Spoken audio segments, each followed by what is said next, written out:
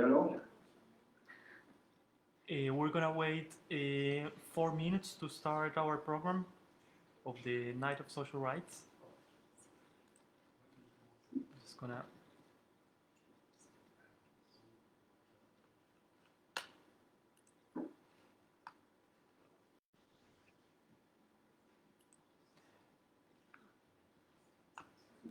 Could you check on Facebook that por nos checar en Facebook? Necesito que no utilicen que no utilicen la cafetera ni nada. Sí, les dije. So we're gonna be starting our program in a few minutes. We are already on live on Facebook. Could you confirm us, maybe Jocelyn, if we're already broadcasting on Facebook?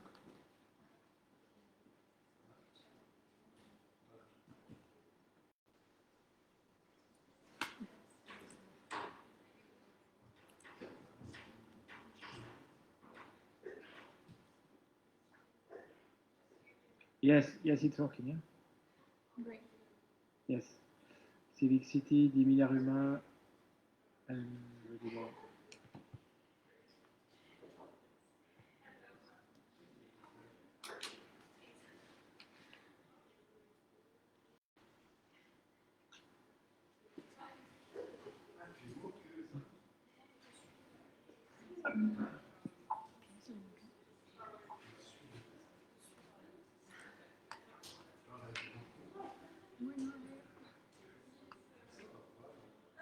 Que ya me digas cuándo tengo que decir que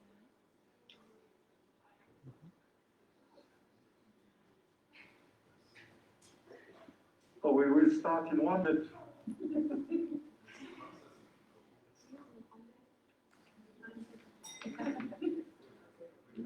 Ah oui, pardon. So it's a good time to say we are all vaccinated and controlled. We will take away the mask.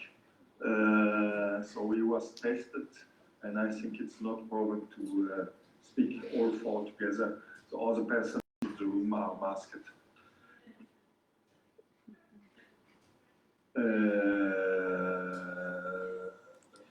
I think we can start if you want with the program. So if you in Geneva would... Okay. I present you and you can start. Okay. So, yeah, guten Tag, bonjour, buenos dias, hello. I would like to, on behalf of Linia Umen, Civic City and Rosa-Luxemburg-Stiftung, welcome you to our global social rights night. We are very excited to be here, and as we said before, we've all been tested this morning, so we decided to take off the mask. My name is Eva Buchwald. I am the program director for social rights of the Rosa-Luxemburg-Stiftung's office here in Geneva, and I will be accompanying you this afternoon for the first block of our Global Social Rights Night from Geneva to Kinshasa. And I'm here today, this afternoon, together with Vera Bauer, Jean Planche, and Rudi Bauer. They will all introduce themselves afterwards. Our program of events will also be presented in detail in a moment by Esteban in Paris, where we have a second studio. From my side, I would just like to say these introductory words. The Rosa-Luxemburg-Stiftung is an internationally active, progressive, non-profit organization for political education. Since its foundation in 1990, the Stiftung has been engaged in the analysis of social processes and developments. And as part of this, we have also extensively been dealing with the concepts of global social rights and international solidarity. As part of this, we had an internal discussion process for many years within the foundation and its international network. But what we would like to do in the next 24 hours, and we are all very excited about this, is to expand this internal discussion that we have beyond our own horizon and to conduct it publicly. So that's why we are here today. And we have a great list of interview participants. We are very much looking forward to the interviews, which will be conducted for the first 7 hours by this group of people here. It will be partly in English, partly in German, and partly in French for this afternoon. And we will try to find time to sum up what's been happening before and to inform the viewers, because I guess not everyone speaks all of the 3 languages. So, and we will also tell you how you can get involved in the discussion. So that's for me for the moment, and I would like to pass the word to Jeanne. Bonjour à toutes et tous. Donc je suis Jeanne Planche, je travaille pour le bureau de Genève de la Fondation Rosa-Luxemburg. Donc je vais juste vous dire quelques mots donc, en français pour vous dire pourquoi il me semble que cet événement est important pour moi, pour la Fondation Rosa-Luxemburg et j'espère pour nous toutes et tous. Et ça, l'ensemble des invités en parleront également. Donc cet événement, c'est un tour du monde. Pour moi, c'est un tour du monde. C'est un tour du monde des mouvements sociaux, des luttes pour nos droits à toutes et tous. Et en le préparant, ça m'a rappelé un peu mon enthousiasme quand il y a un peu plus de 20 ans, j'ai participé à la rencontre intergalactique organisée par les zapatistes de Chiapas, ou quelques années plus tard dans les différents forums sociaux au Brésil, en Tunisie ou ailleurs. Et bien sûr, là, c'est en ligne, on ne peut pas être ensemble physiquement, mais je pense que de la même manière, on va partager des choses, on va partager nos expériences, nos analyses, on va partager nos craintes, nos espoirs, j'espère, et on va construire ensemble.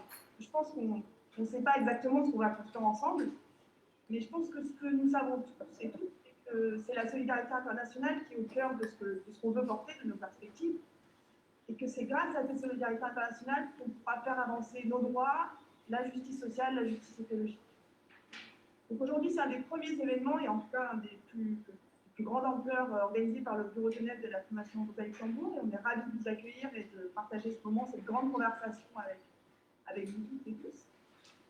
Et dans le contexte actuel, certains affirment qu'on voit des signes de fin du libéralisme, du fait que le libéralisme a perdu.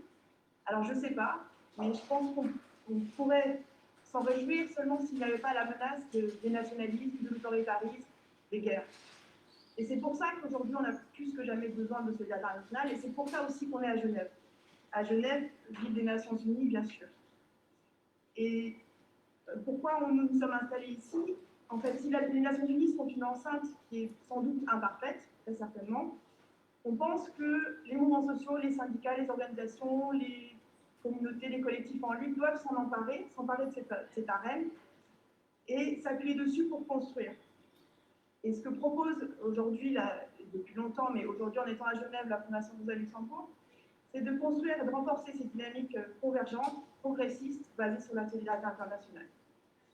Alors quand il y a quelques mois, à peine 3 mois, Rudy Bord nous a proposé d'organiser cet événement, alors j'avoue que j'ai été un peu inquiète, parce que te dire 24 heures en ligne, une nuit entière, des interviews de 15 minutes qui s'enchaînent, plus de 60 invités et tout ça. Mais très vite, quand on a commencé à lancer les invitations, on a eu des retours très très positifs, des retours enthousiastes, et en fait on s'est rendu compte qu'on répondait en fait à une attente ou à un besoin de partage, un besoin d'échange, et que c'est sans doute lié au contexte difficile dans lequel nous vivons toutes et tous actuellement, et que sans doute que nos invités auront des propositions, et j'espère que cette grande conversation qu'on va avoir aujourd'hui et jusqu'à demain nous donnera en fait collectivement l'énergie pour agir ensemble et des perspectives communes. Alors avant de leur donner la parole, je remercie ici Civic City, 10 milliards humains pour l'organisation de cet événement avec nous, et la Haute École d'Art et de Design de Genève qui nous accueille ici aujourd'hui, et aussi les étudiantes et les étudiants de l'école qui ont fait un travail remarquable sur différents projets sur les questions de droits sociaux qui vous seront présentés au cours de l'événement. Je donne la parole. Oui, donc c'était bien un peu sur ce point-là que je souhaitais insister sur ce travail qui a été fait, accompagné par Alban Thomas, Annette Lenz, d'une part d'interstices que vous allez entendre, voir pendant une fois par heure, puisque nous allons toujours avoir 3 interviews par heure, et puis un moment qui va être un moment à la fois pour traduire, à la fois pour peut-être discuter, faire un petit point, et puis relancer la session d'après. Et c'est sur cette base, finalement, que viendront se glisser ces vidéos qui ont été conçues par des étudiants de deuxième année de communication visuelle de l'AED. Et je souhaitais aussi remercier les étudiants qui ont travaillé sur les décors, sur ce studio, sur la présentation dans laquelle qui ont fait ça dans le cadre d'un workshop cette semaine, en début de semaine. Et là, on est avec des étudiants de 3e année qui ont fait ça un peu parallèlement à leur diplôme, si j'ai bien compris. Voilà, dans une certaine stress, mais je les remercie et je souhaite aussi remercier la technique dans la personne de Frédéric. Ça va? Pardon, c'était clair. Et qui ici va nous suivre pendant ces 5 premières heures.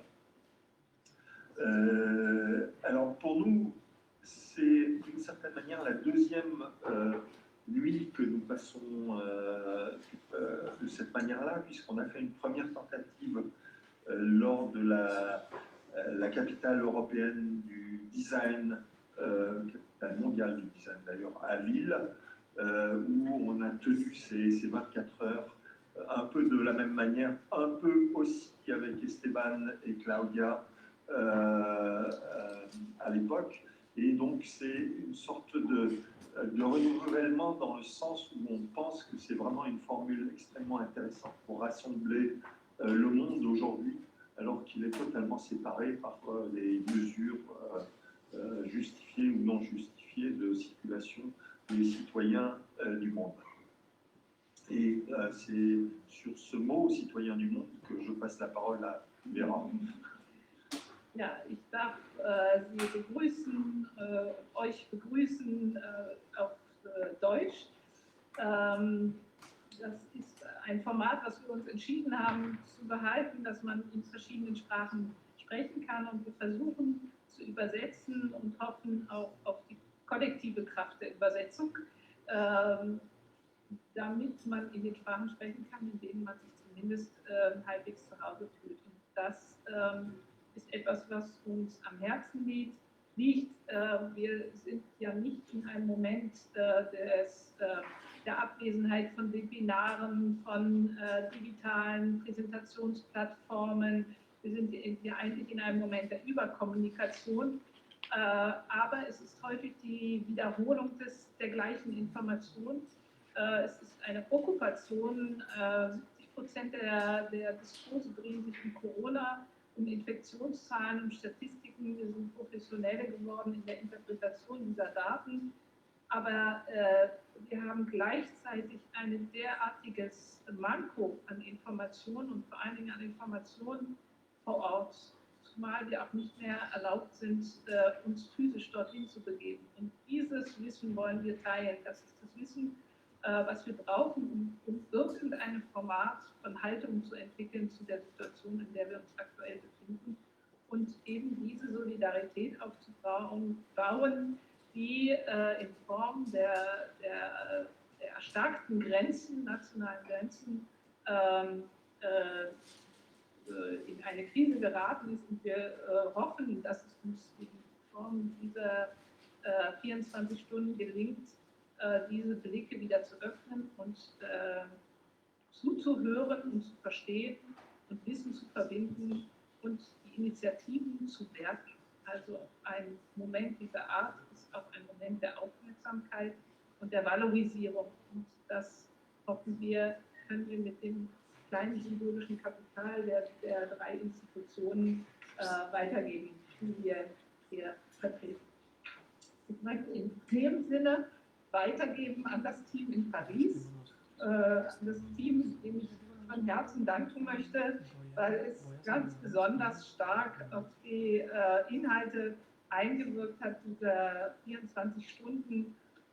Und es ist interessant, dass es zwei Philosophen sind und die Philosophie als Aktivismus begriffen wird, als Arbeit in Verbindung mit den Aktivisten. Und von daher freut es mich, dass ich an Esteban und Claudia in Paris übergeben kann. Muchísimas gracias a todos en Ginebra. Vamos a hacer una breve presentación también de nuestro evento en español y en inglés. Vamos, por supuesto, a dar la bienvenida en español y vamos a hacer un breve recorrido también por el programa de las 24 horas, tanto en inglés como en español. Ya Eva nos estuvo dando entonces la bienvenida a estas 24 horas de conversaciones sobre los derechos sociales y la solidaridad internacional.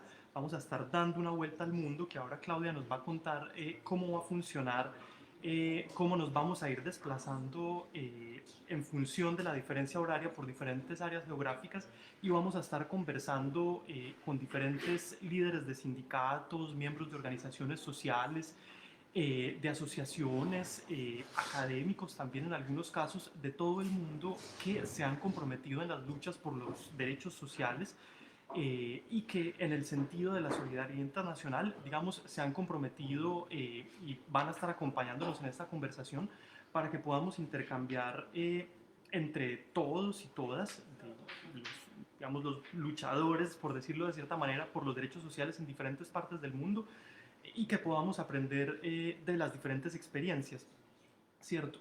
So basically, I will change to English just to explain a little bit how the program is going to be organized. Then Claudia is going to explain us a little bit the same thing in Spanish. We're going to be doing, we can do the immediate translation, but we will be doing, as Rudy said, and as you were telling us in Geneva, we will be doing translation segments. So every segment of 3 or 4 hours, we're going to be summarizing what we just said, what has been said in this segment by the speakers. And we're going to be doing a summary and also trying to do a translation. So we're going to start this 24-hour conversation in Europe and in Africa. So from now, from 2 p.m. until 9 p.m. in Central European time, of course, in your local times, it's going to be a little bit different. You can follow us according to the time difference.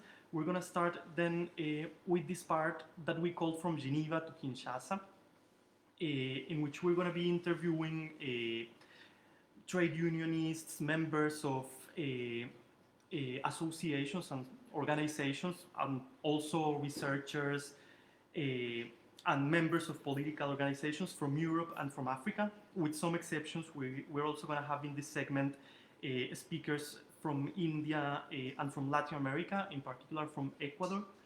Then at 7 p.m. Central European time, we'll be moving west. We will be going to the Americas. So we'll be start a segment that it's going to be mainly in Spanish, Portuguese, and English.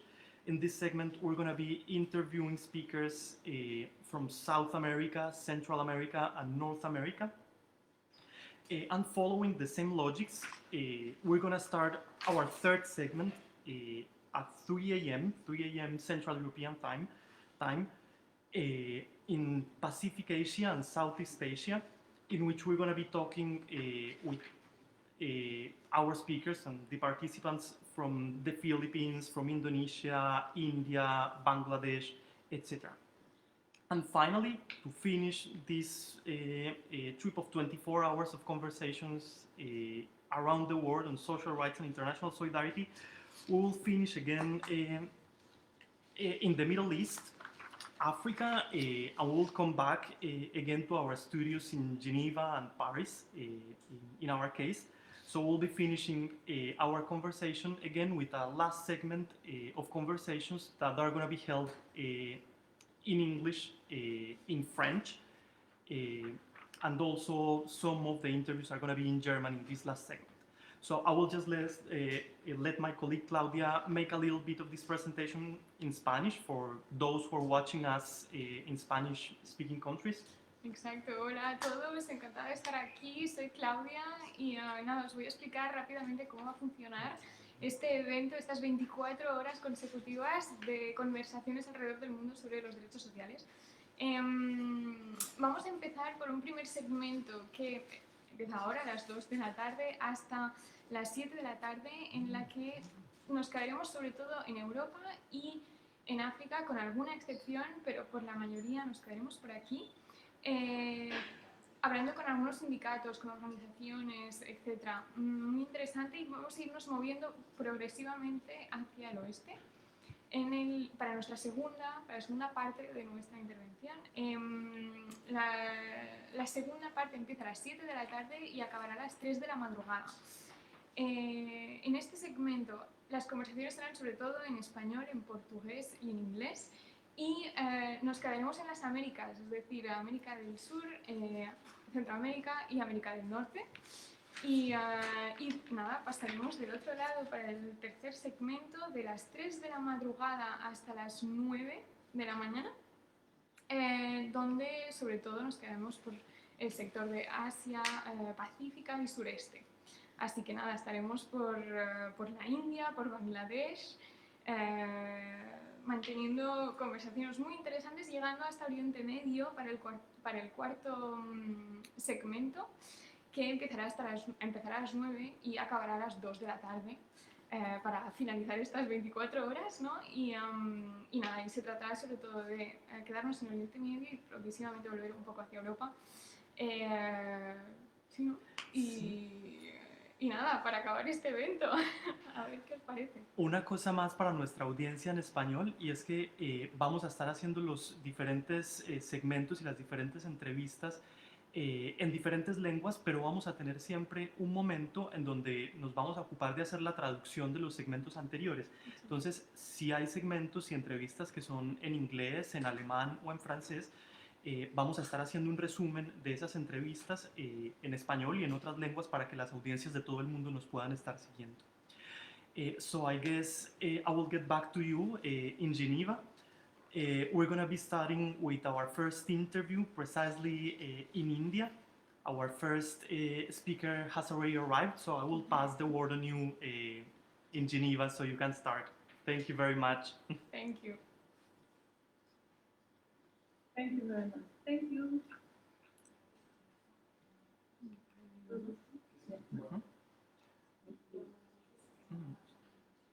Gautam. So, we welcome Gautam. You are on air. Yes, I'm there. Oh, good to see you. Okay, hello, welcome, and yeah, very nice to see you. And very excited to have the first interview starting right now. Yes, thank you. Thank you. I'm honored. I didn't realize I was going to be the first person on this very productive 24 hours. Yes, that's great. And as we said before, so we're going to discuss social rights and international solidarity in this 24-hour discourse. And that's why I would like to ask you, first of all, to present your work in favor of social rights in your own context, if you may. Well, if you see the world from where we do as a progressive fighting trade union organization, not just in India, but in the global south, I think the most important right or social right we must stand for is actually the right to freedom of association. Because a social contract that does not allow for representation by an organization of a worker, or for that matter, a person's right, is actually not a social contract. Then it's a single direction relationship between the state and the people as opposed to a two-way relationship in which the state not just delivers to people, but it also listens to people, addresses their needs, hears them. And the biggest challenge that we face today in India and in most parts of the global south and in many, many parts of the global north is actually the right to being represented, the right to being heard. And that right, which is the right to freedom of association, is elemental in our struggle today. Since you are working and engaging also for people who are in informal conditions, working in informal conditions, this right of representation is often not easy, and it's especially difficult in these days where the society is so much fragmented by the actual crisis that the kind of reunion is not easy. And I think part of your fight is going precisely in this direction. Could you help us to explain a little bit your engagement concerning it? Absolutely. The biggest problem with exercising this right, which if you were to now narrow down to right to freedom of association is the right to join a trade union, government officers and employers turn around and say, but you're not a worker, you're not an employee. So how can you be a member of a trade union? How can a trade union speak to you? Whoever said you're a worker, you don't work 8 hours a day, you don't have a regular job. You don't work for me, you work for somebody else. You work for a contractor. You work for a contractor of a contractor of a contractor. So this is the problem today with being represented. That the entire model of 20th century capitalism has meant that the entire process of employment has got decentralized and disaggregated, while the process of capital accumulation has got more and more centralized. So you could actually be working for a very big global corporation, but through a series of employment relations which do not bring you anywhere near global corporation. And of course, that's not very dissimilar. So this is really the informalization of the most formal and advanced forms of capitalism. So when we say informal sector, we must recognize that actually capitalism and advanced capitalism promotes the informal sector. The informal sector is not something that's primordial or something that's living from the past, but it's actually a tremendous capacity of capitalism to draw pre-capitalist relations and use them to its benefit. So that, in a sense, is the core of informality that we're fighting. And how do you, because this is problematic in both sides, as you said, it's the degradation of the sector of work, but it's also the problem to address the people, the concerned people, and how to reunion them. What are your strategies to reunion the citizens and to address them? Well, I think if I look at it from the perspective of the trade union, it's really moving, not just going down the 20th century road of workplace unionism. Nothing can replace workplace unionism, but you also have to recognize that finally there's a class question and you have to address class-based unionism. You have to address workers as workers, not just as employees of a particular company or corporation. And point the start of a trade union when it was called at the start of the 20th century politics, it's about really educating the working class. The working class, as Mr. Thompson famously said, is the class that assumes itself. You're only the working class when you recognize it, that you're working class, when you're conscious of what it is to be working class, when you're conscious of the agency and the political mandate, so to speak, of the working class. And that's the task of the trade union. That's what we try and do, not just in the formal sector, but in the informal sector. It's obviously much more difficult to be able to do it in the informal sector, where indeed workers are disaggregated, they're disaffiliated, and they're divided in society along lines of community, religion, region, and of course gender, which all add to the weight of discrimination and exploitation. So it's uniting them along every one of these lines to finally actually able to advance the fact that it's not just that they have religion, but they have class too. It's not to set aside their identity, but to reinforce that you can have an identity of your own that does not in any way disperse or dilute.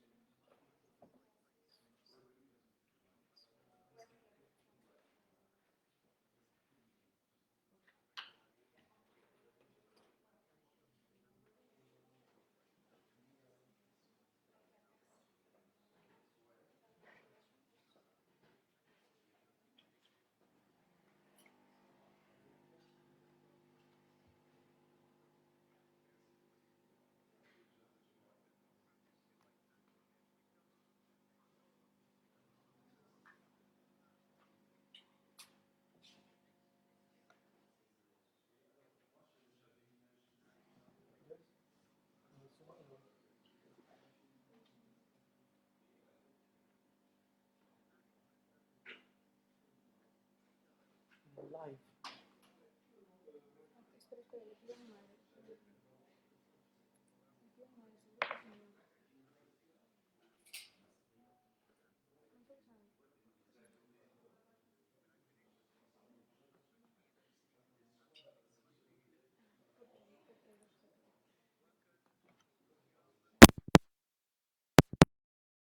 In Germany who work for a British supermarket chain. And it's going to be Indian, Sri Lankan, Bangladeshi, Pakistani workers joining with German workers to see how we stand with them. They stood with us a few months ago when we had plant sales. So this is definitely happening. The virus, I think, really pushed the point about the virus helped us grow conscious. And it's really made us understand what is a worker and how essential workers are. Not just frontline workers. Yes, of course, frontline workers. They're absolutely important. They're critical. Emergency workers. But the vast number of workers who make clothes, who make food, who do construction, that is necessary for the rich to survive. And while the rich stayed in their homes, protecting themselves from the virus, not stepping out, having food brought to their doorstep, having services brought to their doorstep, living their lives on Zoom, a meme page of who was dressed properly for a meeting or not. The fact is the workers of the world were out there facing the virus, tackling the virus for them, and serving them as they protected themselves. I think that's probably consciousness and understanding in our lives, which I think is difficult. I think was unfathomable even a year ago. We spent hours trying to bridge how we could bring workers who are janitors, for instance, in cities across the world, across developed and undeveloped parts of the world. If you think about it, bringing public employees together is very difficult because they're all employed by their own government. But the fact that in this pandemic, the janitors were out at daybreak in every city of the world while the rich slept in the comfort of their homes, really became a focal point. When we talk about the right to freedom of association, it does come back to also having a free press. And we must salute that section of our media that is genuinely free, open, and democratic. It's a very important part of serving democracy, and their existence in a social contract, in advancing social rights, is elemental. But they brought those photographs, they brought those clips, and I think they've been educative for all of us in the working class movement. They brought our movements together like we would not have expected years ago. We could not be in a worse time in the history of the working class. The working class has never been worse than it is today. What we're looking at a booming stock market with sliding wages. If there is a transfer that's taking place of the wage share towards profit, it's at rates like never before. Not like the Great Depression, not like during the Second World War, not like the crisis of 2008. This is at a scale we haven't been calculating. But we do believe that we also have a movement today that has a resilience, that has a defiance, and has a connect globally to kill the resistance that capitalism will have to respond. Last question. Quick last question. I think it's a sensitive question because how can we work to bring the movement to a form of institutionalization? So to find an international observatory of economic crimes against humanity, for example, or how can we develop this kind of global critique which becomes really an instance what do you think about that? Well, I think one thing that we need, and that's what the trade union movement's really been teaching us, given the sheer attack on workers, and we often forget that everybody is a worker, directly or indirectly. If it's a child, it's a parent who may be a worker. If it's an elderly parent, then it's their child who is a worker.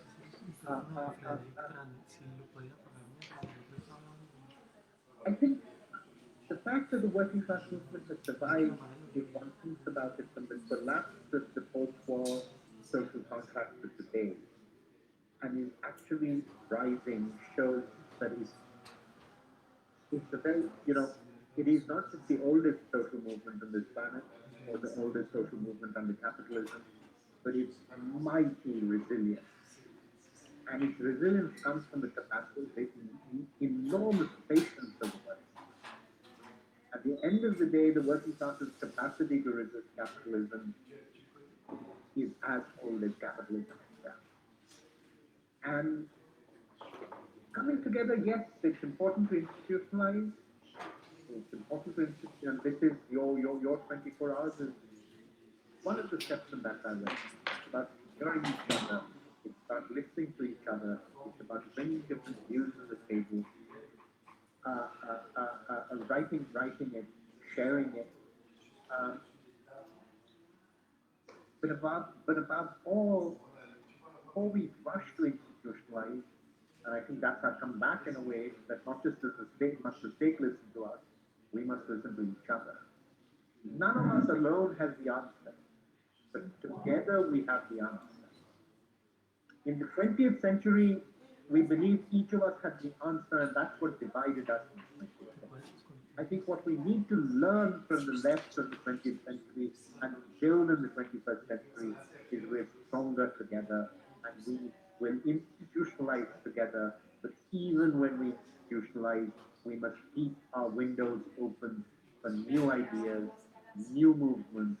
As I speak in the global north, in England, in Germany, there are new unions organizing app-based workers in the gig economy, not traditional unions like ourselves. These are new formations. They're very different from our formations. They're more like social movements, which recognize that they have a role to play too. They are raising an important voice. We may not agree on everything, but the point is we don't disagree on core issues either. And this is where the unity comes. I've looked at your program. It's an incredible, just looking at it from India, it's an incredible rainbow coalition. And that is really the way forward. That is the answer forward. And get institutionalized, but keep the window open, keep the door open for new comrades, new ideas, new struggles, and new movements. The perfect conclusion. Thank you. Thank you very much. We are with you. We have now to go on to the next one. Thank you very much. Thank you. And a good 24 hours. And a good 24 hours. Yeah, thank you so much. Keep in touch. Thank you so much. And so, as we, Stefan said, we keep the window open to different voices because now we have a very scientific researcher's voice of Julia Reimann, and I hope she's there. Hello, hello.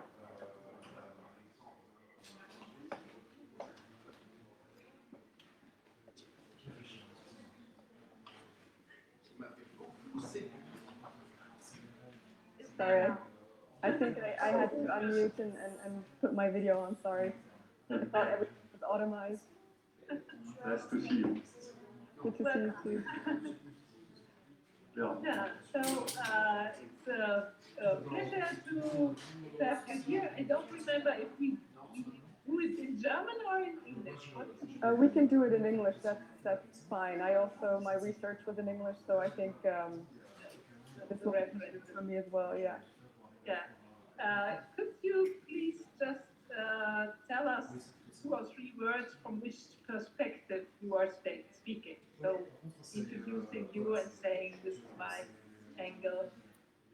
Yes, sure. So first of all, thank you very much for inviting me. It's really a great honor to be part of this awesome event. I think it's a really great idea. So at the moment, I'm a scientific collaborator at the Federal Commission Against Racism, where, of course, social rights also play an important role. But the reason that I'm here today is because for the last 4 to 5 years, I was doing research and writing my PhD on the topic of the responsibility of international financial institutions for the protection and promotion of social rights during financial crisis. And more specifically, I looked at the example of Greece and on how the crisis and the austerity measures imposed on Greece had negative effects on the enjoyment of social rights in Greece, and at the responsibility of the European Stability Mechanism, this organization which in the 3rd program for Greece granted financial assistance to the country. And yeah, so I looked at how the European Stability Mechanism, but also international financial institutions in general, how can they be held responsible and more accountable for respecting and protecting social rights in financial crisis. And when I started to have a look on your PhD, I've seen that the first references are the human rights, which is clear because this is just spoke about institution. It's already an established institutional reference, and I think it's interesting that you make it's a guideline, it's a reference, but the problem is that it's estimating a kind of ideal situation on which it's applicated. And part of our journey, of the 24 hours journey, is to have a look and to call this global social rights, because we don't assume that we all are in the same position, that we don't have the same ideal situation to applicate the rights. So we have a kind of to formulate these rights as an aim, but we have to deal with conditions which are not yet. So maybe you can refer a little bit to this aspect of the relation between the logic of social rights and the economic reality behind it. Yeah, sure. So I guess that's the biggest problem that we have, that social rights don't play such a big role in economy today. This is, I guess that was the frustrating part about my work, just to see. I mean, it's not a new question, right? So financial crises are not a new thing. They keep on happening, and the pandemic now shows how fast it can go, and the new financial crisis might come. So this is really the biggest problem that I've encountered in my research. I mean, we can suggest and recommend theoretical solutions for the problem, but in the end, it's politics that decide. And I mean, in the European financial crisis, the priority was very clearly set to saving and stabilizing the European monetary union, and not to protecting European economic, social, and cultural rights. Excuse me. So I think right now I think we have arrived at the point where it has been recognized that the crisis, and especially the solutions for stabilizing the crisis, have negatively impacted on social rights. I think this has been acknowledged, but what is still missing, and this would be the next step, what has not been recognized yet, is that the crisis also needs a human rights based approach to the solution. So what we're missing, what we're largely missing today, are human rights impact assessments for these financial programs. Even though they have been, the UN has 2 years ago, I think it was, published new guidelines, guiding principles on conducting human rights impact assessments for economic reform, and I have not seen these guidelines been applied yet so far, and not in the, at least not in the past economic financial crisis. Yeah. Could you give us an insight into these guidelines? Yeah, well, I can't cite them in detail, I guess, but they are mainly they mainly address states. So they say that states should conduct these impact assessments. They do not say much about how exactly these impact assessments should be, how they should look, or how they should be conducted, and who exactly then should conduct them. But this was important for my work. They also call on international financial institutions and other lenders to also conduct human rights impact assessments. Ideally, they should be conducted before and after these programs. So far, the only one that I'm aware of that is somewhat of a human rights impact assessment is the social impact assessment that the European Commission did for the third program for Greece. But I think this was a bit half-hearted, and it just highlighted the positive effects of the program, but didn't look at the possible negative effects that it could have. So in my opinion, this was not an assessment that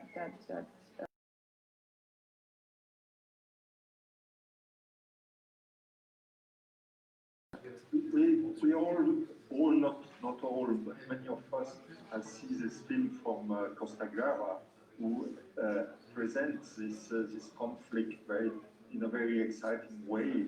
This conflict in between Greece and the European banks. You know about what I speak of, Rosa? I have not. I must admit that I have not. You don't see it. It's very strange because this film, I think, is absolutely important to present this conflict and to present this, but no, so many persons have seen it. So the film of Costa Grava about the bank crash in Greece is absolutely to see. Adults in the room. It's the name of the film. What is the name? Adults in the room. I will note that. It's not with question mark, but it could have been. I don't know why this has a Sorry. But maybe you. Oh, No, it's just propaganda. Okay, no, but since you worked on this helping assessment and helping programs, which is a kind of logic of international solidarity, you could a little bit explain us more about your research about the program for Greece. I'm not sure if I understood if I could say more about the programs or. No, yeah, about because it's in the core of your research, you worked precisely about this program to support Greece, and then you can explain us a little bit more about. Yes, sure. Sorry, I didn't understand the question first. Yeah, sure. So these programs are they can be requested by countries that have financial difficulties, and so they are designed to stabilize the local economy, but also the regional economy, I guess. And so in order to receive the money, the countries have to implement a certain amount of measures that the lenders impose. So we call these conditionalities. They can be austerity measures, they can be economic reform programs, etc. I can give a few examples for Greece. It included reductions in public spending, reforms of the pension system, reductions of the minimum wages, especially for young people, the cuts in social benefits, cuts in the health sector, etc. This then in turn led to for example, hospital staff that was reduced, so the access to health was encroached on. Schools were closed and merged, and some students didn't have means of transportation to the closest schools.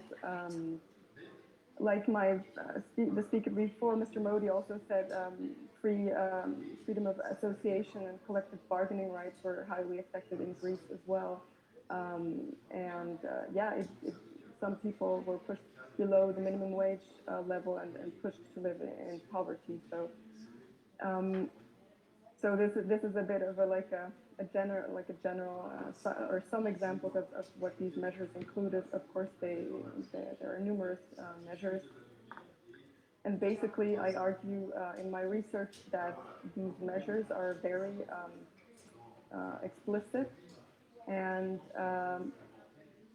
because the international financial institutions always argue that the states have a margin of appreciation, but in my opinion, this margin of appreciation or maneuver is not there, because these measures are so explicit and precise, and they also have a certain coercion, because if the state doesn't implement the measures, then they just don't receive the money and they risk going bankrupt. So there is no choice and no margin, no maneuver left to the state, and this is why I believe that international financial institutions should bear more responsibility.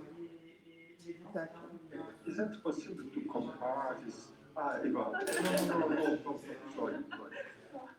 So the foundation has done a lot of work on the consequences of these austerity measures, specifically in Greece, but also in Europe in general. And do you see that like these very drastic consequences with regard to social security that came along with it, that there has been any kind of reflection internationally with regard to it? Because now we're already in the midst of the next crisis, and we are very afraid, of course, that more austerity will be the answer to all the economic problems that are already there now and that will come in the next couple of years. Do you see that there has been any kind of learning from Greece, from the example of Greece? Mm-hmm.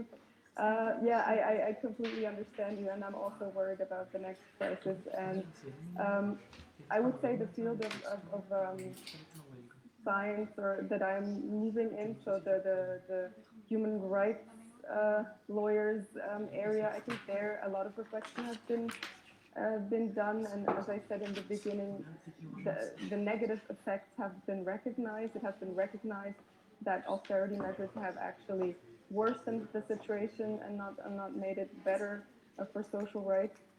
The problem I still see is that the need for the human rights approach or the social rights approach is not recognized yet. At least if I read economic literature, then there I'm more pessimistic because there is no mention of social rights or the need to protect social rights at all. So, but definitely these UN guidance principles for the human rights impact assessments, I mean, they have just been published in 2019, so I think these are definitely positive developments, and I want to be optimistic that they will be taken into account for future financial programs, and that financial institutions will bear their responsibilities. And when it comes to the European Stability Mechanism, in my opinion, the best way would be to integrate this organization, which acts outside of the EU, to integrate it into the EU institutional framework to make it more accountable. But I think it has been mentioned before that this is the plan, but so far it has not been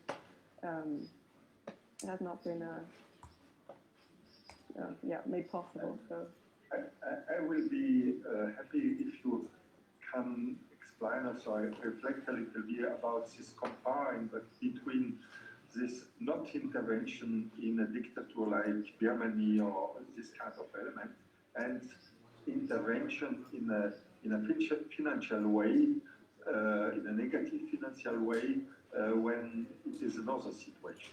This comparing between very clear legals, we don't enter in the other country with military element, but you enter with money, we enter with other tools.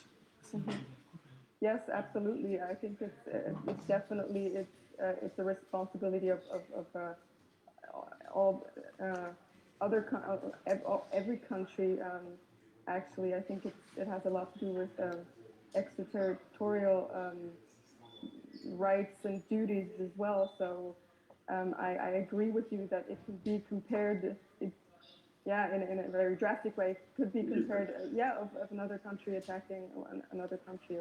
So I definitely agree with that, and I think that's also a reason why I think international financial institutions, being international organizations and having member states which have extraterritorial human rights duties, actually have duties to protect human rights in other countries abroad as well, and not only in their own countries.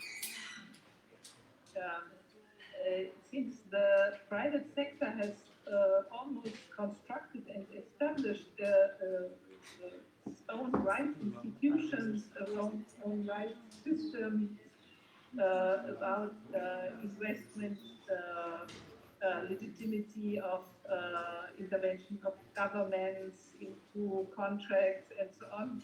So it's a kind of parallel rights system which has been established with courts, with all the institutions take the name of democratic formats, but they are completely established in the private sector. How is this interrelation between international official organizations and this parallel courts? Do you understand? Parallel courts, or you mean other non-state actors such as companies and well, I guess this, like you say, it's like a parallel world. This is another. I didn't go into that as much, but of course, it also falls into that question of responsibilities of other non-state actors besides international organizations. Exactly. Maybe we can finally switch to the other part of your engagement, which is the Federal Commission Against Racism, because we are also faced by an increasing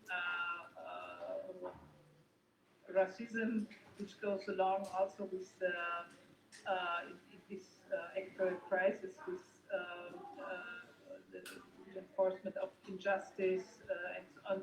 What are actions and activities you are developing in this? Right. So what we're observing at my at our office is that in times of the pandemic now, hateful discourse has re-emerged or re-intensified. Anti-Semitic, how do you say, Verschwörungstheorien, conspiracy theories, excuse me, have also re-emerged. So, we also think that these pose a threat to social cohesion and solidarity, and in the end also to social rights. And the Federal Commission Against Racism and Human Rights.ch, we have this joint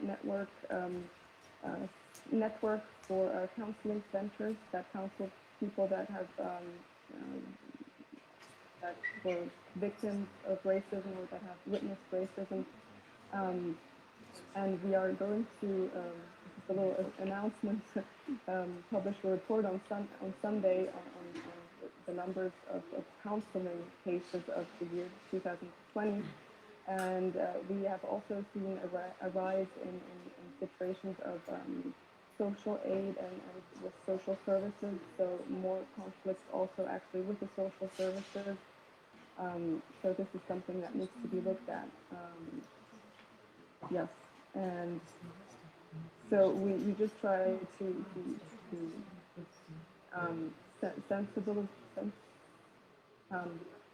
sensitize, to this issue also of racism re-emerging during times of crisis,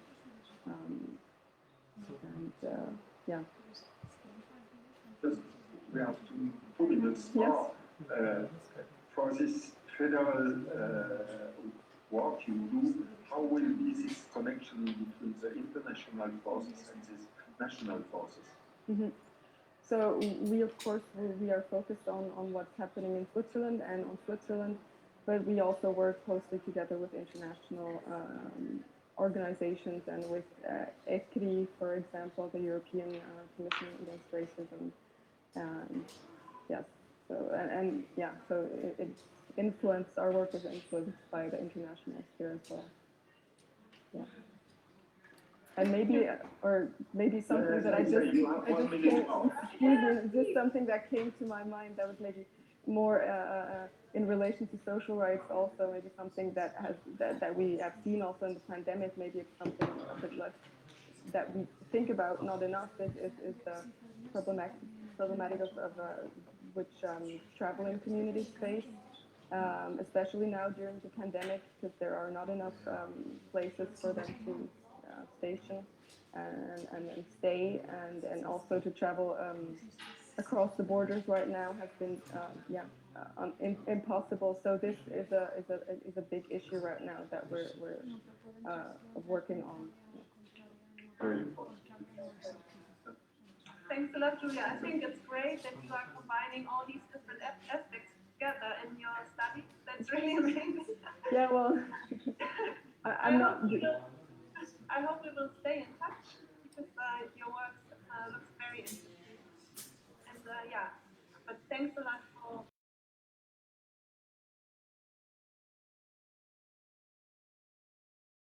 Thank you very much for inviting me. Thanks. Bye. Thank you very much. Send us the link to the publication or on Sunday, yeah? Because I think this is the paper very important. So we switch over to Olivier de Schutter. So it's really exact.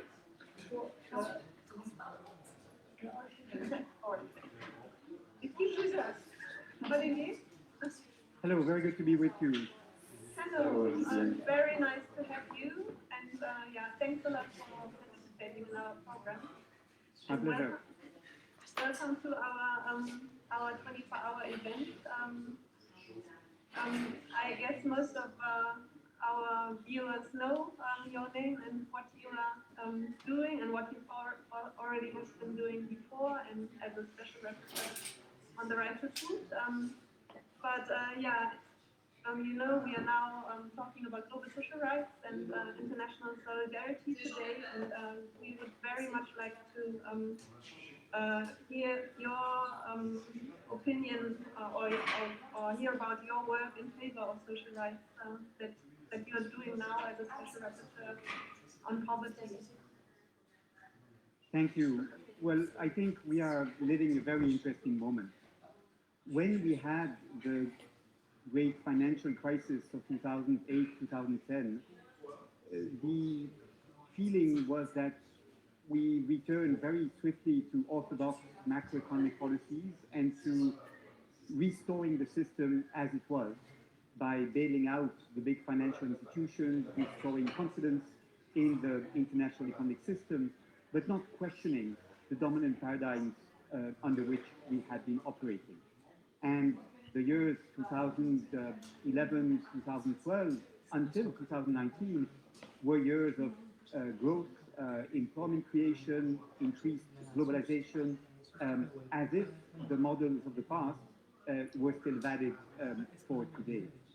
I think the COVID-19 pandemic has led to a realization that we should do better this time.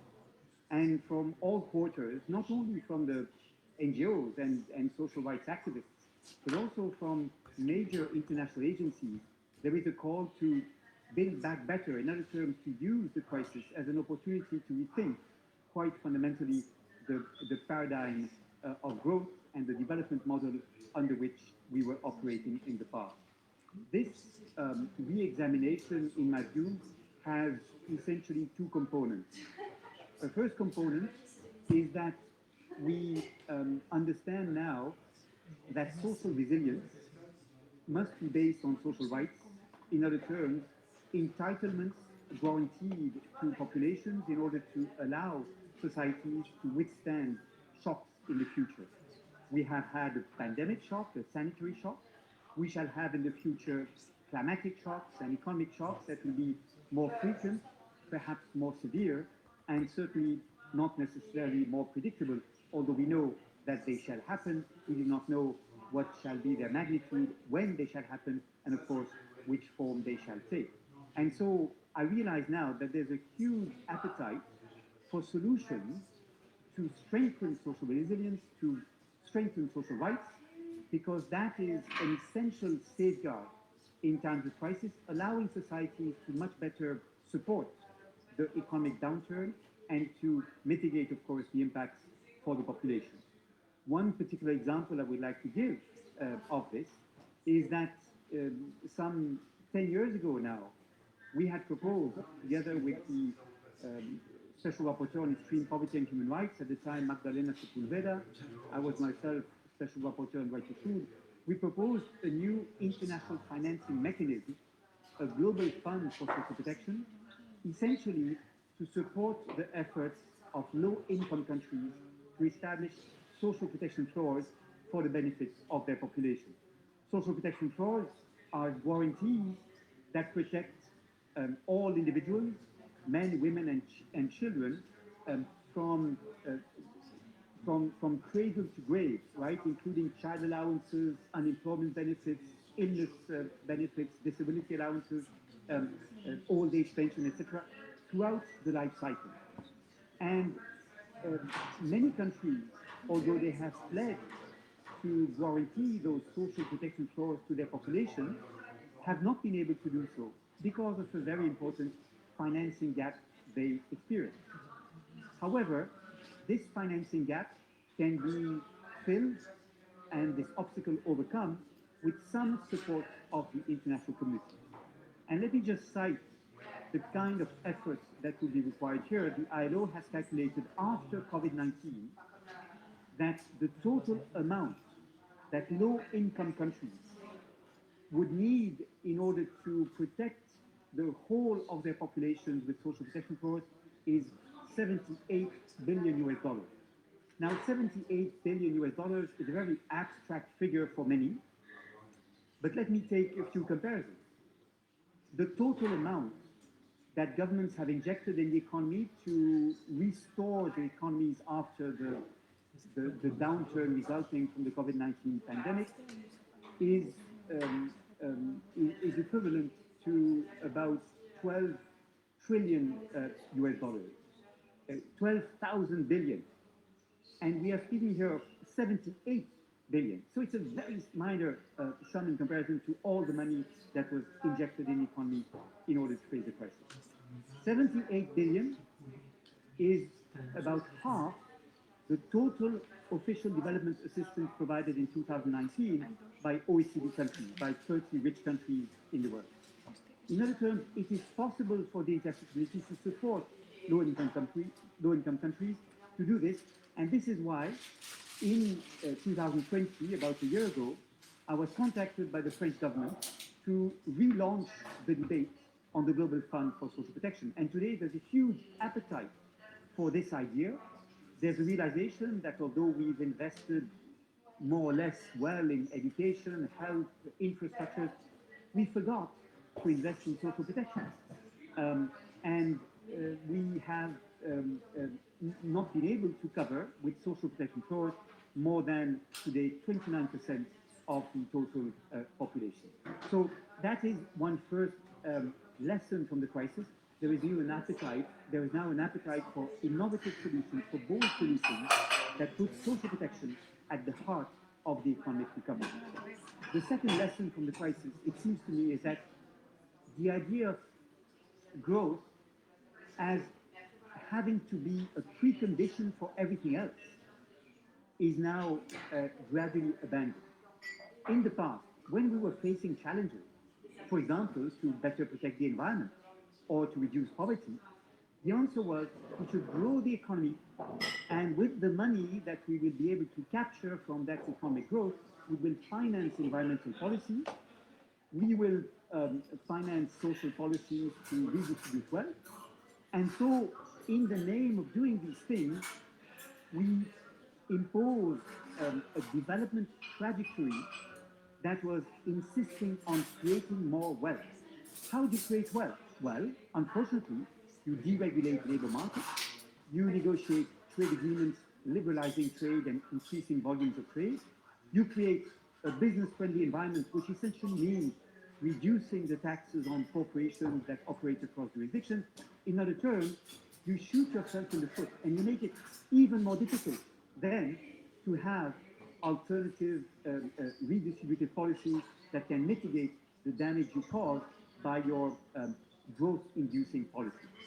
And today there's a realization that we need a model of development that does not rely on growth as a precondition for everything else. And in my work as Special Rapporteur on extreme poverty and human rights, I therefore am working on the concept of an inclusive economy, a non-violent economy, one that integrates, not one that excludes.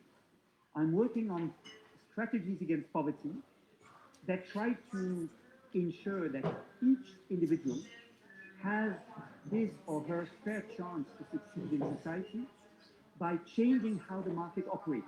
So not only by post-market redistribution policies, but also by free market conditions being created, allowing people with low levels of qualification, long-term unemployed people, people with disabilities, for example, to be actually included in society, which means a society that values difference and diversity rather than seeing it as a problem, which means a society that recognizes that people in poverty have extraordinarily rich experiences we can all benefit from, provided we allow them to participate in shaping solutions.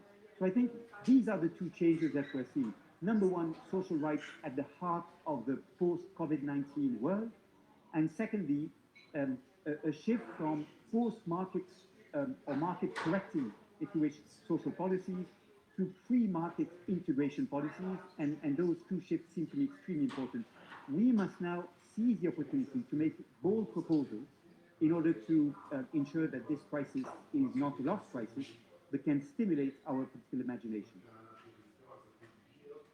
It's interesting because maybe you had the chance to hear the first interview where our colleague from Delhi explained precisely the difficulties in this moment because of deregulation of the market, of informalization of working conditions. So this is an ongoing process where the logic of growth is behind, but in the same time we have this ongoing fragmentarization, and we have found programs.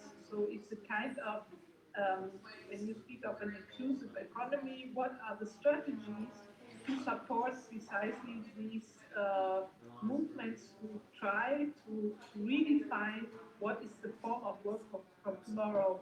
So unemployment is based on a logic of a special type of work. So maybe we also have to develop new forms.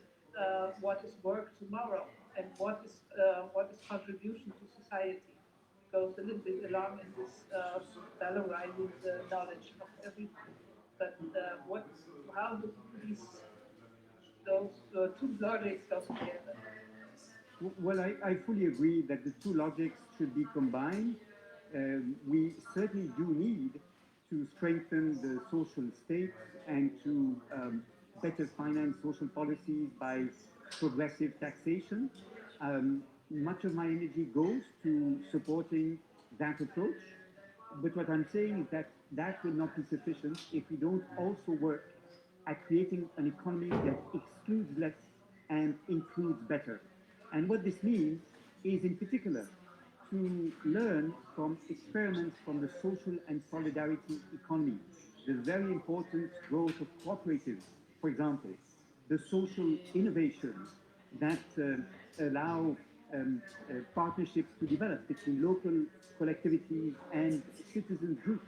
You have in Germany, for example, a very important movement of community energy cooperatives that show that there's a different way to organize the provision of energy to households in ways that can benefit the local communities and empower people. So I think those are still very marginal in comparison to the mainstream economy, those experiments, but we can learn from them, learn how they can be expanded, how the experiments can be scaled out from place to place and inspire change.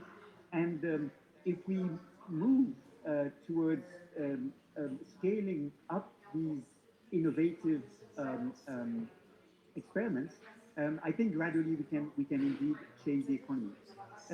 Another example I would like to give, which is very dear to my heart as Special Rapporteur on Extreme Poverty and Human Rights, is the French project of territories with zero long-term unemployed persons.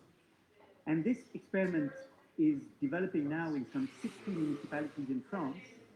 It's based on the idea that people who are long-term unemployed cost lots of money to society, not only in terms of unemployment benefits, but also in terms of healthcare, because you need to be treated for depression, in terms of violence and resentment within communities and so on. All this money that is spent to, if you wish, compensate for the fact that people are finding no jobs could be invested in order to create jobs that are suited to the competences, to the qualifications of these long-term unemployed people. And believe me, these people may not have the right diplomas. They may not speak with the right accent. They may be victims of discrimination resulting from these people being raised in poverty, but I can assure you they have an extraordinary talent to deploy, and they have many experiences that we can benefit from.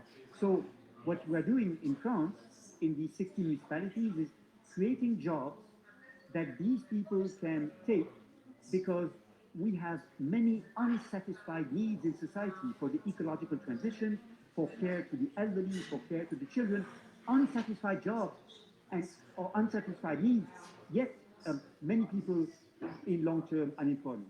And so investing in creating those employments reducing the cost for society of long-term unemployment and giving these people a perspective that can allow them to regain some pride and confidence in themselves is exactly what I call the non-violent or inclusive economy. Thanks a lot for this description. I'm agreeing with 90% of your element. Well, my question is, in France also, there are more and more police, more and more. This part who is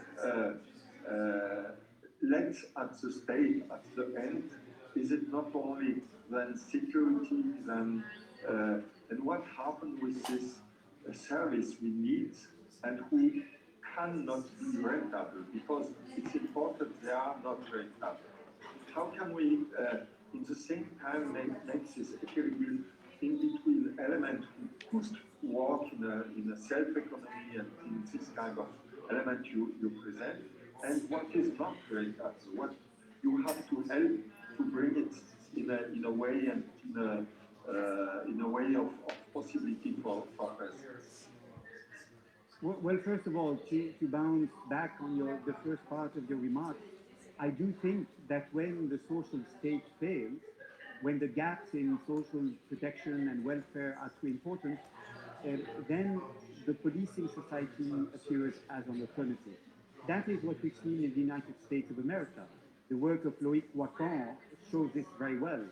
It's extraordinary to see how discriminatory the penal system, the criminal system in the US has become, particularly against people in poverty and particularly the African American minority of society that has an extraordinarily high number of men in prisons in the US today. So that is extremely problematic, that it's becoming a substitute for a strong, well-financed. In France, you are more police persons as peasants, as agricultors. So it's interesting because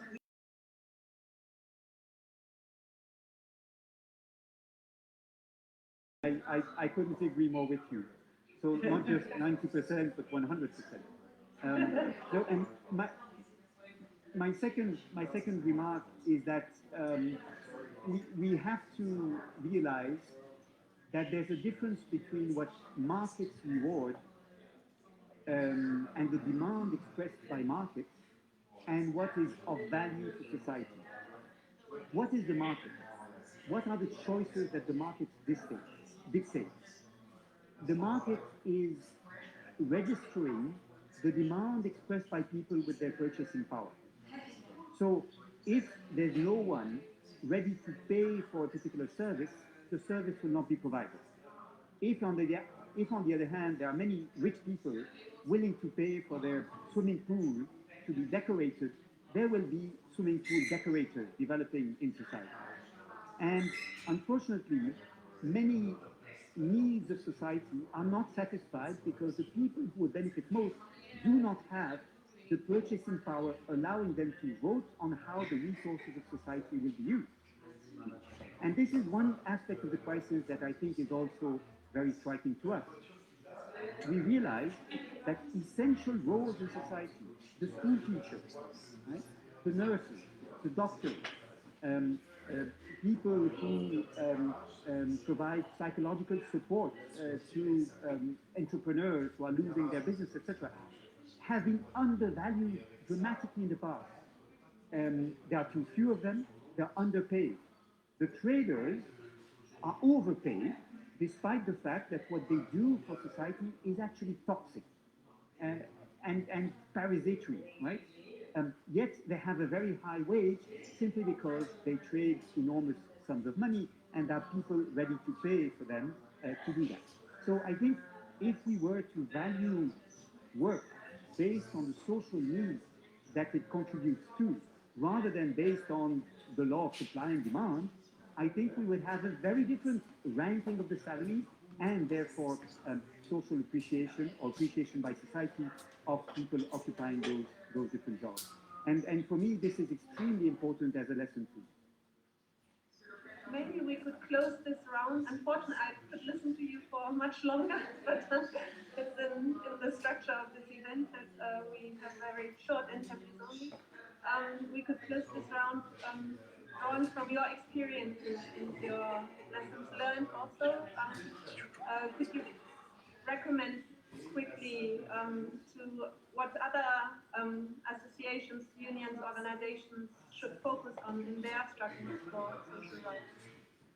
Well, you see, I've been unfortunately working in social rights for some time, and I'm struck by the fact that we've been focusing a lot on rights on paper, improving legal coverage, closing the gaps in the legal system.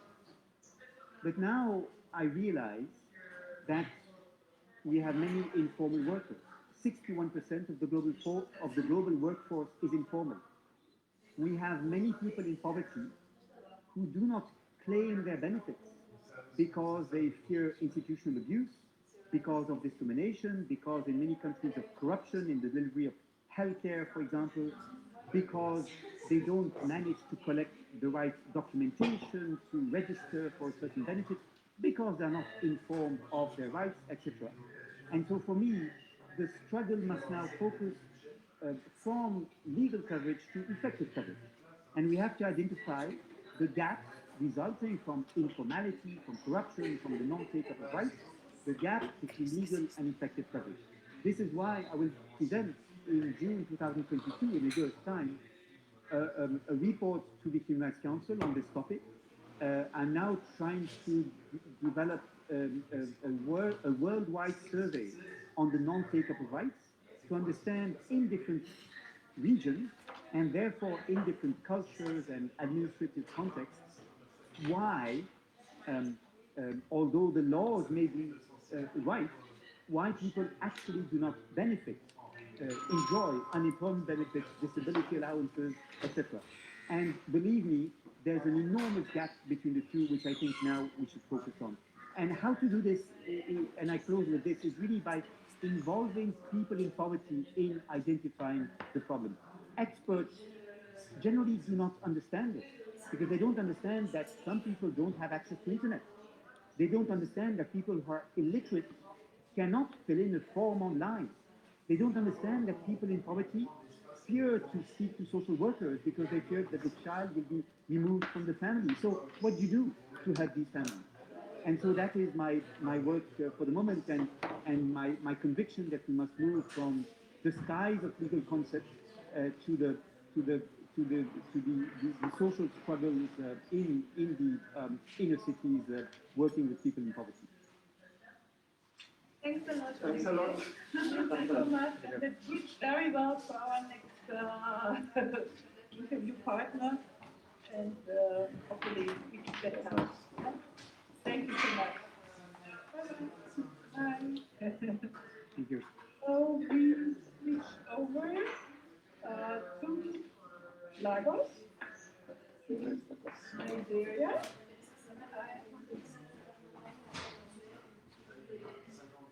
Yeah. Eva, you will speak with us. So we call to Nigeria Global Rights Organization. And here our partner appears.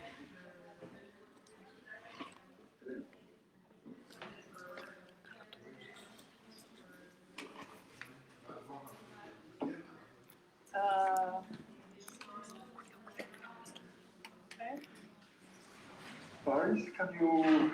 Switch over, head over. Hi. Hi. Hi.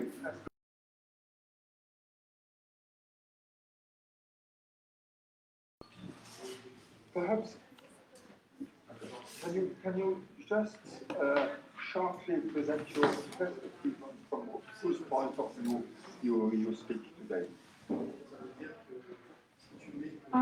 So I speak from the perspective of minority communities that we traditionally work with in Nigeria and their struggles, and that first that we live in one of the poorest countries in the world, but is also a country that's very rich in hydrocarbons and solid minerals. We're a country that one of the largest oil producing countries in the world. And we're also that country that loses $1.5 billion to illegal gold mining every year, an average of $260,000 to illegal sapphire mining in the country. And yet we have the poorest people in the world, that we have the most number of out-of-school children in the world. Environmental pollution is an all-time high, not just in the Niger Delta of the country, but across the country.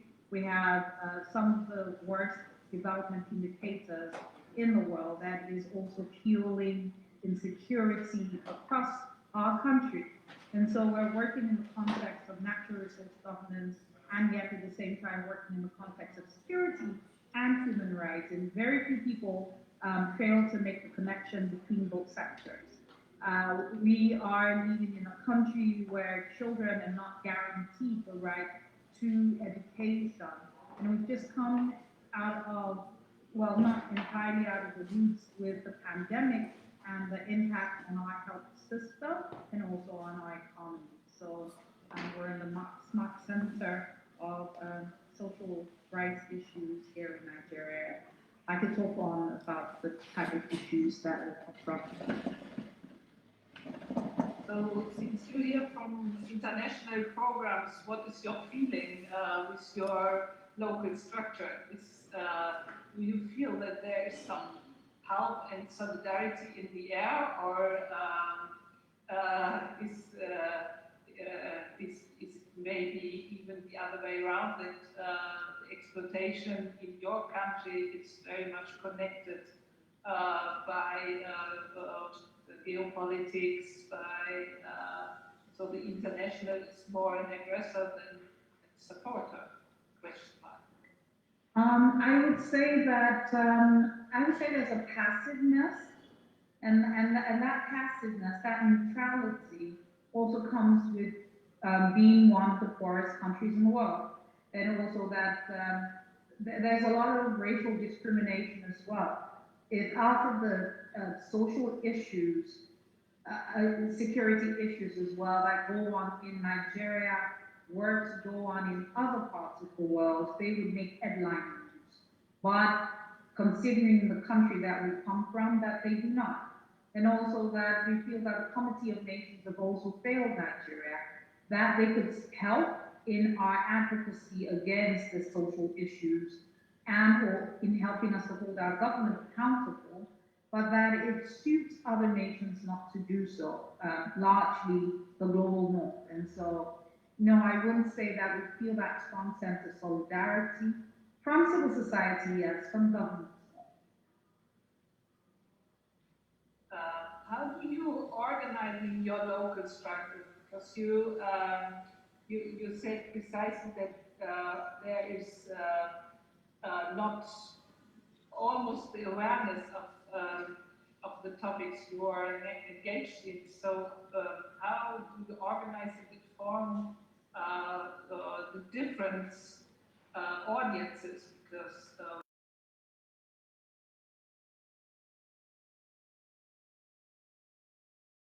Great. So our basic strategy is capacity building and creating platforms for dialogue, working with other civil society organizations to hold governments accountable, ensuring that we hold the civic space to be a vibrant space, and ensuring as well that people understand the issues, especially people at the grassroots.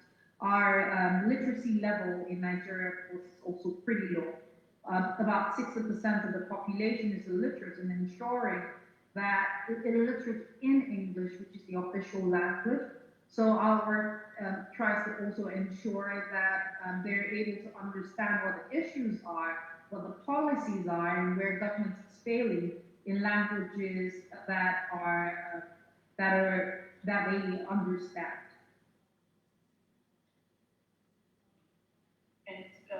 On the state level, what is your communication? You're smiling. Well, yes, we do work with states, which is often a surprise. But then we think our work is to build bridges. That sometimes the failure of state is not intentional, that would sometimes work with them. But that in working with them is still holding them accountable, pointing out what duty bearers need to do, and yet at the same time holding them accountable for not fulfilling the rights and obligations to the people that they are pledged to serve.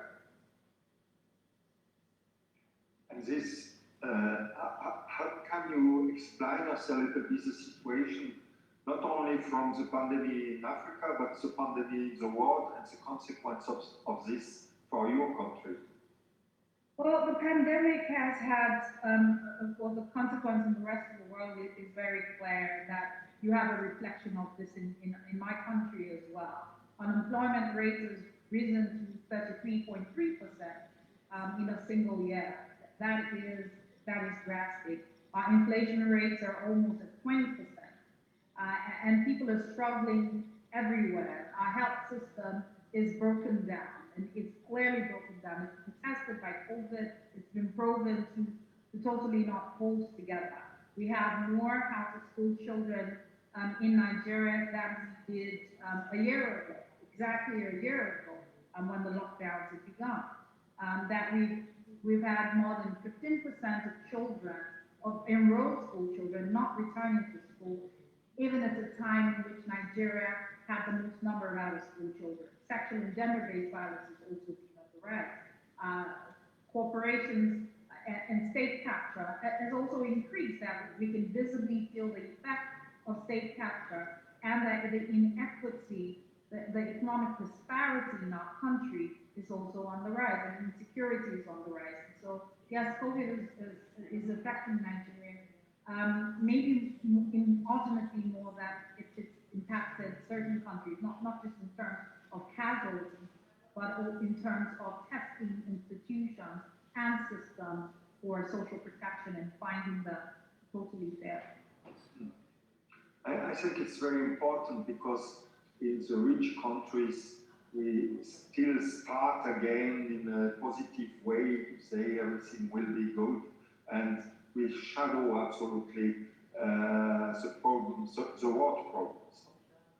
And this, I think, bring us to this point, has how strongly we have to reflect in the North country what happened in the South country, and how can we, also with our digital elements, work better this intelligibility of the reality. I think it would be enlightened self-interest for countries in the global north to help countries in the global south. Most of the natural resources that are manufactured in the global come from the global south. At the same time, there is the obligation of ensuring the global prosperity of all, of ensuring that the number of out-of-school children is reduced, for example, in countries like Nigeria, would also mean that the migration of a lot of people to the global north will also reduce if there is development in the global south. What I think a major lesson COVID has taught us all is we're not isolated, we're all connected. That if the health systems in the global south continue to fail, the health systems in the global north will still be overburdened. And we just need to think that if the pandemic persists in the global south, the global north will never quite be free. So even if you have all of the vaccines, you will still bear quite a lot of the burden, and it's not just about health, but also about the economic burden, about the security burden. Because one of the things COVID has done as well is it's exacerbated violence in a number of countries in the global south. And I would give Nigeria, for example, the fatalities from insecurity has risen by 3% in a single year. And of course, that is causing a lot of flight from the country to the global north. And so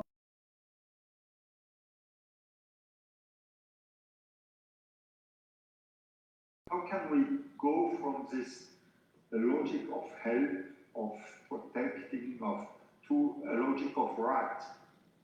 You have the right to we have the right of. Yeah, that's it. International I think our language does need to change. That when we think about rights, that we think beyond the sovereignty of states to globally recognized universal rights, and that we speak about those things in terms of rights. That we speak about health in terms of rights, and that when you think, for example, of global institutions, of multilateral institutions, that their duty as duty bearers is really to enforce, to protect, and to guarantee those rights, and not just the duty of states. And that when states fail, that's why I said from civil society, we've got support, but from international organizations and governments, we don't seem to have that support.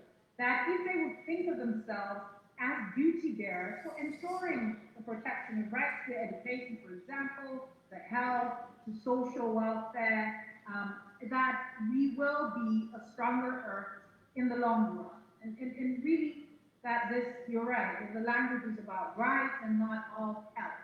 Governments do not help. Governments feel the law.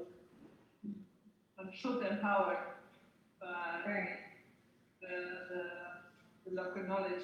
What, if you see international collaborations, which are your partners in the moment, and is this more in inter-African, or it's are there relations from the global south, or what lines are established and could be established or strengthened? Well, I think Pan-Africanism is important in that we need a resurgence of Pan-Africanism. Of African states supporting African states, of African civil society organizations supporting African civil society organizations, that we feel the rights that binds us together as the African Union. But beyond that, that global rights are also issues that we should think about, and global solidarity. And that, yes, we do enjoy solidarity from civil society organizations across the world. Once in a while, that we would get governments from certain countries to speak on the issues in Nigeria, and in particular, I would thank the governments of the United Kingdom, the EU, and the United States, but that we need greater solidarity, and that we need to work on these issues in solidarity, and not up and down, but rather in solidarity with equity at the base of the issues. Thanks a lot. I think our 15 minutes are going on. It was very great, and we,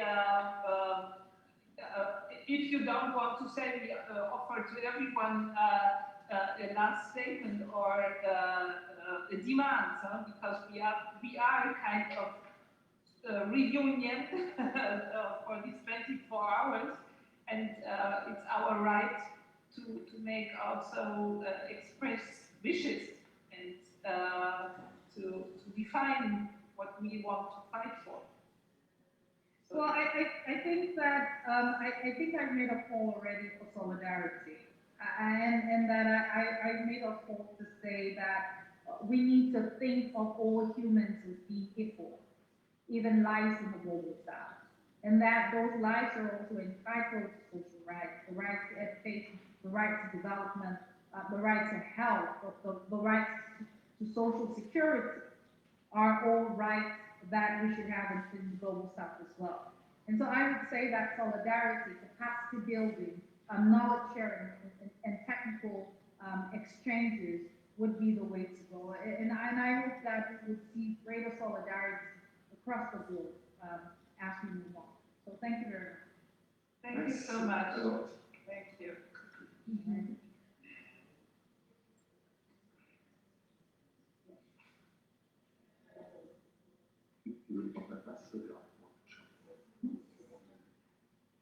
Thank you very much to the Geneva team. We are waiting in this moment la Ligue pour les droits de la femme congolaise, the League for the Rights of Congolese Women. but we're having some connection problems with Kinshasa. We're still waiting for them to join us. So you take one little video? Yeah, sure. We can let pass some videos while we wait. And also, if you want to translate a little bit to French, to our French audience that is following, that would be also very nice. Some of the ideas that have been said until now while we prepare the videos.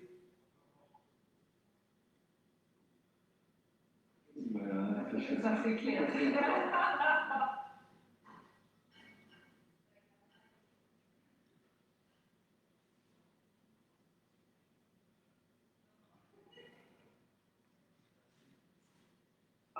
Donc, la langue française, essaye de faire un résumé en français.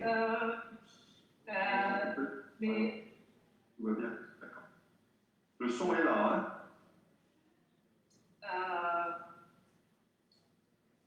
Et c'était exactement ce qu'on a essayé de réunir des regards tellement différents, des approches différentes. Et je pense que c'est peut-être la force de mettre symboliquement autour d'une table pour voir qu'est-ce que peut être des approches d'un mouvement avec lequel on a commencé, qui est vraiment proche aux travailleurs, ceux qui travaillent, en demandant que tous nous sommes des travailleurs. Et j'aimerais le dire aussi en version féminine, hein, on est des travailleurs, comment on dit ça? Voilà, je l'ai dit. Donc nous sommes tous d'un moment à l'autre, font des contributions à cette société qu'on peut appeler travail. Et à travers ce point commun, on peut défendre les droits communs et peut les appeler. Et je pense que c'est quelque chose qui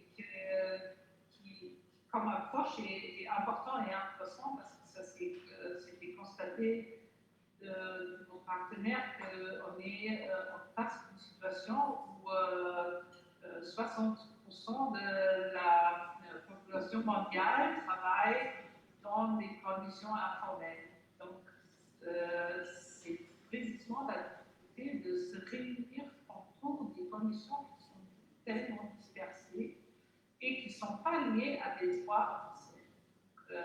L'informel, qu'on connecte souvent avec une logique temporaire, c'est la normalité. Donc, si c'est la normalité, il faut créer un système de droits autour de cette informalité. Et les approches sont très différentes des formuler. Donc, c'est à travers un système d'aide, un programme, comme de Schutter nous a parlé sur regarder sur la logique d'apprendre des projets différents et de valoriser le savoir de ceux qui sont sur place à travers des programmes d'aide.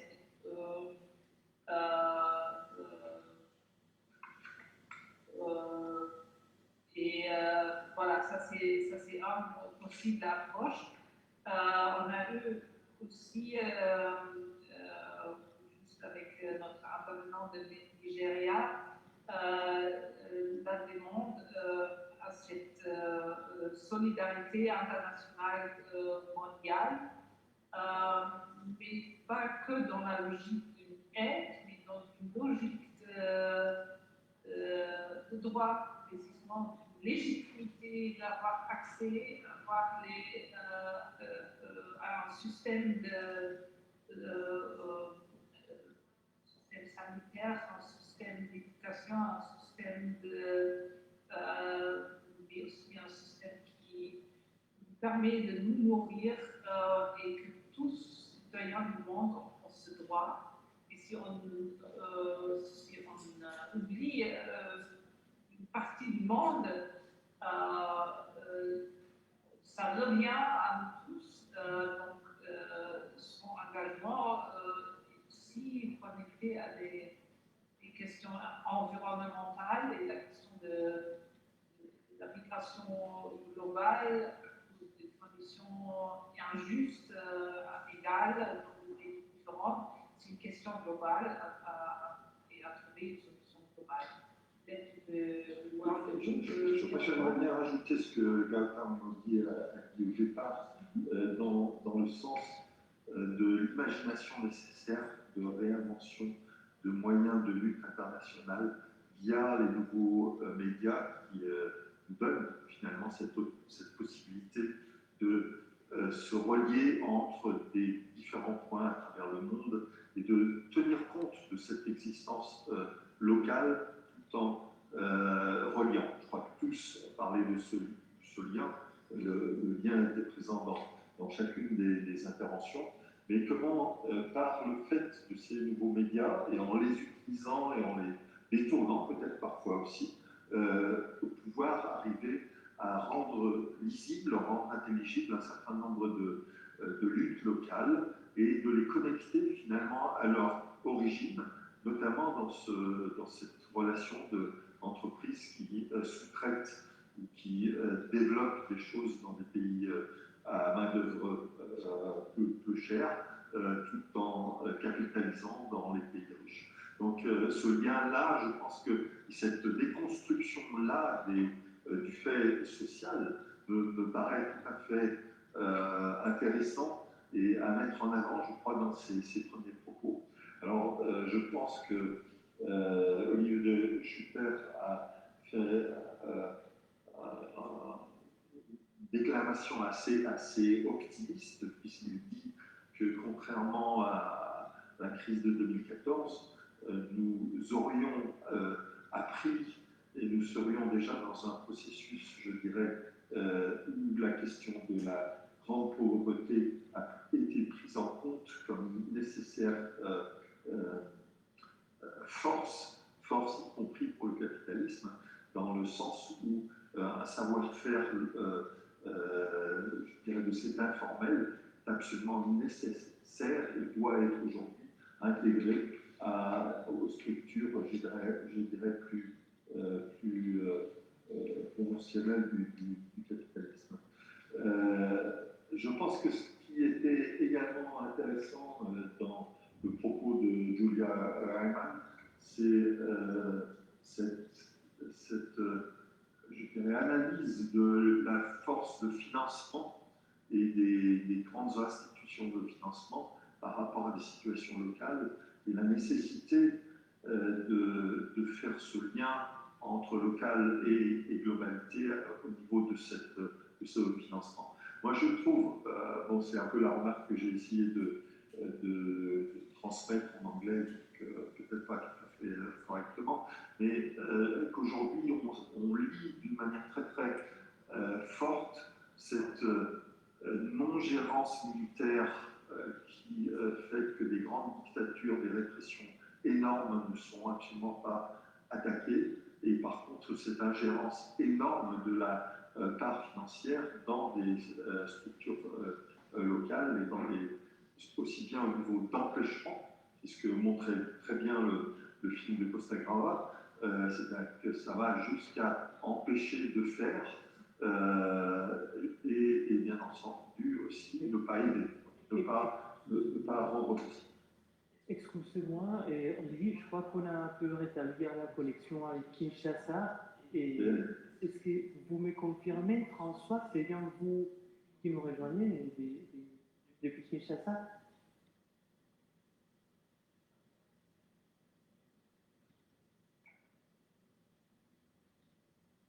Allô?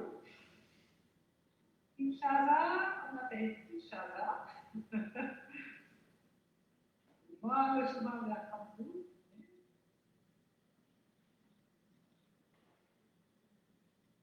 Bonjour, François. Madame Kipuyutani, est-ce que vous nous entendez?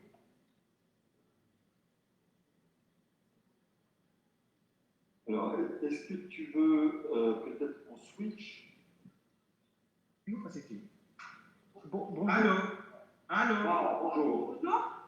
Bonjour. Bienvenue. Oui, j'appelle de Kinshasa. Pour l'Angélique pour les droits de la femme congolaise, avec Madame Angélique Tipoulou. Alors, oui, comme elle était peu empêchée, il y a M. Michel qui va les représenter pour et peut donner notre point de vue sur les droits sociaux. Alors, nous attendons à tout moment pour intervenir et puis donner nos éléments pour la journée d'aujourd'hui. Nous sommes prêts déjà. On va vous demander un tout petit peu de vous présenter et de montrer peut-être de quel point de vue vous allez intervenir. Ok, d'accord. De parler aussi je dirais, de la situation locale, de la situation d'où vous intervenez. Et puis ensuite... Ok. Est-ce qu'on peut déjà intervenir? Oui, avec vous. Alors, est-ce que vous avez une caméra? Vous pouvez brancher? nous sommes directement sur l'ordinateur. D'accord, mais on ne voit pas votre image, mais c'est pas grave sinon. On ne voit pas. Si ça pose problème, on reste uniquement acoustique, tout va bien. Allons-y. On vous écoute.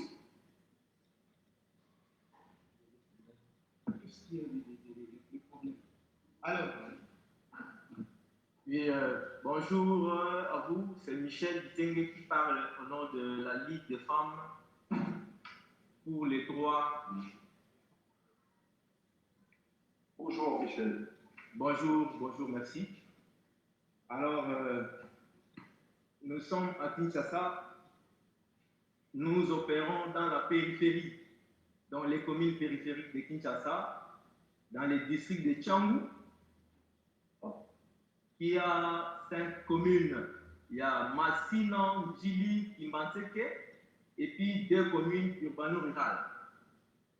Nous travaillons pour les droits sociaux, économiques, directement avec la femme ménagère et la femme violentée, pour un peu faire la promotion de ses droits.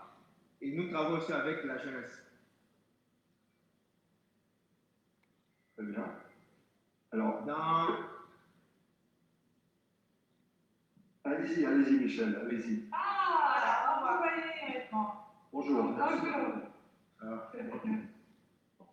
Dans le cadre de notre travail, nous avons fait une analyse sur le plan national d'abord. Nous avons un problème. 77% des Congolais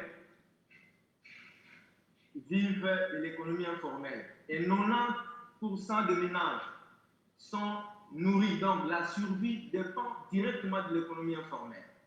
Ça, c'est le contexte actuel de notre pays. Ça, c'est un. Des deux, le fonctionnement de ce secteur est dicté ici à Kinshasa par une mobilité humaine. Il faut que les gens soient mobiles. Il faut que les gens se promènent, il faut que les gens soient libres. Et ils sortent tôt le matin pour rentrer tard, parce qu'il faut qu'on gagne quelque chose pour que la famille vive. Sinon, c'est difficile. Donc la vie, c'est les taux du jour, en quelque sorte, c'est ce que nous appelons ici. Des deux, l'État s'avère absent dans ces secteurs informels. Rappelez-vous que les secteurs informels, chez nous, nous avons d'abord les services sociaux de base, l'alimentation, nous avons la santé, nous avons la scolarité, nous avons le paiement, par exemple, des factures dans les maisons, nous avons aussi l'environnement. Tous ces secteurs-là ne sont pas pris en charge totalement comme il le fallait par l'État congolais, malgré la Constitution les reconnaisse. Et moi, j'appelle ça souvent dans les ateliers les secteurs trop pauvres. Il est difficile que l'État, dans son budget, prévoit une marge de manœuvre suffisante pour financer ces secteurs-là. c'est une difficulté réelle. C'est la raison pour laquelle la ville de Kinshasa fait preuve d'une ville vivante qui vit le taux du jour. Avec cette pandémie coronavirus, cela a impacté négativement ces secteurs.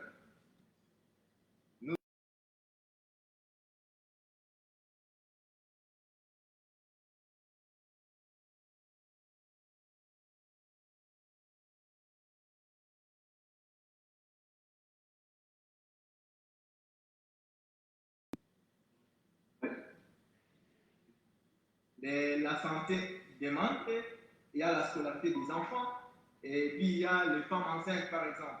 Donc, il y a les soins prénatals qu'il faut supporter parce que l'État n'a pas subventionné cela. Donc, un secteur n'a été subventionné par l'État pendant cette période. Malgré qu'il y avait un plan d'urgence qu'on avait voté, mais ces plans-là sont restés lettres mortes. Il n'y a pas eu de soutien. Nous ne pouvons pas aller actuellement évaluer ce plan d'urgence. Par contre, dans certains pays africains, je parle du Sénégal, un peu de Brazzaville, du Congo en face, ils ont soutenu quand même la population par des vivres, par des gels hydroalcooliques, par des petites choses. Mais à Kinshasa, c'était nul. Une gestion macabre, si vous voulez, de la pandémie. Alors, cela a affecté totalement l'économie informelle. Alors, pour certains ménages, il y a même un jeune couple qui a partagé son expérience avec nous pour dire que c'était un moment dur pour eux et ils ne savaient pas comment s'y prendre parce qu'ils ont presque utilisé leur capital. Parce qu'on est à la maison, on ne sort pas, les denrées alimentaires flambées des prix, ont augmenté les prix. Bon, la douane, c'était difficile pour recevoir les entrées parce que nous sommes aussi un pays qui dépend totalement de l'extérieur. Pour les vivres, nous vivons les vivres frais, nous importons beaucoup et nous exportons moins. Bref, c'était des moments difficiles. Il y a eu des conséquences comme les divorces, nous appelons ça divorce momentané. Les divorces momentanés, actuellement, c'est un phénomène qui se passe à Kinshasa. Les couples ne laissaient pas payer le loyer. Ils ont tellement accumulé des dettes. Alors les bailleurs, les propriétaires de la maison leur demandent de quitter la maison, qu'ils partent avec leurs dettes. Alors l'homme est obligé de rentrer chez soi, dans sa famille biologique. La femme aussi doit aller quelque part.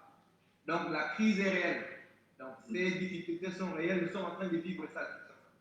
Alors, à Kinshasa, seul un Quinois sur deux a accès à l'électricité et à l'eau potable.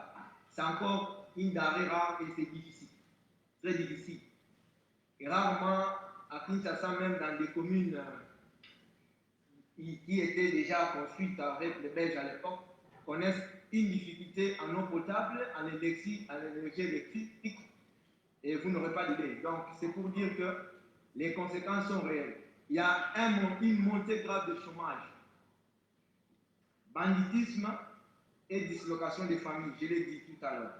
Le banditisme, pourquoi? Nous sommes dans les communes périphériques.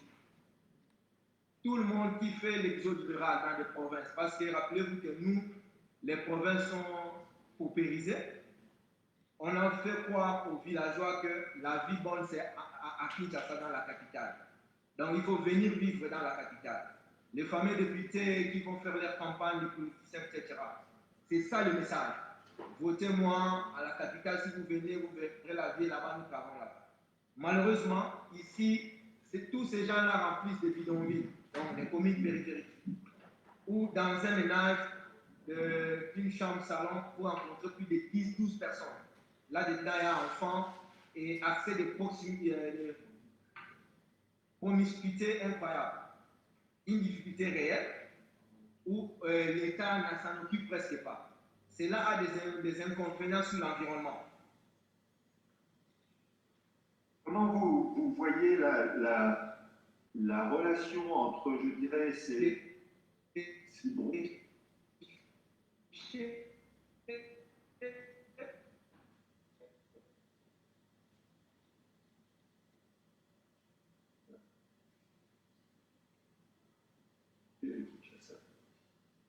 Tu veux dire quelque chose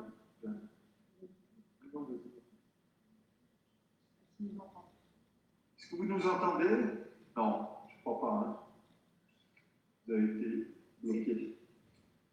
Pendant ce temps, moi, je peux juste dire que c'est énormément important ce que vous dites, parce que c'est très, très concret.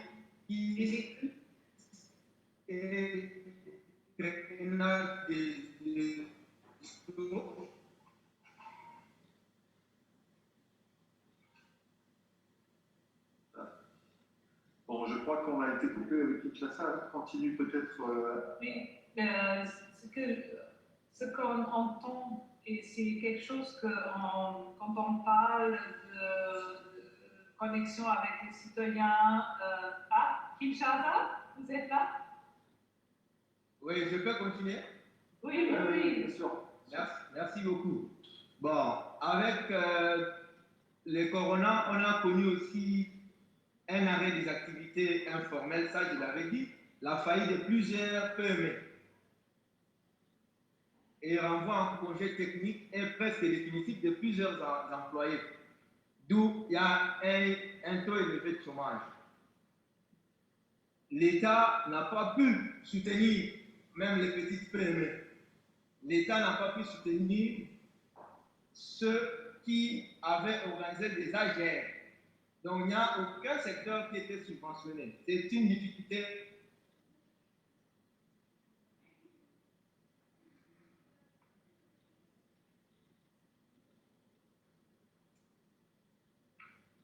Bon.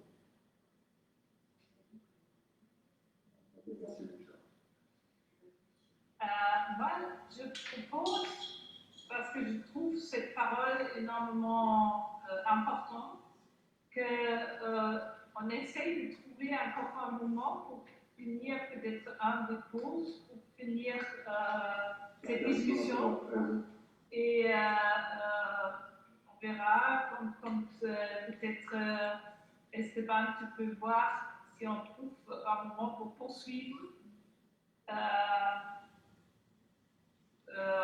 Pour pas couper, mais je pense qu'il y a des éléments quand on a bien entendu précisément l'informalité de tout ce travail qui est une contribution forte à tous les éléments sociaux d'une société. Kinshasa, vous êtes là?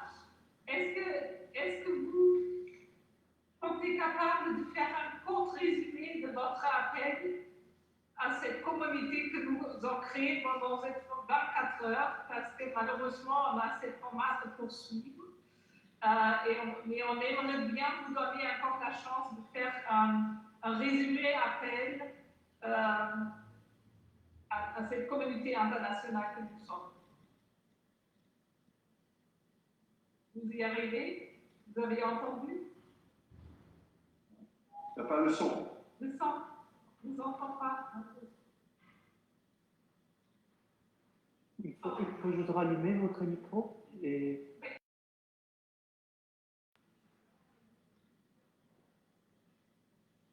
Michel, François, ça marche?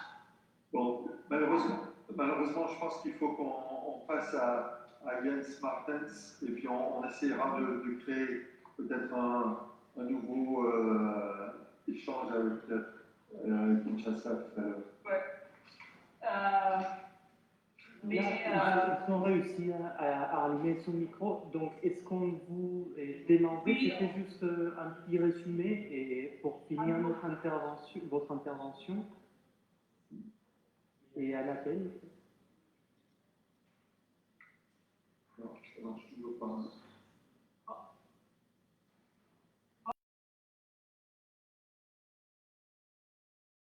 Voilà. C'est possible de nous faire un court résumé et appel, parce qu'on va poursuivre le programme, mais...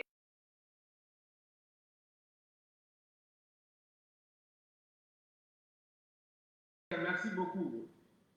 Je disais qu'on constate maintenant des braquages dans les milieux périphériques de la capitale. Donc la population est devenue la proie des bandits en main armée qui emportent les biens de valeur à cause de ces difficultés, cette souffrance, et souvent accompagnée par les agents de l'ordre, la police, qui est des fois mal payée, qui ne peut pas gagner son pain parce que la police aussi a des familles à nourrir. Donc nous avons aussi un taux élevé de divorce aussi, parce que les hommes ne sont plus capables, comme pourvoyeurs de besoins familiales. Alors, la solution, c'est prendre la tangente, donc décliner ses responsabilités. Alors, il y a aussi, comme on disait, le problème général de notre pays aussi, c'est l'économie générale du pays qui est focalisée seulement dans le secteur minier. Donc, nous, comme organisation, nous proposons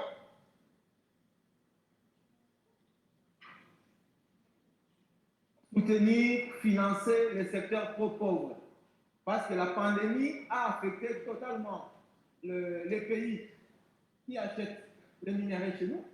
Le premier pays, c'était la Chine, jusque-là en tout cas. Alors, la pandémie a fait baisser ou réduire le prix. Aujourd'hui, les budgets ou c'est les politiques qui gèrent le budget nous disent qu'on ne peut pas financer tous ces services-là. On ne peut pas non plus résoudre les problèmes parce que le budget n'est pas du tout un budget réaliste. Donc, c'est ça aussi d'autres problèmes. Et puis, il y a... Michel, on va devoir arrêter parce que le calendrier passe. Je crois que vous avez fait un témoignage extrêmement important et on va revenir sur ce témoignage pendant les 24 heures. Et on ne va pas perdre le fil. On a bien entendu et je pense que vous avez thématisé des choses énormément importantes. Et on va les reprendre et rester en contact avec vous. Merci beaucoup. Au revoir Michel. Au revoir Michel. Au revoir François. Bonsoir. Merci. Merci. Excusez-nous. Non, c'est super. Vous avez dit des choses importantes. Et ça fait mal au cœur aussi parce que dans cette période, on est malheureusement lié à cette source digitale. Voilà, mais il faut faire avec.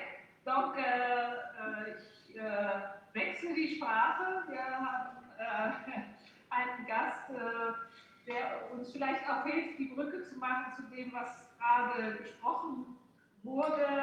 Jens Martens vom Global Policy Forum. Ich begrüße Sie herzlich. Vielleicht können wir switchen von Kinshasa nach Bonn. Vielleicht mögen Sie uns kurz berichten, von welchem Blickwinkel aus Sie heute beitragen werden zu diesem 24 Stunden Global Rights. Ja, hallo. Können Sie mich hören und sehen? Ja. Absolut, danke. Super. Ich freue mich dabei zu sein bei diesem Marathon. Ich bin gebeten worden, in Deutsch zu sprechen, deswegen mache ich das auch. Das ist meine Muttersprache. Ich hoffe, dass das trotzdem irgendwie dann vielleicht später noch übersetzt werden kann. Ja, übersetzt es später. Ich bin gebeten worden, eigentlich die Brücke zu schlagen zwischen dem, was eher auf der lokalen Ebene passiert und dem, was wir als Global Policy Forum auch machen. Und das ist die Beobachtung von globalen Politikprozessen, den multilateralen Prozessen auf der globalen Ebene, in den Vereinten Nationen, in der G20, in der Welthandelsorganisation und so weiter, weil wir sagen, dass soziale Rechte nur dann durchgesetzt werden können, wenn die Rahmenbedingungen auch entsprechend stimmen und wenn vor allen Dingen die politischen Rahmenbedingungen auf der globalen Ebene eben nicht soziale Rechte konterkarieren. Das haben wir vorhin schon gehört, bei dem, was Julia Reimann gesagt hat, das war sehr deutlich auch und auch Olivier de Schutter. Und wir machen das als Global Policy Forum unter anderem im Rahmen der sogenannten Reflection Group und the 2030 Agenda for Sustainable Development, in der wir zusammenarbeiten mit Menschenrechtsgruppen, Entwicklungsorganisationen, Gewerkschaften, Wissenschaftlerinnen und Wissenschaftlern, um die Brücke zu schlagen zwischen Menschenrechten und der Verwirklichung der 2030-Agenda für nachhaltige Entwicklung, der sogenannten SDGs, der Ziele für nachhaltige Entwicklung, weil wir sagen, es ist nicht genug, allein nur auf die Ziele für nachhaltige Entwicklung zu schauen, wenn wir nicht gleichzeitig uns kümmern um die rechtsbasierte Grundlage dieser Ziele, und aber auch die ökonomischen und institutionellen Rahmenbedingungen. Und das ist jetzt die Frage für uns und die Frage, die ich auch beantworten soll, wie sieht es eigentlich mit der multilateralen Solidarität aus? Und ich weiß nicht, ob ich da direkt was zu sagen soll oder ob Sie da noch eine Frage zu stellen wollen. Wunderbar, das ist sozusagen, das kann der fließende Übergang sein. Okay. Was wir in den letzten Jahren festgestellt haben, ist ja eigentlich genau das Gegenteil. Wir haben festgestellt, die Krise des Multilateralismus, wir haben gesehen, Trump, aber auch nicht nur Trump, sondern auch viele andere, von Bolsonaro bis Modi in Indien, verfolgen nationalistische Politik gegen multilaterale Zusammenarbeit. Das war kontraproduktiv und hat in vielen Bereichen eigentlich Zusammenarbeit geschadet. Jetzt sehen wir, dass es Gegenbewegungen gibt. Es gab Gegenbewegungen schon davor von einigen Regierungen, also zum Beispiel die französische und die deutsche Regierung haben die sogenannte Allianz für den Multilateralismus ins Leben gerufen. Mit Joe Biden besteht jetzt zumindest bei vielen die Hoffnung, dass es eine Renaissance des Multilateralismus gibt, eine Rückbesinnung auf die Zusammenarbeit auf der Ebene der Vereinten Nationen. Wir sehen darin aber trotzdem zwei grundsätzliche Probleme und sehen das nicht ganz so rosig, wie andere jetzt vielleicht hoffen. Denn wir sehen, dass auch die USA jetzt und auch die deutsche Regierung, auch die französische Regierung eigentlich einen Multilateralismus à la carte verfolgen. Das heißt, sie verfolgen einen Multilateralismus dort, wo es ihnen passt, in den Organisationen, in denen es ihnen passt, aber nicht in den Organisationen, die eigentlich gerade für soziale Gerechtigkeit und die Interessen der Länder des globalen Südens die Hauptakteure sind. Im Gegenteil, sie konterkarieren eigentlich in vielen Bereichen genau diese Institutionen, beziehungsweise sie verhindern sogar, dass es überhaupt solche Institutionen gibt. Ein Beispiel ist der Bereich der Schulden, der Bekämpfung der Schuldenkrisen weltweit. Das wird ein immer größeres Problem. Wir hatten diese Situation in den letzten Jahren schon, aber durch Covid-19 und die ökonomischen Folgen werden wir es immer mehr mit weiteren Schuldenkrisen zu tun haben. Das zuständige Gremium dafür ist bisher hauptsächlich der Pariser Club der Gläubiger, aber es gibt kein Gremium, in dem die Empfängerländer, die Schuldnerländer gleichberechtigt beteiligt sind, kein unabhängiges Gremium unter dem Dach der Vereinten Nationen, was wir eigentlich bräuchten, um wirklich Schuldenkrisen auch in gewisser Weise solidarisch lösen zu können. Etwas Ähnliches ist der Fall im Bereich der Steuerkooperation. Hier ist das Hauptgremium wieder mit Sitz in Paris, interessanterweise die OECD, der Club der reichen Industrieländer. Dort werden die Regeln für die globale Steuerpolitik bestimmt. Dort sind die Länder des globalen Südens bestenfalls Gäste und sie dürfen auf Einladung mitmachen. Was wir eigentlich bräuchten, wäre ein Steuergremium unter dem Dach der Vereinten Nationen, wo wirklich gleichberechtigt alle Länder der Welt beteiligt sind. Das ist eine Forderung der G77 seit vielen Jahren. Das ist eine Forderung zivilgesellschaftlicher Organisationen seit vielen Jahren. Bisher wird diese Forderung durch die EU, durch die USA und andere reiche Länder blockiert. Das heißt, hier sehen wir eigentlich Double Standards. Man macht sich stark für Multilateralismus, aber leider nur in den Gremien, in denen die Reichen auch das Sagen haben und nicht unbedingt in den Gremien, in denen die Länder des globalen Südens eben Mitbestimmungs- und Mitspracherechte haben. Aus unserer Sicht wäre deswegen solidarischer Multilateralismus eben verbunden mit einer Stärkung der Organisationen, die genau für solche Zusammenarbeit geschaffen wurden und zuständig sind. Und das sind die Vereinten Nationen und ihre Sonderorganisationen. Das ist eben die Weltgesundheitsorganisation, das ist die Internationale Arbeitsorganisation, aber das sind eben nicht Gremien mit begrenzter Mitgliedschaft, Clubs der Reichen außerhalb. Und dann spielt viel zu oft noch die Politik von OECD bis zu G20. Und solange das der Fall ist, wird man eben keinen solidarischen Multilateralismus durchsetzen können. Das ist sehr gut und sehr wichtig gesagt. Was meinen Sie von diesem Vorschlag vom Wilde gegenüber der weltweiten Minimallohn? Der weltweite Minimallohn, das wäre theoretisch eine gute Idee. Wir reden ja im Moment gerade auch über die Einführung einer globalen Mindeststeuer für transnationale Konzerne und Unternehmen. Beim Minimallohn, da bin ich ein bisschen skeptisch, da kenne ich mich auch zu wenig aus, weil ich glaube, dass die sozialen Unterschiede in den verschiedensten Ländern dann eigentlich doch zu groß sind. Was aus meiner Sicht aber wichtig wäre, dass Konzerne wirklich weltweit zumindest mit einem Mindestsatz von Steuern besteuert werden, dass das, was wir im Moment sehen, nämlich Steuervermeidung und Steuerflucht in der Größenordnung von Hunderten von Milliarden US-Dollar jedes Jahr nicht weiter der Fall ist und auf die Weise eben auch die Länder des globalen Südens dann mehr Mittel zur Verfügung haben. Denn wir müssen immer klar haben, im Moment ist es so, dass aus den Ländern des globalen Südens mehr Geld rausfließt über Steuerflucht und Steuervermeidung als über Entwicklungsfinanzierung und Direktinvestitionen in diese Länder fließt, vor allem nach Afrika. Und solange das nicht bekämpft wird, solange das nicht geändert wird, da brauchen wir gar nicht über irgendwelche neuen Fonds oder neue Formen von Entwicklungsfinanzierung reden. Es geht in erster Linie darum, dass den Ländern nicht weniger genommen wird. Das haben wir jetzt gerade gesehen in Kinshasa, wo diese was war das für Grube? Goldgrube eigentlich dem Land praktisch nichts gibt. Ja. Das wird, und das kennen wir von sehr vielen von diesen auch oft sehr großen Weltbeschmutzer, dass sie eigentlich am Land höchstens Schaden hinterlassen. Genau, das haben wir gerade gesehen, auch im Bereich der extraktiven Industrie mit den Öl- und Bergbaukonzernen, die ihre Gewinne in die Länder verschieben, wo es für sie am lukrativsten ist. Und das sind leider dann nicht die Länder Afrikas zum Beispiel, sondern das sind dann eben die Steueroasen in der Karibik oder auch in Europa, von Liechtenstein bis zur City of London. Also es ist ja nicht nur so, dass die Steueroasen irgendwo weit weg im Meer liegen, sondern das haben wir auch in der Schweiz, das haben wir in Liechtenstein, das haben wir in Luxemburg, das ist direkt vor unserer Haustür, vor unserer europäischen Haustür. Da würde ich gleich andocken an die Frage, wie man sozusagen, das sind ja jetzt staatliche Instrumente oder Ansätze, wo man sozusagen fragt, wie man dort eigentlich einen solidarischen Multilateralismus erzeugen kann.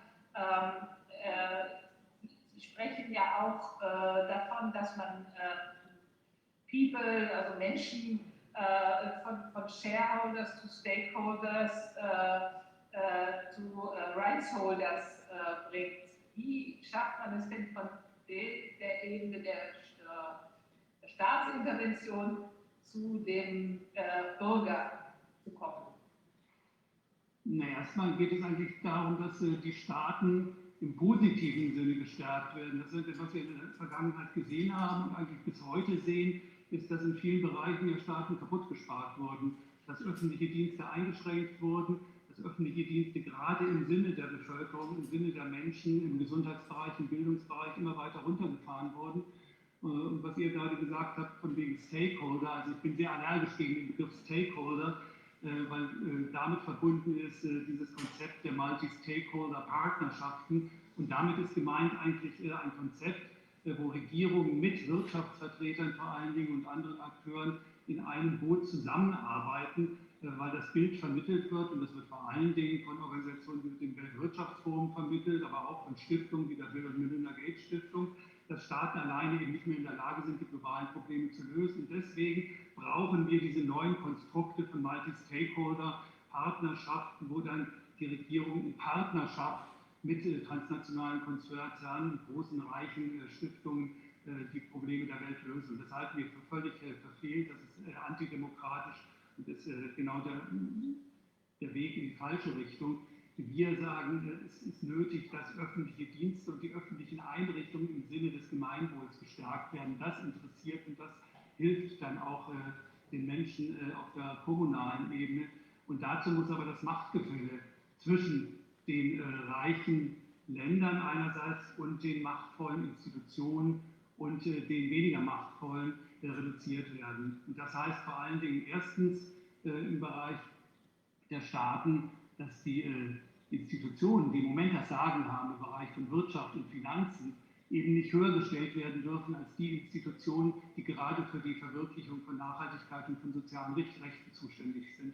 Im Moment sehen wir eigentlich eine Zweiklassengesellschaft auf der internationalen Ebene zwischen auf der einen Seite Internationalen Währungsfonds, Welthandelsorganisation, Weltbank und auf der anderen Seite dem Menschenrechtsrat, dem sogenannten High-Level Political Forum for Sustainable Development der Vereinten Nationen, dem ECOSOC, dem Wirtschafts- und Sozialrat der Vereinten Nationen. Das sind eigentlich Gremien zweiter Klasse, die nicht viel zu sagen haben. Und solange das der Fall ist, solange zum Beispiel aber auch im Rahmen der Handels- und Investitionsregeln dann Investorenrechte im Bereich von Investor-State-Dispute Settlement-Arrangements über Menschenrechte gestellt werden, solange es eben diese Zwei-Klassen-Situation gibt, solange können soziale Rechte nicht durchgesetzt werden. Deswegen muss das Machtgefälle zwischen diesen Institutionen und Regelwerken reduziert werden. Aber das heißt eben auch, dass der entsprechende Lobbyeinfluss der machtvollen Eliten reduziert wird. Was wir gerade jetzt in diesen Tagen wieder in Deutschland sehen, ist eine Debatte zum Beispiel um das sogenannte Lieferkettengesetz, wo die menschenrechtliche Verantwortung von Unternehmen stärker gesetzlich verankert werden soll.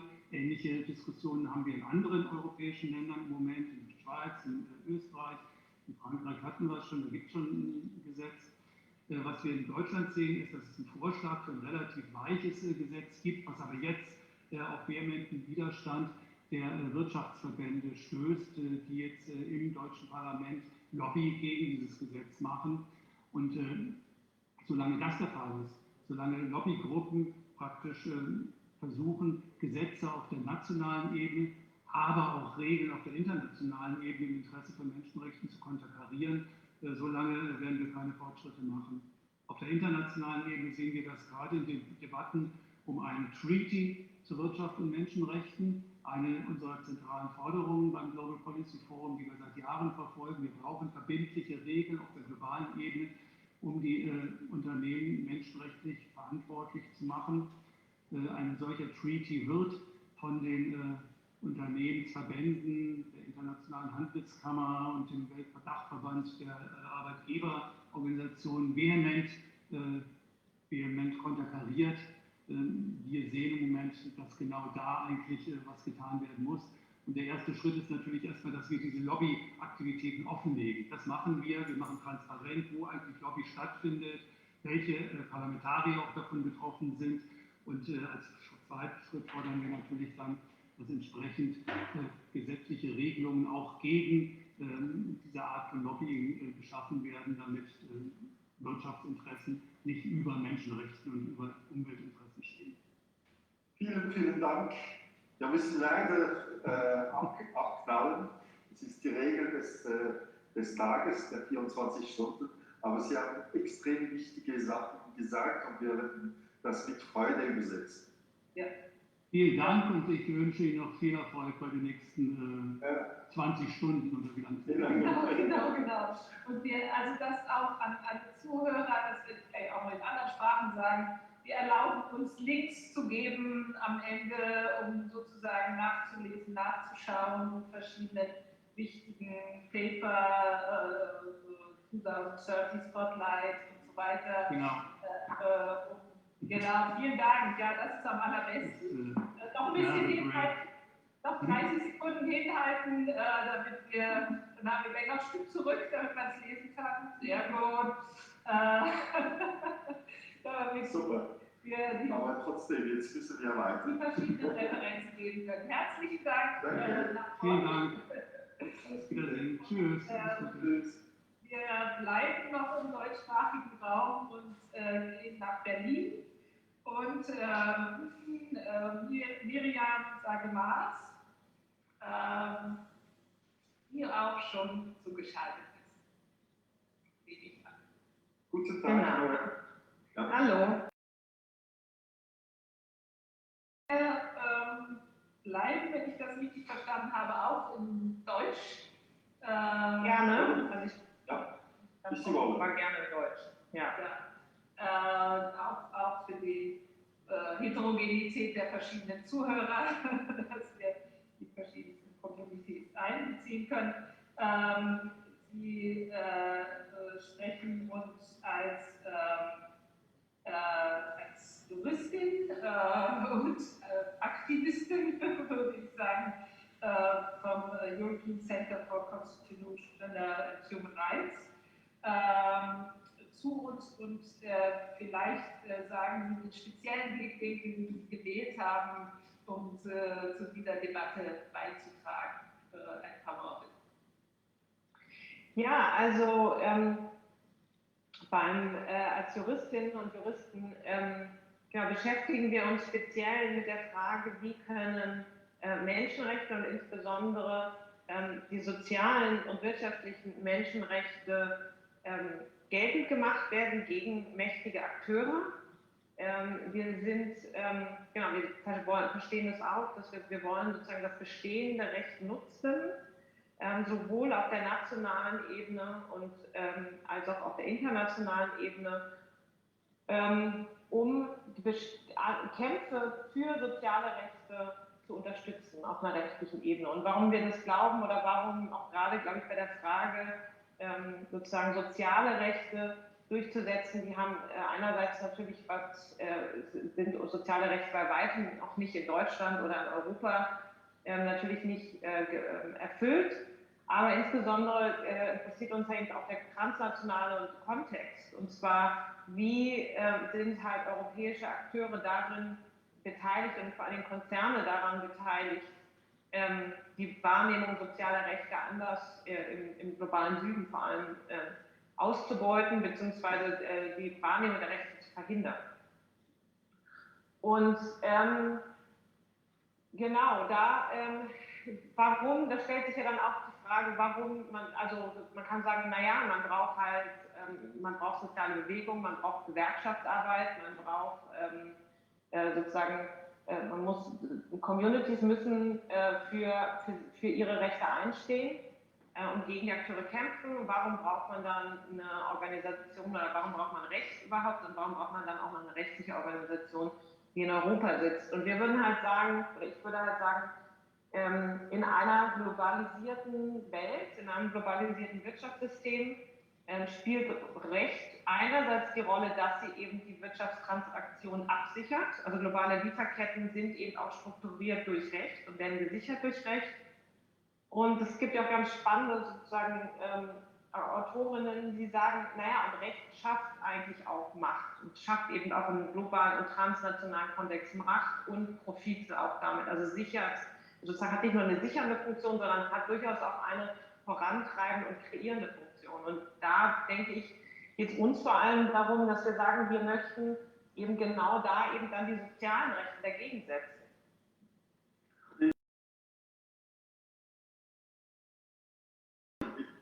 Ja, nee, genau, wir wollen die sozialen Rechte dagegen setzen.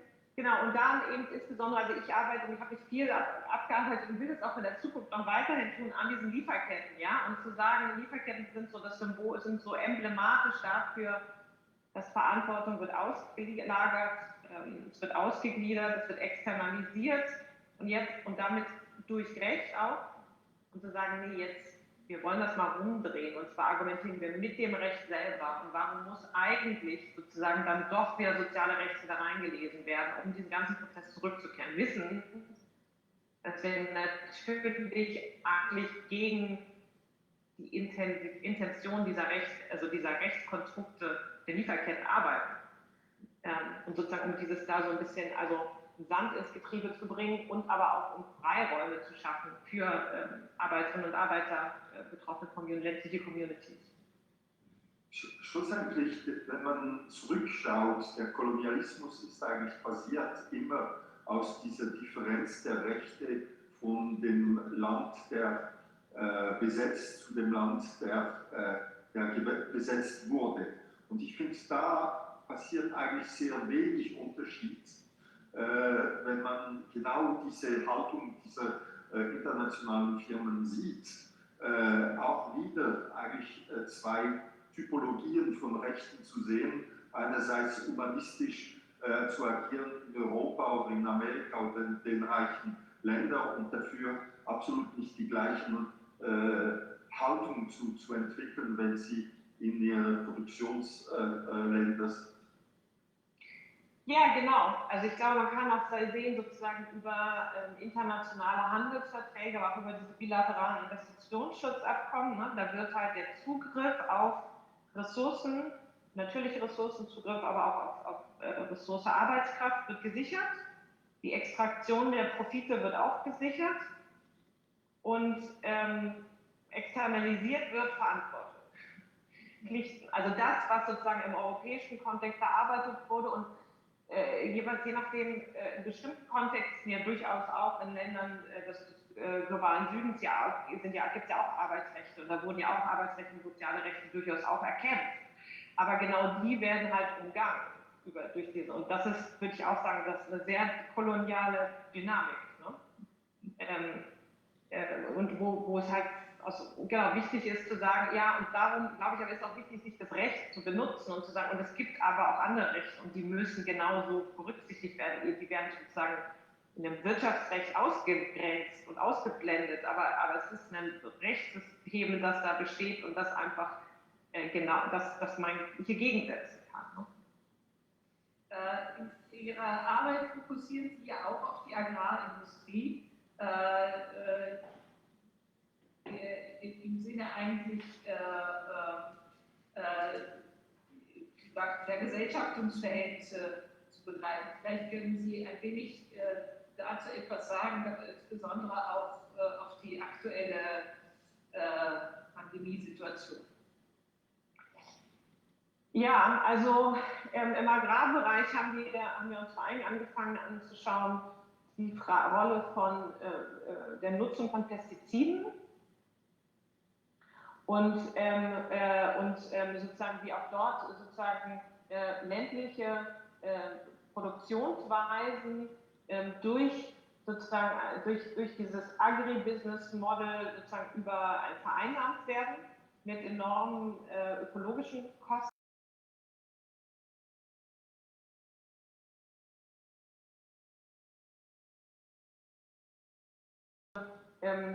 Natürlich auch in Kombination mit einem völlig falsch verstandenen Verständnis von oder einem sehr hochproblematischen Entwicklungsverständnis, ja, sozusagen eigentlich die Interessen westlicher Agrar- und Chemiekonzerne, also Pestizidkonzerne vorangebracht wird.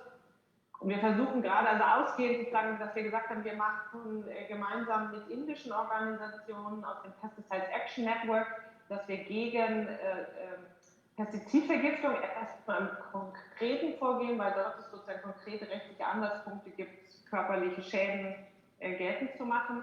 Wollen wir jetzt aber auch weitergehen und uns nochmal stärker dieser Fragen stellen und uns mit sozusagen dem Verlust von Biodiversität, von ökologischen Biocultural Rights von Communities, dadurch, dass sozusagen ein ganzes Agrarwirtschaftssystem verändert wird. Und da versuchen wir gerade in Kooperation eng aufzubauen mit Organisationen Lateinamerika, weil dort eben auch so dieses Bayer Monsanto, dieses Monster, das sich da inzwischen gebildet hat, eben in fataler Weise sozusagen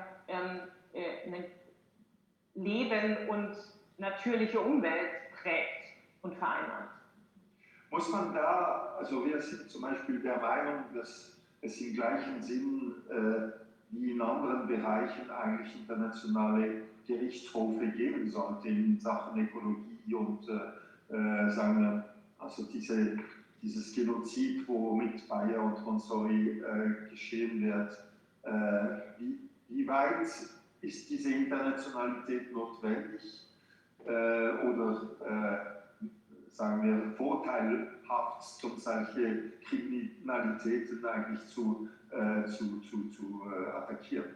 Ja, also ich glaube, ich glaube, gerade wenn wir uns sozusagen auch damit auseinandersetzen, sozusagen auch je mehr wir mit der Frage des Ökozids, ja, also des sozusagen systematischen flächendeckenden Zerstörung von Umwelt, Leben, Biodiversität, menschlichen, tierischen und pflanzlichen Lebens und natürlich auch sozusagen im Zusammenhang mit der Zerstörung des Klimas, kommt Recht aus meiner Sicht, also im klassischen Sinne, relativ schnell an seine Grenzen, weil wir müssen eigentlich auch ganz anders denken, weg von dem Verständnis von subjektiven, individuellen Rechten, wesentlich stärker in kollektiven Zusammenhängen denken.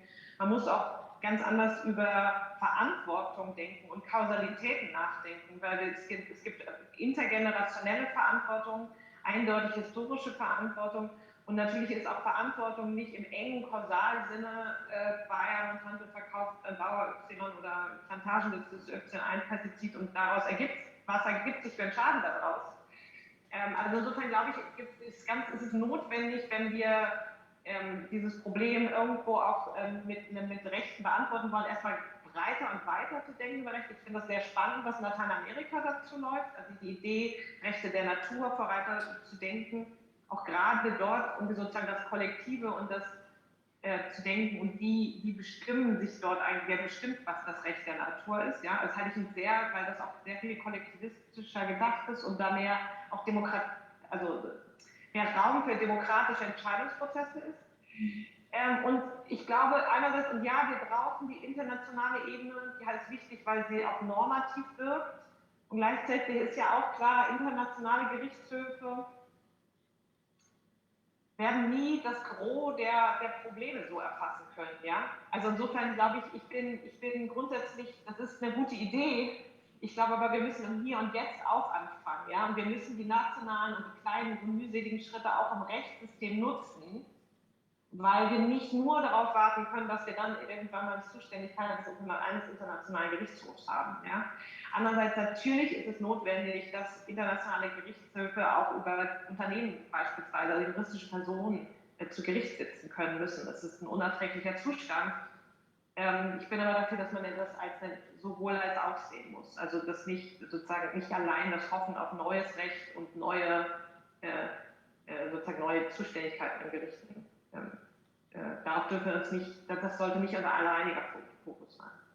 Wenn ich es richtig höre, darf man auch diese Verantwortung nicht delegieren, sondern muss sozusagen an ihr arbeiten.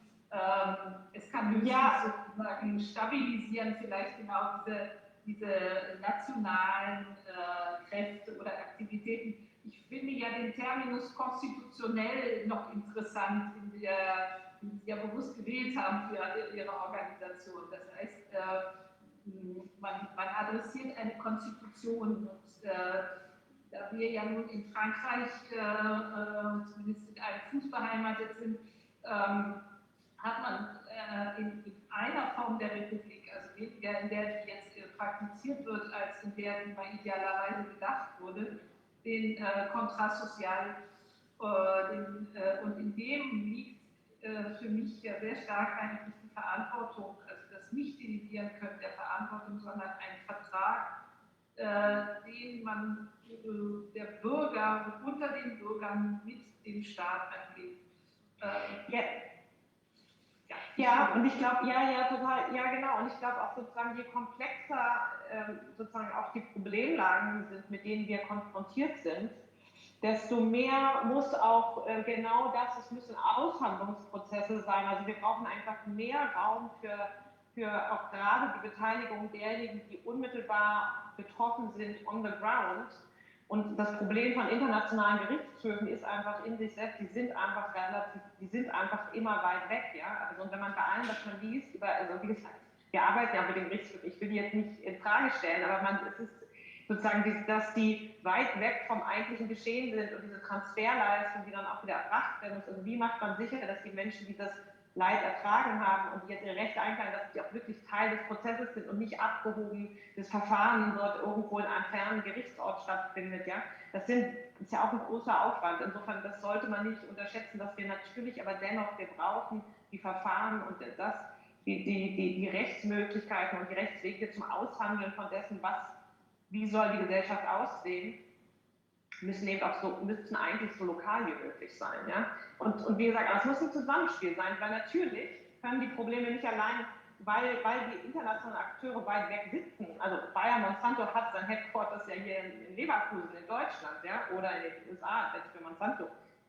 Natürlich muss man die auch irgendwo zu greifen bekommen. Ne? Also sozusagen nur die Lösung im Lokalen geht ja dann auch wieder.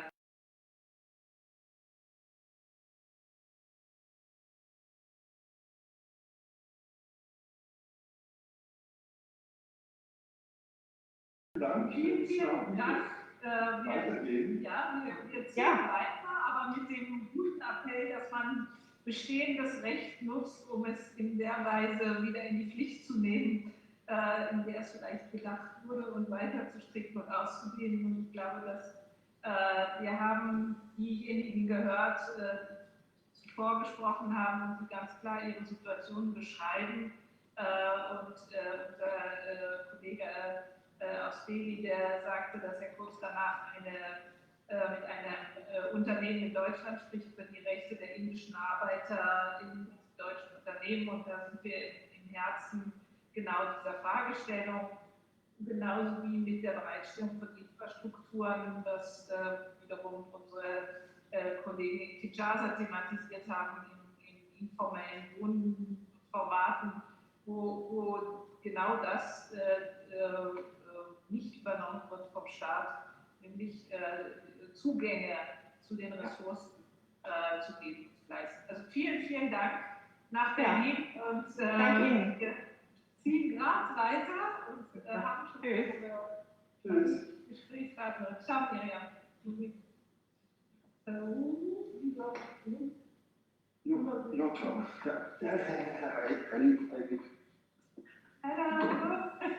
Hello.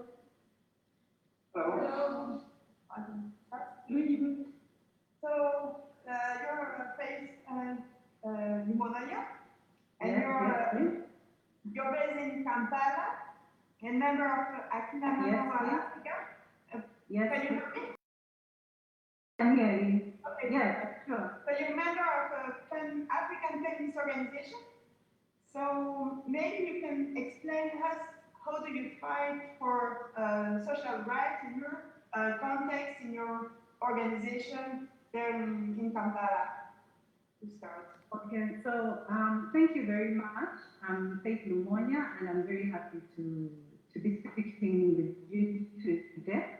And so I'm going to speak from a broader development perspective, not necessarily focusing on the feminist discussion that we are often advancing as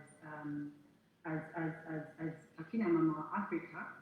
I have been within the last 8 years part of the struggle for systemic change, and so for me, the way I look at achieving social rights is basically for us the need for us to have a systemic change in some of the policies and laws that we have in place, especially when it comes to the issue of economic rights, because economic rights is very closely linked with social rights, and it's very difficult for individuals to enjoy social rights without necessarily being able to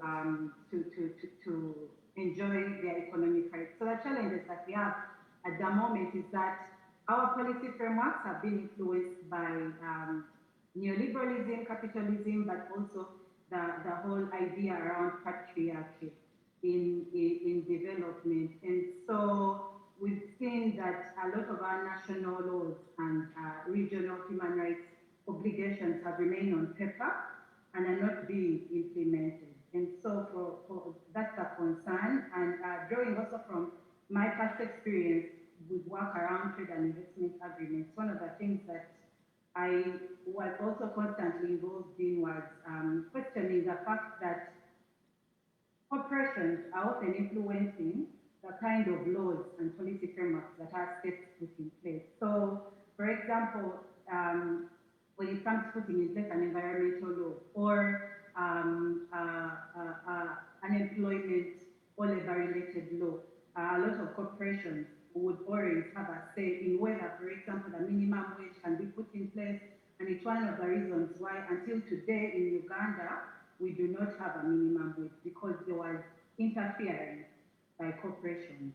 And so within the economic spaces, especially within the private sector, because the focus is on maximizing profits over life and social well-being, we've seen that increasingly certain social rights, like for example, right to social protection, rights to leave, maternity leave, have often been undermined, because the focus is on how do these corporations increase their production and productivity. And so the consideration is that trying to protect social rights is a cost, and not necessarily done instantly.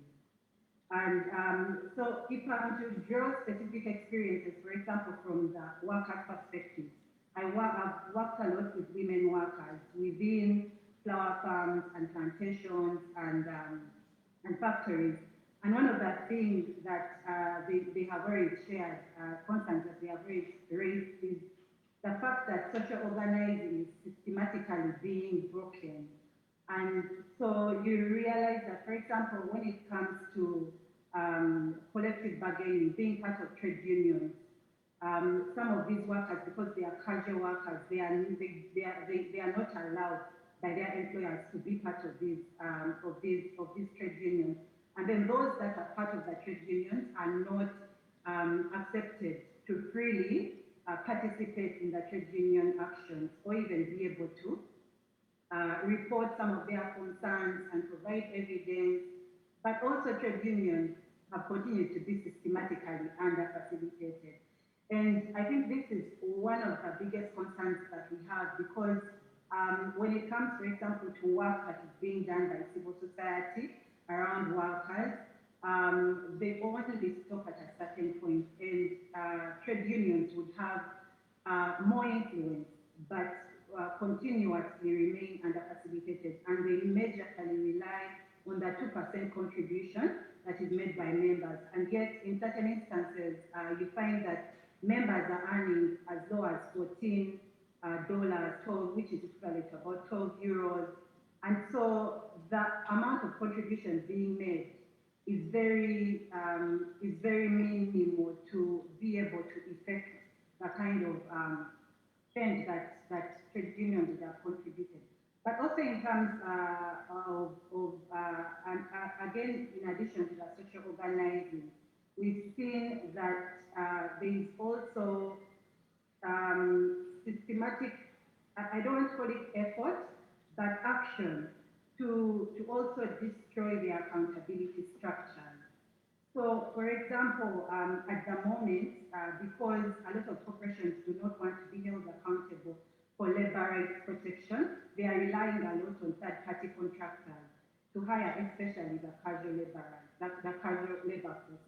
And so, by doing this, they extend the responsibility to these third-party contractors who are doing the hiring. And yet, a lot of the third-party contractors have not signed collective bargaining agreements with trade unions.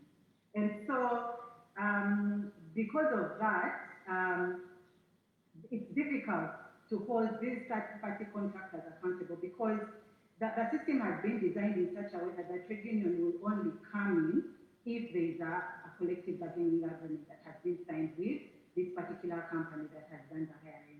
So it creates a very untenable situation for both the workers, but also the trade unions.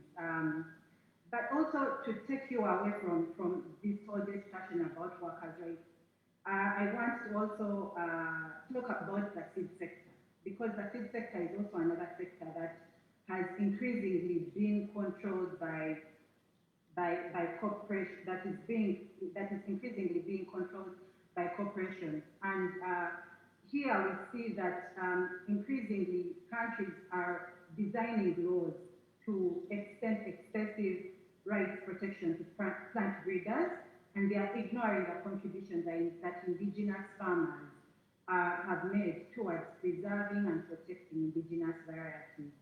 And because of this, farmers are slowly losing their control. And the reason why I wanted to bring in the whole discussion around farmers and farmers' rights is to also, because when you look at, for example, the workers, and then you look at farmers, these are groups that have not been extensively included in the whole discussion around reforming for COVID-19. And and yet they are the biggest proportion that make up the poor, but also they are the biggest proportion that rely heavily on social protection and public services that are provided. Now with COVID-19, we've seen that, for example, institutions like IMF are recommending to our government to adopt austerity measures where they reduce budget allocations to provision of public services. And this becomes very challenging in a situation where the system is working against these poor individuals, but in terms of them being able to become economically empowered, but the system, and it's also working against them being able to enjoy the public services that their states would have been able to provide. So that particular concern is something that we are also currently looking into and telling our governments that it's unrealistic to adopt, for example, medium-term strategies that, for example, look at provision. For example, within the lockdown, one of the things that our government did was to supply food across the country to different households. But that was done once. We've seen stimulus packages being provided to businesses, and that was done for about 6 months and it ended. But what we need is long-term strategies, long-term public service provision, long-term public financing, if we are to get out of this crisis that we are in at the moment. I have a question on your point of view. What is the importance of international solidarity for and with your struggles and policies? Do you have already, I don't know, African international connection? How do you think it could be useful for your fight, local fight, and connected to the global fight for social rights, no? Yeah. So I think for me, one of the things that is very important, I usually call it the North to South collaboration. And I will draw an example from some of the work that we did around reforming bilateral investment treaties. And one of the gains one of the reasons why we rejected some of the gains that we did in my previous work together with groups in Tanzania, specifically Haki Madini, is that we had support from international groups. So, for example, from groups like both ends, like Transnational Institute, and that helped for them to be able to provide feedback from what was happening within the Netherlands, and then for us to be able to know how we are going to be able to discuss these issues with the Tanzanian government, because it was a bilateral investment treaty between the Netherlands and Tanzania. So that international collaboration is very, very important. And the other reason why it's important is because increasingly as civil society, we have focused on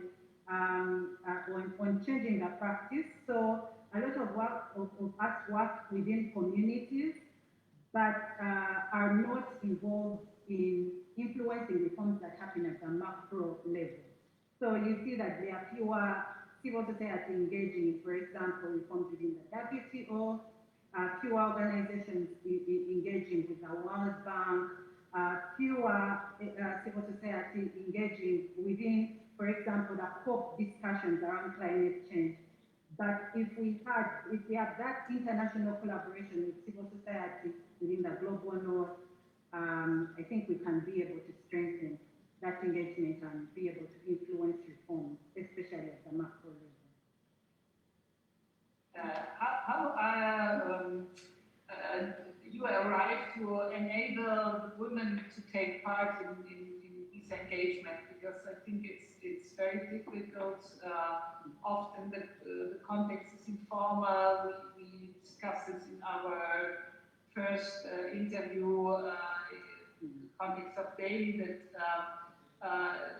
citizens themselves don't see themselves as workers because or think they don't have rights because they work in informal conditions.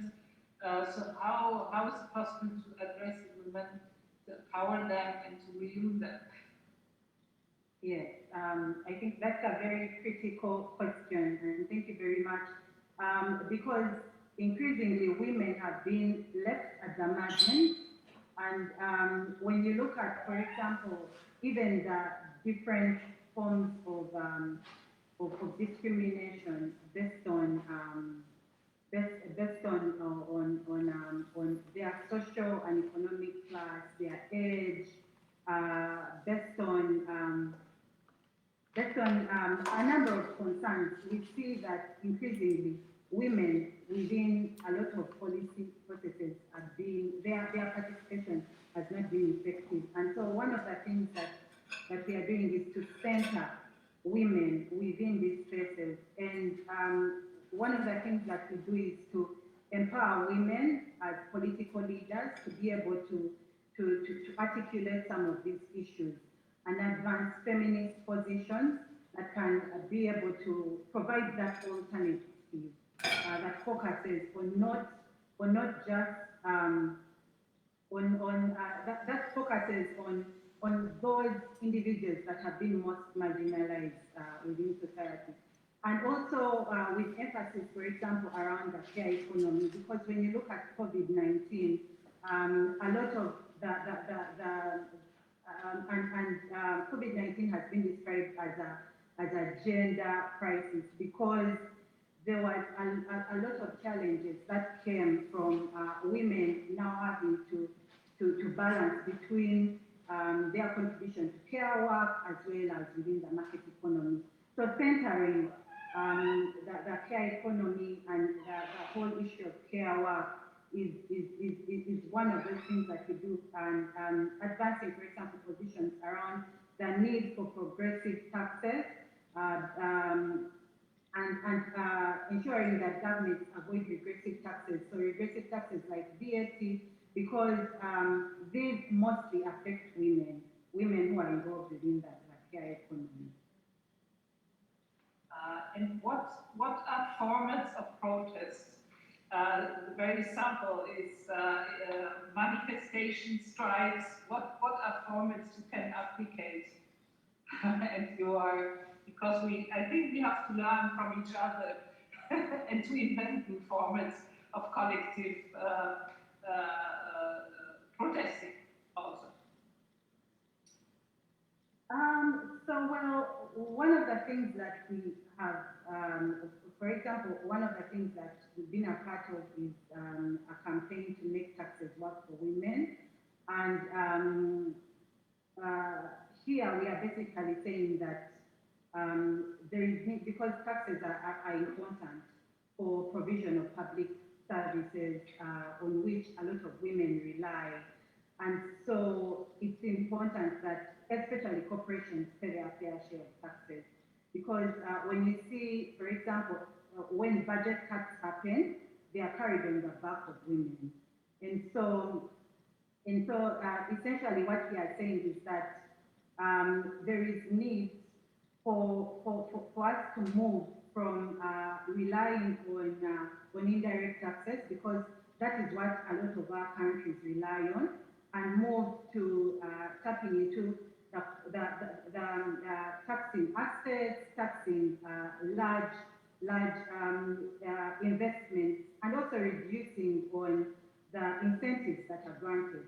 But also another thing that we are doing is saying that it's important that if incentives are being granted, then some kind of accountability requirement that is looking at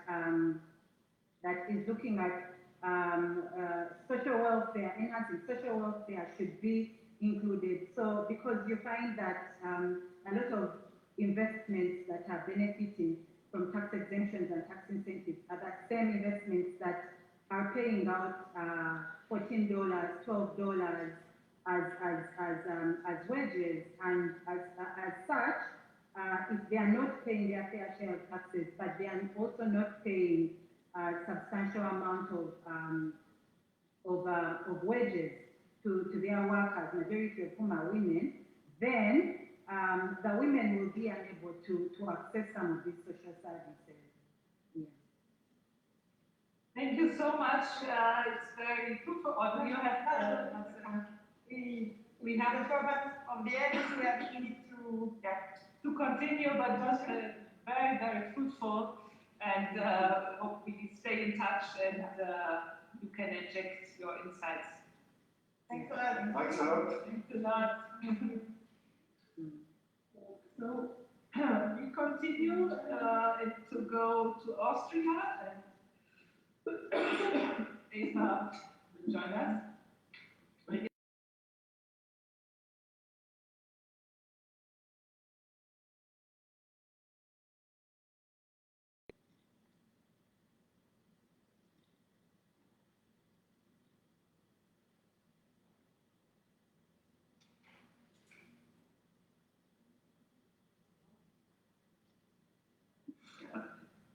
Okay, Stefanie, vielen Dank, dass du heute hier sein kannst und ja, also einen Beitrag zu dieser Veranstaltung und zu unserer Kollektion von Meinungen, aber auch Anregungen zur Umsetzung, zur Durchsetzung von sozialen Rechten und internationaler Solidarität. Das ist auch dein Beitrag dazu leisten. Die erste Frage ist meistens im Kontext deiner Arbeit, deiner Erfahrung.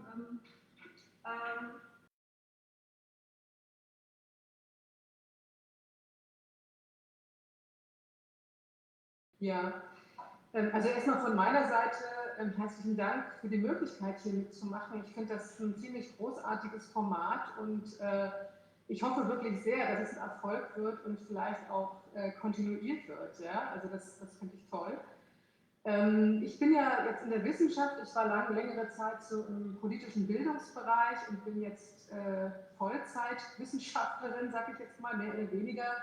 Das heißt, ich beschäftige mich oder ich sehe globale soziale Rechte stärker auch als ein Teil von umfassender Gesellschaftstheorie und damit immer auch Gesellschaftspolitik. Ja? Also ich bin keine Juristin, sondern eben Gesellschaft- und Sozialwissenschaftlerin. Und so ganz allgemein gesagt sind dafür globale soziale Rechte für mich ein wichtiger Ankerpunkt, Kritik und Gegenkräfte gegen die tatsächlich sehr zerstörerische, sozial und ökologisch zerstörerische Globalisierung zurzeit zu denken. Aber eben nicht als Rechte, die irgendwo auf dem Papier verschimmeln, sondern eben als Rechte, die in der Gesellschaft auch verankert sein müssen, die auch in den Kräfteverhältnissen die Kräfteverhältnisse der Gesellschaft müssen so ausgestaltet sein, dass sie auch einklagbar sind beispielsweise, dass sie verpflichtend sind, dass sie bei Verletzung entsprechende Bestrafungen erfolgen und so weiter. Also ich bin keine Juristin, wie ich schon sagte, sondern ich versuche, diese Rechtsebene zu denken als eine Möglichkeit auch der Veränderung und der Erweiterung von Handlungsmöglichkeiten, von denen wir jetzt hier besonders stark, von diesen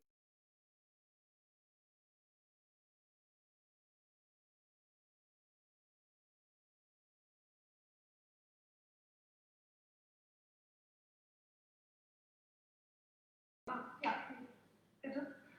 Ja, ich könnte weitermachen, aber ihr könnt auch fragen. Also ich habe so ein paar Punkte vorbereitet, wie ihr wollt. Vielleicht frag einfach und ich schaue mal, ob ich... Genau, vielleicht kommt das ja auch zusammen. Genau. Weil, du hast ja auch viel zu einerseits transnationaler Produktion und dann andererseits sozialer Fragmentierung gearbeitet. Vielleicht kannst du da noch ein bisschen weiter drauf eingehen. Vielleicht sage ich jetzt doch noch davor, also danke für die Frage, vielleicht sage ich noch davor den Punkt, den ich jetzt noch auf den Lippen hatte gerade, nämlich ich mache das jetzt viel in der Lehre, ja, also ich forsche, aber ich habe eben auch mit Studierenden zu tun, bin natürlich auch Teil einer politischen Öffentlichkeit und was mir da auffällt ist, dass wir einen wirklich unguten Revival, nenne ich das mal, von alten Vorstellungen von sogenannter Unterentwicklung haben. Ich erkläre das gleich mal. Aber ich habe zum Beispiel mit den Studierenden als erstes häufig das Problem, beziehungsweise das ist so die erste Nuss, die ich typischerweise in die Lehrveranstaltungen quasi knacken möchte. Das ist diese ganz spontane Haltung dort, wo Elend, Zerstörung, Armut, auch Ohnmacht, ja, also Rechte ist ja das Gegenstück von Ohnmacht, ja, also wo sozusagen diese schlimmen, desaströsen Seiten vorherrschen, das ist eine Frage der Unterentwicklung, das ist eine Frage der Unreife der Zeit, ja, also sozusagen des noch nicht erreicht haben es unserer, jetzt ich rede hier für den deutschsprachigen Raum, ja, also unserer deutschen und österreichischen und so weiter Position. Und das finde ich eine ganz problematische Sache, die in meiner Wahrnehmung auch wieder stärker in offiziellen Dokumenten von IWF, Weltbank, aber auch UN und so weiter eine Rolle spielt.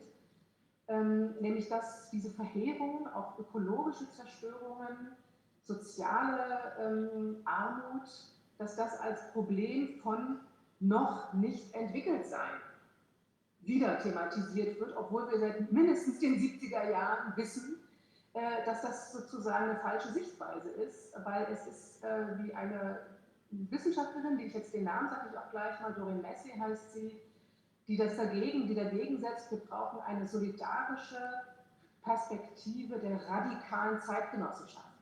Ja? Also wir müssen uns gegenseitig als auf gleicher Höhe ansehen, wenn wir über globale soziale Rechte, über Solidarität und so weiter sprechen und nicht die einen, meine Vorrednerin zum Beispiel hatte einen Bezug zu Uganda, wenn ich das richtig verstanden habe, ne? Die einen in Uganda sind irgendwie hinter der Entwicklung her von Deutschland, Österreich. Das ist eine Perspektive, die ist extrem verbreitet, die findet sich auch wieder in den offiziellen Dokumenten und sie zerstört meines Erachtens oder verhindert das solidarische Nachdenken auf Augenhöhe, was aber notwendig ist, wenn wir da vorankommen wollen. Ja, das ist so ein größerer Punkt, den ich in Lehre, in der politischen Öffentlichkeit, auch als sozusagen politische Aktivistin immer wieder darauf treffe und wo ich denke, wo wir immer wieder gegensteuern sollten.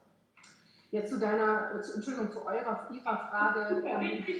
Kurze Annotation, weil wir hatten heute schon mal den kolonialen Habitus. Es verhindert einfach auch die knallharte Selbstkritik und den Anteil an der Situation von Missständen, die aber sehr wohl, und das war schon in mehreren Beiträgen auch thematisiert, die ja auch direkt vor der Haustür zu finden sind, an denen wir dulden, Anteil haben und an denen wir sogar profitieren. Absolut, absolut. Die erwähnte Geografin Doreen Massey nennt das die Umwandlung von Raum in Zeit. Also die Ungleichheit, die im Hier und Heute produziert wird auf eine Zeitachse verschoben und damit wird die Verantwortlichkeit sozusagen auf eine Zeitverlängerung auch geschoben. Ja? Wir müssen nach dem Motto, wir müssen einfach 30 Jahre noch warten, dann haben wir es woanders auch so gut wie hier, was falsch ist. Ja? Das wissen wir, das ist eine falsche Perspektive. Ich würde fast sagen, es ist Ideologie, aber das ist eine andere Diskussion, ob wir es Ideologie nennen sollen. Auf jeden Fall, das ist ein Alltagsverständnis auch. Und es verhindert auch eine Auseinandersetzung quer durch den Globus als gleich Betroffene, gleich Verantwortliche auch für die Perspektive auf dieser Welt. Ja? Und ich finde das mit der Kritik an postkolonialen Perspektiven absolut richtig, aber ich würde schon auch ergänzen, die Idee, dass der Norden vorneweg ist in der Entwicklung, ist durchaus auch von vielen Menschen im globalen Süden geteilt. Und auch da würde ich es kritisieren. Ja? Die Idee der Solidarität ist ja eben nicht karitativ. Also es ist ja nicht, wir im globalen Norden helfen dem Süden, das ist vielleicht auch wichtig mitunter, das will ich gar nicht bestreiten, aber Solidarität meinte erstmal, wir müssen als Gleiche versuchen, der Welt ein anderes Gesicht zu geben, mal sehr pathetisch gesprochen. Und das heißt auch diese Perspektive durchaus auch, ich kenne das aus Osteuropa beispielsweise, aber auch weiter weg, aus Tunesien oder eben weiter noch weg, Indien und so weiter, sozusagen der globale Norden ist das Entwickelte, das, was uns voranschreitet, das gehört sozusagen auch von der Seite geklärt, dass das nicht so ist. Ja? Zugespitzt gesagt, aber das wäre jetzt wiederum eine weitere Diskussion, sage ich in solchen Veranstaltungen dann öfter auch, es ist eher umgekehrt. Der sogenannte globale Süden hat de facto die Rolle einer Avantgarde. Ja? Also die Dinge, die dort passieren, da sehen wir sehr gut, was bereits im globalen Norden durchgesetzt wurde und weiter durchgesetzt werden wird, wenn wir nicht zusammen, also ich meine nicht ganz pathetisch, ja, wirklich global zusammen das anders gestalten können. Ja, genau. Okay, so, dann gehe ich mal auf die zweite Frage. Ja, oder? Ihr lächelt so nett. Ja, weil wir auch gerne da weitermachen würden. Ich glaube, okay. Soziale Produktion und soziale Fragmentierung ist super wichtig. Ja. Genau, also der zweite Punkt knüpft auch wunderbar an meine Vorrednerin an, die das ja auch geschildert hat. Und das ist wirklich so ein Frame, sagen wir, ja, also eine Sichtweise, eine Erzählung, ein Narrativ und jetzt wirklich quer durch die Welt, dass die Investoren, die transnationalen Produktionsnetzwerke, dass die Kapitaleigner, die dann in die Länder gehen und dort investieren, dass das sozusagen die Motoren von Entwicklung sind. Ja, das ist die große Erzählung, die finden wir wirklich von Deutschland, Österreich über Südosteuropa bis hin in das, was wir nach wie vor die Entwicklungsländer nennen, was meines Erachtens ein falscher Begriff ist. Ja? Gut, das passt jetzt nochmal zu dem ersten Punkt. Und zu diesem Zweck werden dann Steuern runtergefahren, soziale Rechte noch dereguliert, also abgebaut, ökologische Schutzvorschriften zerstört oder schlichtweg nicht beachtet. Es werden enorme Summen an Unterstützungsgeldern gezahlt an diese Konzerne zur Ansiedlung und so weiter. Ja? Also wir haben dieses Narrativ, wir brauchen diese Konzerne, weil sie Entwicklung schaffen, weil wenn sie bei uns investieren, dann kommen Arbeitsplätze, dann kommt auch Einkommen und damit kommt das, was wir Entwicklung nennen, nämlich Kaufkraft, auch dann wieder Bildung und so weiter. Ja? Und diese Entwicklung das kann man jetzt wirklich so zugespitzt sagen, oder diese Behauptung ist falsch. Also die Empirie und die Forschung und die kritische Diskussion zeigt es jetzt ebenfalls seit über 30, 40 Jahren, dass etwas anderes passiert, nämlich, das habt ihr jetzt schon angesprochen, diese fragmentierende Entwicklung. Wir haben durchaus auch im globalen Süden, das nennen wir so in der Diskussion die neuen globalen Mittelschichten, ja, oder die auch so neue Reiche, ist so ein bisschen so ein anderes Schlagwort dafür. Wir haben durchaus Menschen, die davon profitieren, die sich dann so in den Management-Etagen wiederfinden oder auch in eher qualifizierten, höher bezahlten Jobs, häufig auch so im Staatsapparat, die dann mit diesen Unternehmen verbunden sind. Und wir haben aber für die große Masse der Beschäftigten, die in diesen transnationalen Konzernen dann arbeiten, miserabelste Löhne, sehr schlechte Arbeitsbedingungen und solche Löhne, von denen man schlecht oder gar nicht leben kann. Ja?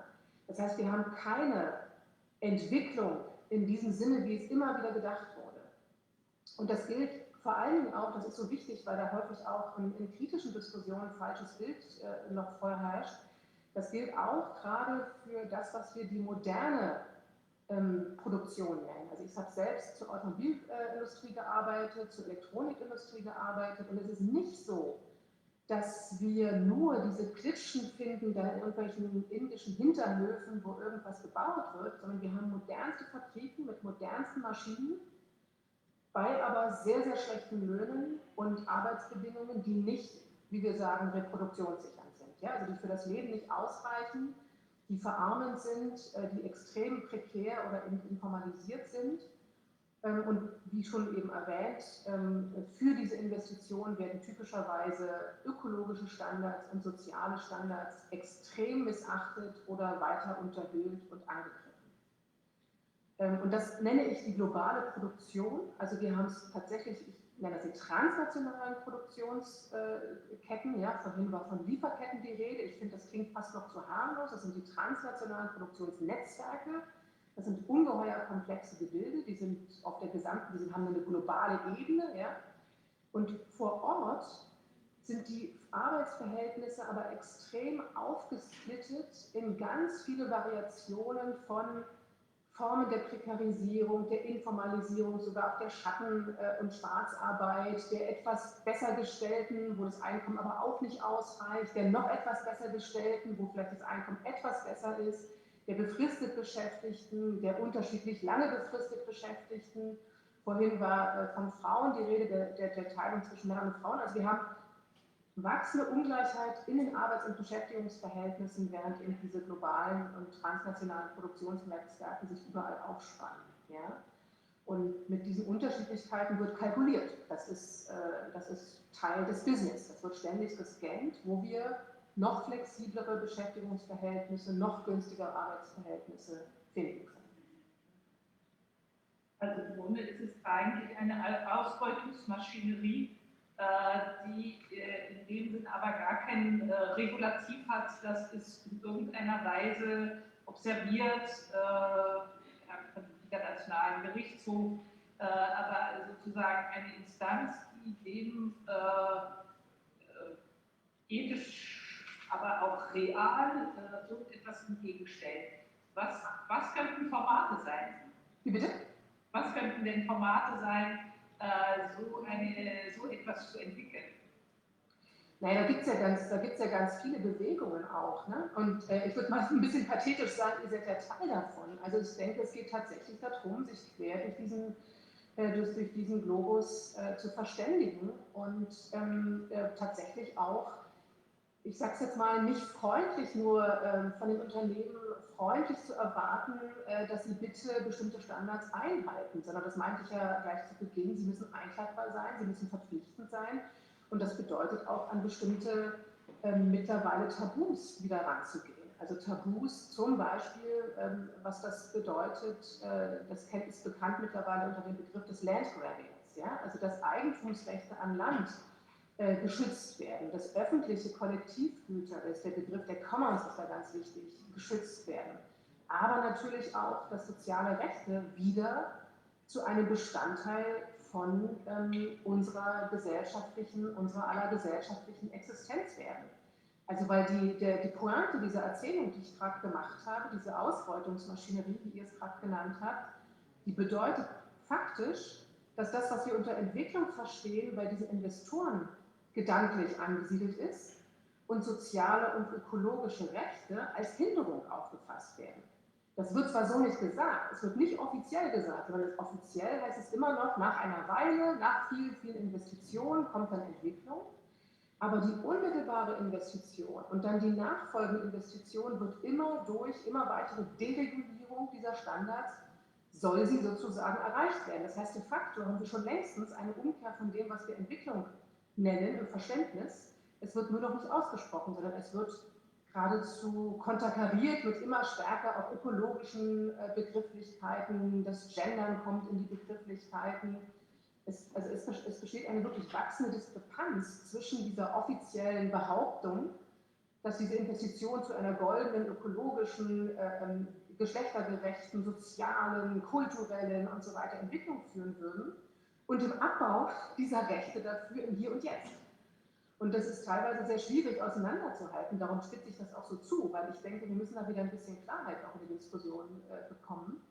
Und weil ihr nach Möglichkeiten gefragt habt, naja, also anderes Beispiel ist eine Delegation der Zapatistas kommt jetzt nach Europa, also es ist dringend, wieder diese globale Ebene aufzubauen als Austausch, um sich zu stärken da drin, da wieder bestimmte Tabus anzusprechen, anzugreifen und auch wieder eine andere Form von Entwicklung durchzusetzen und auch wieder vorstellbar zu machen, ja, gegen das, was wir eben die neoliberale Entwicklung und neoliberale Globalisierung nennen.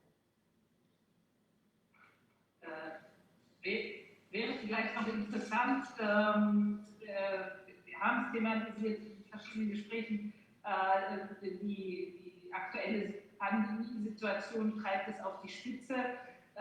Fragmentarisierung ist ja auch der Fakt, dass die Bedingungen der Einzelnen so verschieden werden, dass Solidarisierung unmöglich wird.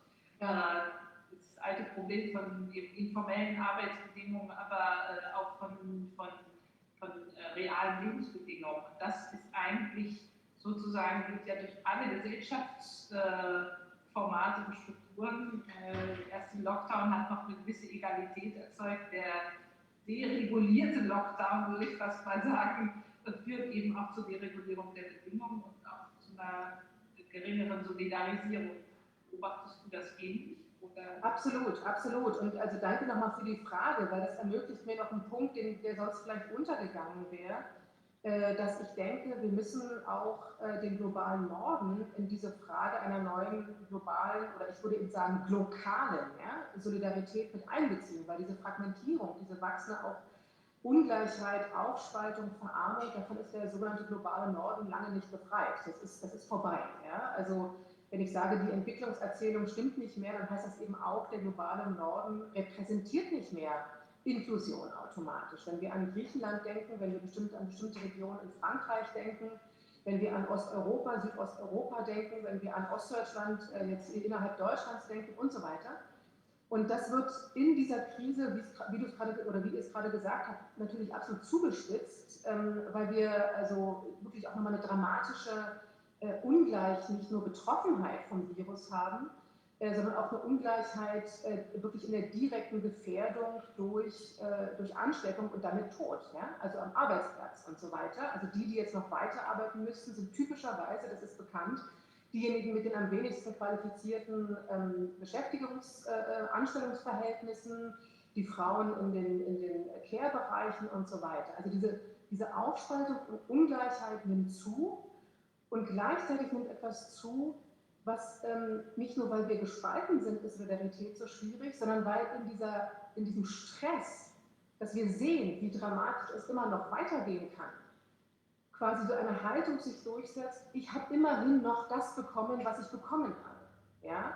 Ich habe immerhin noch einen Arbeitsplatz, auch wenn er mich völlig auspowert zurzeit. Ich habe immerhin noch ein Einkommen, auch wenn es schlecht ist. Ich habe immerhin noch etwas zu essen und so weiter. Also das ist nicht, dass die Leute nicht sehen, dass etwas verändert werden muss, aber diese Aufspaltung führt zu einer Vereinzelung, auch zu einer Konkurrenz häufig, zu einer ungeheuren Sorge, dass wenn man jetzt etwas tut, noch mehr verliert. Und ich glaube, umso wichtiger ist nochmal wirklich eine generelle Diskussion und auch Bewegung wieder aufzubauen, die diese Kräfteverhältnisse grundlegend verändert. Weil ich denke, wirklich, wir würden da auch quer durch den Globus davon profitieren, das insgesamt nochmal in Frage zu stellen und eine neue Art von globalen Zusammenleben oder lokalem Zusammenleben auf die Beine zu stellen. Vielen, vielen Dank. Danke euch. Ja, vielen Dank. Dann machen wir weiter. Später, genau. Excuse me, I'm just reporting from Paris a little bit, from the Paris office. I would just like to say that we have also our audience who's following our Facebook Live. It would be very nice if we could make maybe some bullet points of what has been said in English, because many of our audience, like many people from the audience, you do it, Esteban, no? Don't speak German. So if maybe you can do some bullet points. I haven't been following everything because we're behind the technique.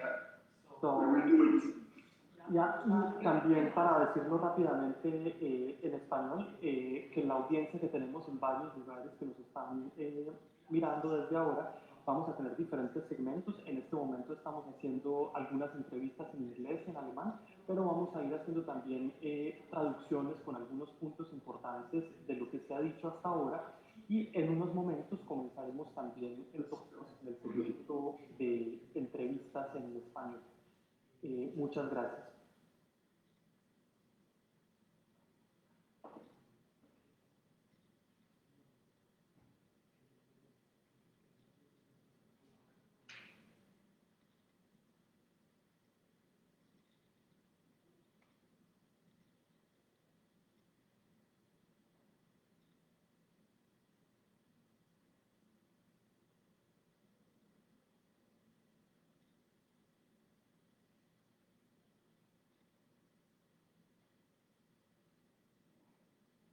Hello, can you hear us?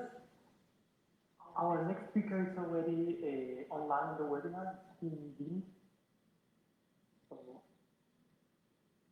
Ja, ich höre Sie gut.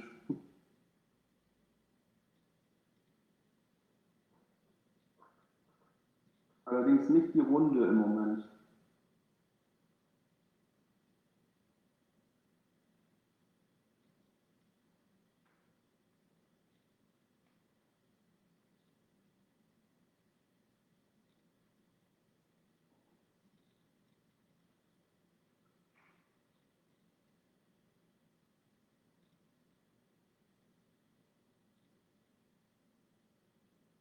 Im Moment kann ich leider nichts hören. Ich weiß nicht, ob Sie schon sprechen. So we have a little issue with your microphone, Geneva, I guess.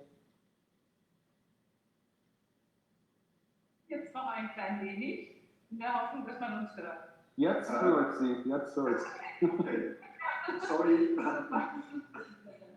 Okay, ja, vielen Dank, dass Sie heute die Zeit gefunden haben, an unserem 24-stündigen Gespräch teilzunehmen. Vielleicht haben Sie auch schon ein bisschen mitbekommen, was die Rednerinnen vorher gesagt haben. Es geht um soziale Rechte, um internationale Solidarität und die Anfangsfrage ist meistens, wie Sie in Ihrer Arbeit bisher zu sozialen Rechten gearbeitet haben. Also wie das in Ihrem Kontext jetzt ein Thema war. Ja, dazu berichte ich gerne. Es ist so, dass ich so ein bisschen provinzieller jetzt werde in dem, was ich erzählen werde, glaube ich, im Vergleich zur Vorrednerin. Mich interessiert vor allem an sozialen Rechten, wie sie national, lokal, regional implementiert werden. Also mich interessiert vor allem, wo werden soziale Rechte dann ganz konkret auch regulativ und so spürbar. Ne? Also die sozialen Rechte haben ja die Eigenart, dass sie häufig in der Rechtswissenschaft, das ist jetzt so mein eigenes Fach, dass sie in der Rechtswissenschaft irgendwie so ein bisschen abgetan werden. Das gilt insbesondere für die deutsche Rechtswissenschaft und damit ist sie sozusagen ziemlich symptomatisch für den globalen Norden insgesamt. Davon war ja auch schon bei meiner Vorrednerin die Rede. Es gibt so eine gewisse Arroganz des globalen Nordens gegenüber sozialen Rechten oder sozialen Menschenrechten, weil man glaubt, ohnehin schon entwickelte Welt zu sein und im Grunde die größten sozialen Probleme hinter sich zu haben. Und deswegen belehrt man sozusagen gerne den Rest der Welt, also das, was man so globalen Süden heute nennt, über die Bedeutung von sozialen Rechten, ohne wirklich darauf zu dringen allerdings, dass sie dort auch eingehalten werden, denn es könnte den eigenen Interessen schaden. Also insbesondere meine ich natürlich Interessen von transnationalen Unternehmen, die schon angesprochen waren. Und andererseits ist es so, dass man für das eigene Land geradezu brüsk von sich weiß, dass soziale Menschenrechte überhaupt eine größere Bedeutung haben könnten für die eigene Rechtsordnung. Und das kann man am Beispiel Deutschland ganz gut zeigen. Im Grundgesetz sind bekanntlich keine sozialen Rechte verankert, jedenfalls wenn man von Marginalien absieht.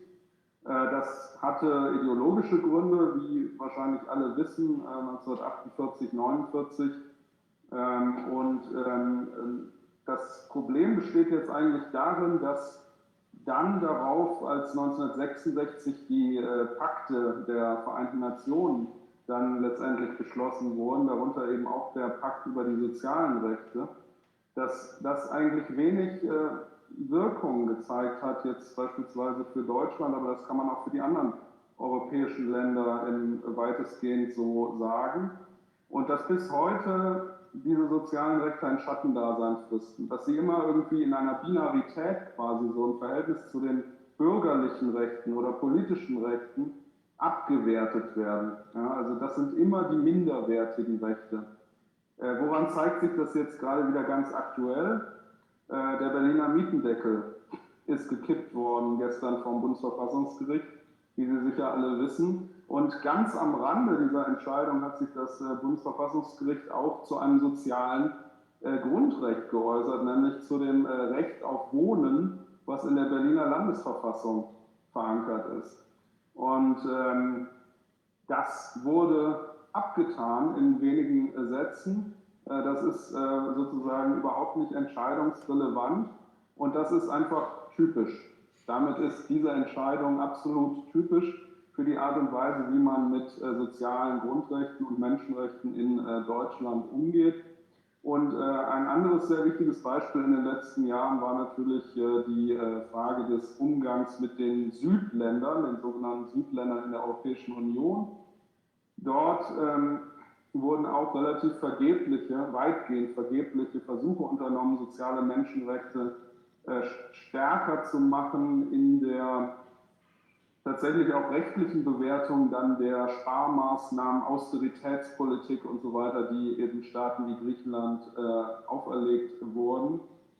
Und eigentlich hätte man ja sagen müssen, dass die Europäische Kommission oder die Europäische Troika und damit auch die Bundesrepublik, die da sozusagen als Staat immer maßgeblich beteiligt war, dass die Bundesrepublik und auch die Kommission und die Europäische Union insgesamt genauso soziale Menschenrechte hätten beachten müssen bei dieser Art Politik.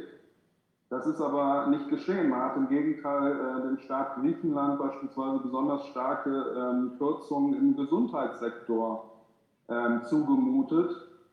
Man fragt sich, wie man darauf kommen kann, dass das sozusagen irgendwie mit den Menschenrechten kompatibel sein soll. Das kann man nur so erklären, dass diese Menschenrechte systematisch abgewertet werden im Rechtsdiskurs innerhalb der Europäischen Union. In der Europäischen Grundrechtecharta sind sie drin, gelten immer wieder nur als programmatische Sätze, als programmatische Normen, die wenig wirklich rechtliche Einklagbarkeit und Folgen nach sich ziehen. Und für die Bundesrepublik gilt eben vor allem, dass die Bundesländer in ihren Verfassungen häufig schöne soziale Grundrechte drinstehen haben, die dann aber sozusagen spätestens beim Bundesverfassungsgericht abgetan werden, so wie in der Entscheidung von gestern. Also meine Beschäftigung geht eigentlich eher dahin zu schauen, wie wird in so einem Staat wie der Bundesrepublik, aber auch in anderen europäischen Ländern und auf der Ebene der Europäischen Union diese Art soziale Grund- und Menschenrechte überhaupt rezipiert und umgesetzt im besten Fall oder gerade nicht umgesetzt. Ja, vielleicht daran anschließend, wenn soziale Rechte jetzt im Rechtsdiskurs so eine untergeordnete Rolle spielen, wie kann denn dann Recht benutzt werden?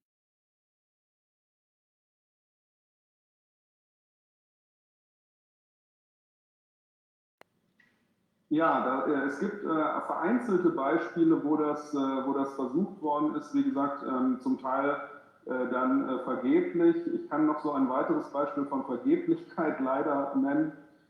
Es ist sehr schwer, wirklich erfolgreiche Beispiele, jedenfalls eben für den Raum der Europäischen Union zu benennen.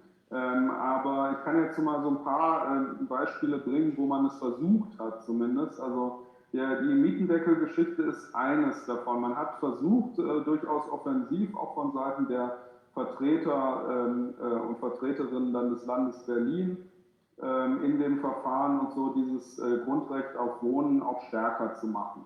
Das hat dann letztendlich nicht funktioniert. Man hat einen Fall im Land Hessen beispielsweise mal gehabt, wo es einigermaßen für Aufsehen gesorgt hat, dass dann tatsächlich auch mal eine also das nennt sich so, also eine Art, ja, wie erkläre ich das jetzt, eine Art Richterin an dem Staatsgerichtshof in Hessen gesagt hat, dass es aus dem Grundrecht auf Bildung, genauer gesagt, also dann aus dem Menschenrecht auf Bildung, was aber auch in der Bundesrepublik gilt, weil es eben eigentlich verbindliches Völkerrecht ist, was die Bundesrepublik unterzeichnet hat, dass im Land Hessen jedenfalls dieses Recht auf Bildung einer Einführung von Studiengebühren, einer Neueinführung von Studiengebühren entgegenstehe. Also diese Meinung wurde vertreten. Leider ist dann am Ende wieder der Gerichtshof als Ganzes dem nicht gefolgt. Das, wie gesagt, ich könnte jetzt ganz viele solche Beispiele aufzählen, wo man zeigen kann, das ist nicht ausreichend berücksichtigt worden. Genauso gilt es eben für die Frage der Austeritätspolitik in der Europäischen Union. Allerdings, um jetzt mal ein bisschen optimistischer zu werden vielleicht, also einerseits gibt es Forderungen innerhalb der Rechtswissenschaft, dass man sich Artikel 1 Absatz 2 des Grundgesetzes, wo drin steht, dass man sich eigentlich als Bundesrepublik auch den Menschenrechten, den internationalen Menschenrechten verpflichtet hat und die bindend sind, dass man das stärker gewichtet, dass man das stärker macht und dass daraus eigentlich folgen müsste, dass die sozialen Menschenrechte auch immer als ein ernstzunehmendes und einklagbares Recht zu gelten hätten. Also diese Meinung wird vereinzelt zumindest vertreten innerhalb der Rechtswissenschaft in den letzten Jahren. Es könnte sein, dass durch die, wie man das nennt, Internationalisierung der deutschen Rechtsordnung und auch der europäischen Rechtsordnung da so gewisse Impulse in den nächsten Jahren sich vielleicht mal bemerkbar machen. Aber dazu müsste dieser Diskurs erstmal etwas hegemonialer werden, als er es derzeit ist. Ja, es sind eben bisher Stimmen, einzelne Stimmen, die sich dafür aussprechen. Und jetzt noch etwas noch optimistischeres vielleicht. Es gibt alle möglichen indirekten Wege, soziale Menschenrechte dann doch zur Geltung zu bringen. Also man bezieht sich nicht auf soziale Menschenrechte ausdrücklich oder explizit, aber man lässt sich letztendlich von diesem Gedanken leiten. Und das passiert in Deutschland zum Teil, wenn über Sozialstaatsprinzip gesprochen wird. Ja? Also wenn darüber gesprochen wird, der deutsche Staat dürfe beispielsweise soziale Bedingungen, also beispielsweise die Ungleichheit, nicht verschlechtern oder nicht verschlimmern. Diese Positionen werden dann in der Bundesrepublik auch stärker vertreten. Und auch auf der Ebene der Europäischen Union gibt es dann durchaus Stimmen, die sagen, die europäischen Grundrechte mit sozialem Charakter beinhalten so etwas wie ein Rückschrittsverbot oder sowas. Also wenn man mal irgendwie einen bestimmten Stand erreicht hat, einer sozialpolitischen Entwicklung, dann könnten diese Rechte eine Art Garantie zumindest des Erreichten bilden. Das hat sich bisher auch noch nicht völlig durchgesetzt, aber es ist zumindest eine stärker vertretene Auffassung.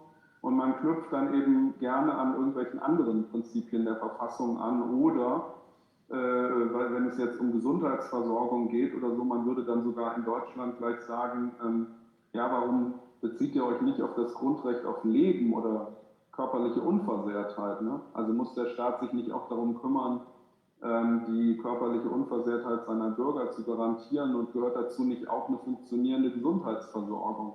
Also man kann es dann woanders andocken und dann findet es vielleicht sogar ein bisschen mehr Gehör, als wenn man sagt, ich beziehe mich hier jetzt auf das Völkerrecht oder die völkerrechtlichen Pakte über soziale Menschenrechte.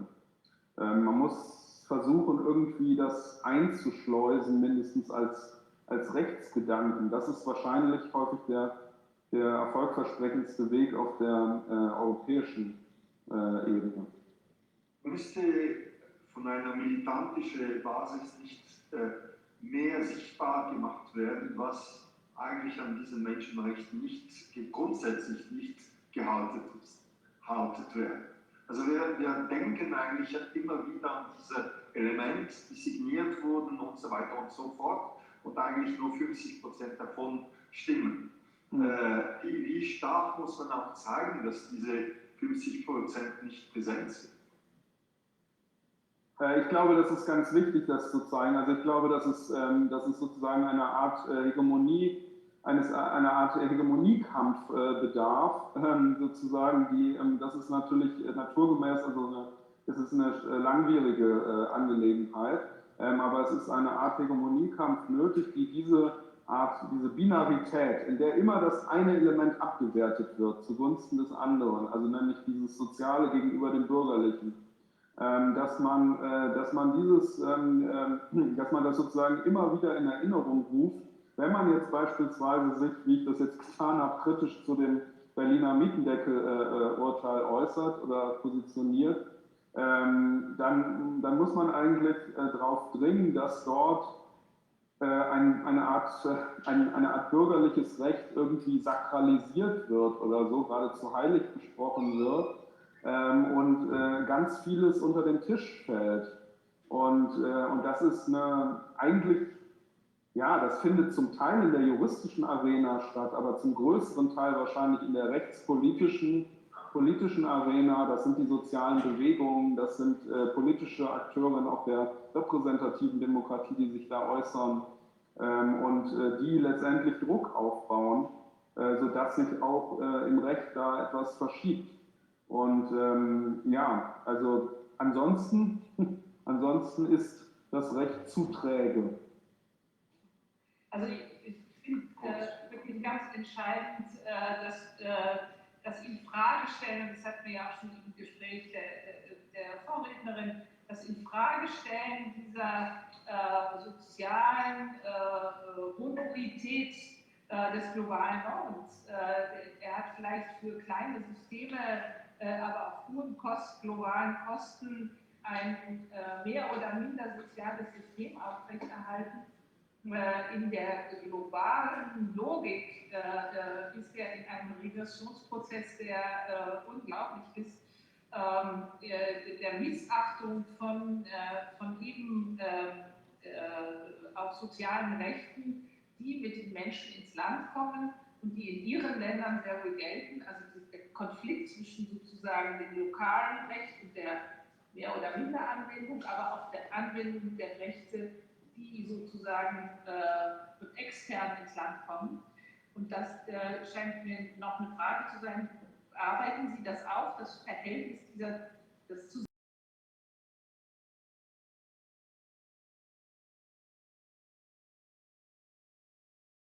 Ja, sorry, ich habe schon auf die Uhr geguckt, ja, hab's gesehen. Also die kurze Antwort ist, ja, insofern, also in dem Sinne vielleicht also wirklich von Etienne Balibar und so, dass also die Grenzen sich wirklich auch in die Staaten verschoben haben, ne? Dass wir es also mit Grenzen wirklich nicht nur mit diesen sozusagen administrativen Grenzen zu tun haben, die wir alle kennen, des Territoriums, sondern dass Grenzziehungen sich durch die Gesellschaften ziehen. Und da kann man dann natürlich beispielsweise beobachten, dass ein Niveau beispielsweise der sozialen Sicherung, was man glaubte für alle etabliert zu haben, dass das nur sehr diskriminierend, also gerade nicht allen zugute kommt. Ja, die ganze Frage der Sans-Papier, der Papierlosen, die ganze Frage der Asylbewerberinnen, die kommen und die auf einem niedrigeren Niveau gehalten werden, der sozialen Sicherung und so weiter. Das ist definitiv eine Forschungsfrage in dem Feld, die mich auch interessiert. Und die eindeutig auch mit Kolonialismus wieder zu verbinden ist. Ja. Mit kolonialen Habitus. Sorry, dass wir abschließen müssen. Das war sehr interessant. Vielen Dank für die Teilnahme. Danke Ihnen, danke Ihnen. Bald. No, I think that was used to those that couldn't follow the last two discussions because it was in German. I will use the next discussion where we will be using the Paris office for the interview to write some bullet points, and I will post them in the chat. Very good. Very good. Solution.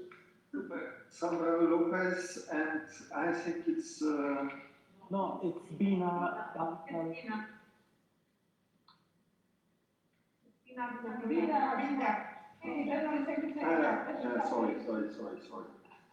Hello. Hi. Hi. Can you hear me? Yes, perfectly. Hi, Bina. Thanks. Yeah, hi.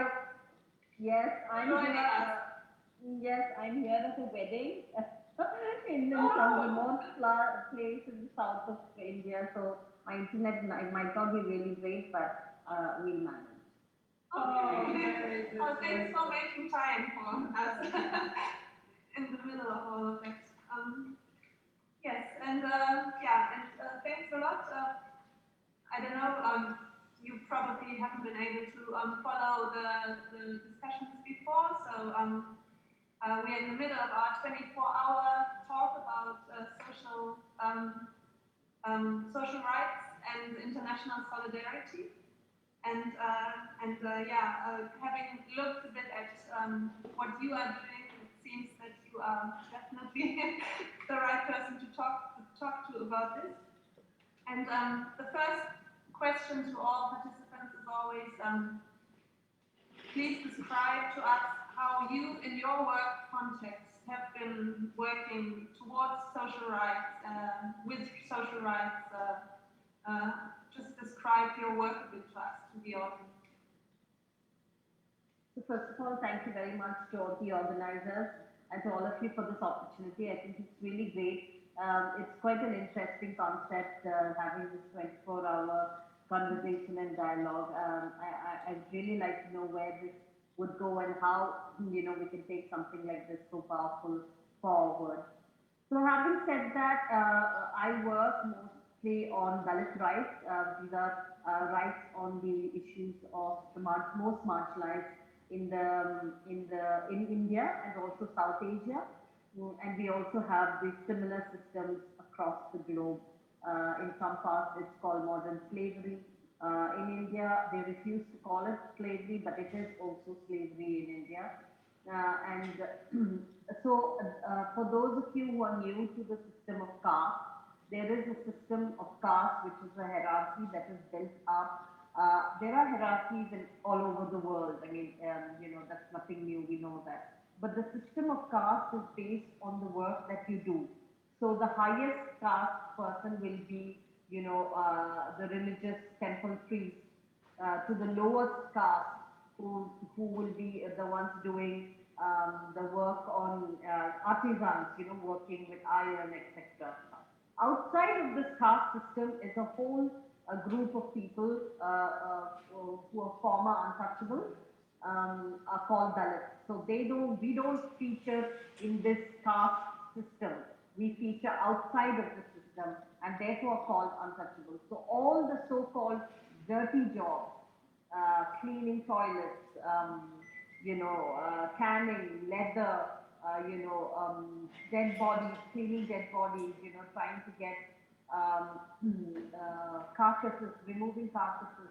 All these so-called dirty jobs, actually we find it really strange that they would call them dirty jobs, because we are actually keeping the cities clean. We're actually keeping the towns clean. But this kind of job is assigned by birth. So my father, my grandfather, if they were doing cleaning, I would end up doing cleaning. Yes, we've broken, many of us have broken this system by, education, getting an education. That's why I'm able to sit here and have a conversation with you in English, where many of my sisters and brothers from the community may not be able to. So large amount of work that we do is to end or emulate the system of caste. So try and see if we can have equal opportunities, both in work. We push for affirmative action and to ensure effective implementation of affirmative action. We support the government in ensuring that many of the laws and legislations that they have for the marginalized communities are effectively implemented. So we work on policy research and try to ensure that, it's not a small number. If you put only Dalits, it's about 16.8% of 1.2 billion people. That's about 160 million almost. And if you also take the indigenous population, so if you put both these groups together, it's about 25% of the total population. So that's a huge population just in India. And then you have similar systems in Nepal, Bangladesh, Sri Lanka, Pakistan, and other forms in UN language. So many of you would be interested in knowing that it's called discrimination based on work and descent. So the work that you do and the descent, because of birth, it's called that by the UN. So we work a lot on this. Our organization works specifically in connecting the grassroots, so trying to ensure communities can access their rights to the subnational, to national level, to the international, global level, trying to see if we can connect the entire chain up to the UN. So, in a very short nutshell, this is what we do. Very important and beautiful work. One question which we ask is because also in worker unions struggles, the question is always how to reunion and how to contact people who are concerned, because often they are in informal conditions, there's a high level of literacy, so how to get in contact and how people people are feeling concerned because they think that they don't do a work which has a value and they don't see themselves as having the right to have rights. What are your actions to reunion? Yeah, I think reuniting people is a challenge always, because there is one concept in India, called fate, that everybody believes this is my fate. So, I'm born a Dalit, so I'll always remain a Dalit and I have to continue. So there is us as a community internalizing, so to break them out of those shackles. Many of the younger Dalits are breaking those shackles, challenging the system, pushing the boundaries. There are many still stuck because there are no other alternatives. So I think uniting is to bringing together. I don't think that anybody, as an outside force needs to come and bring them together. I think as a community, that we mobilize ourselves, we come together, specifically for people like me who have been able to break those shackles and able to attain an education. So my purpose in life probably would be to give back, to bring these communities together, to demand our rights. It's always challenging because what do you tell? There is many of you must have heard of manual scavenging, where women are engaged in cleaning dry toilets with their bare hands, and that system is still very prevalent in India, and 100% of the women engaged in manual scavenging are from the Dalit community. Nobody else dares do clean other people's shit. Nobody does that with their hands. It's only the Dalit. How do you go and tell a Dalit woman who's been doing that for years and years, that you come out of it? You have to come out of it. But what is my solution to her? That if I'm going to tell her, please, let's break this, let's come out, but I should have a solution to give her. And therefore, the government did come up with a law that is supposed to eliminate this practice altogether, And so the government is supposed to eliminate this practice and rehabilitate her as a person who's been engaged in this. But there's a whole circle of things that have happened to her because she's, engaged in manual scavenging. A couple of years ago, I spent some time with a few of these women, and all their children don't go to school because they're not allowed to step into a school. And we're talking of a country that has right to education up to a certain age, where the government is supposed to ensure that children get education up to, I think, 14 years of age. Up to a certain age, they're supposed to get educated. They're supposed to get at least school education, but that's not done. And I kept on asking the women, why did you force your children to go to school? Because the school is just around the corner. And they said, we have sent them to school so many times. They're either beaten up, they're either called names because they are children of, women engaged in manual scavenging. And so when I went there, it was afternoon, it was around school time in the afternoon, about 11:30. And all the children between the ages of maybe 5 to 10 were all there. So they are going to get into this vicious circle.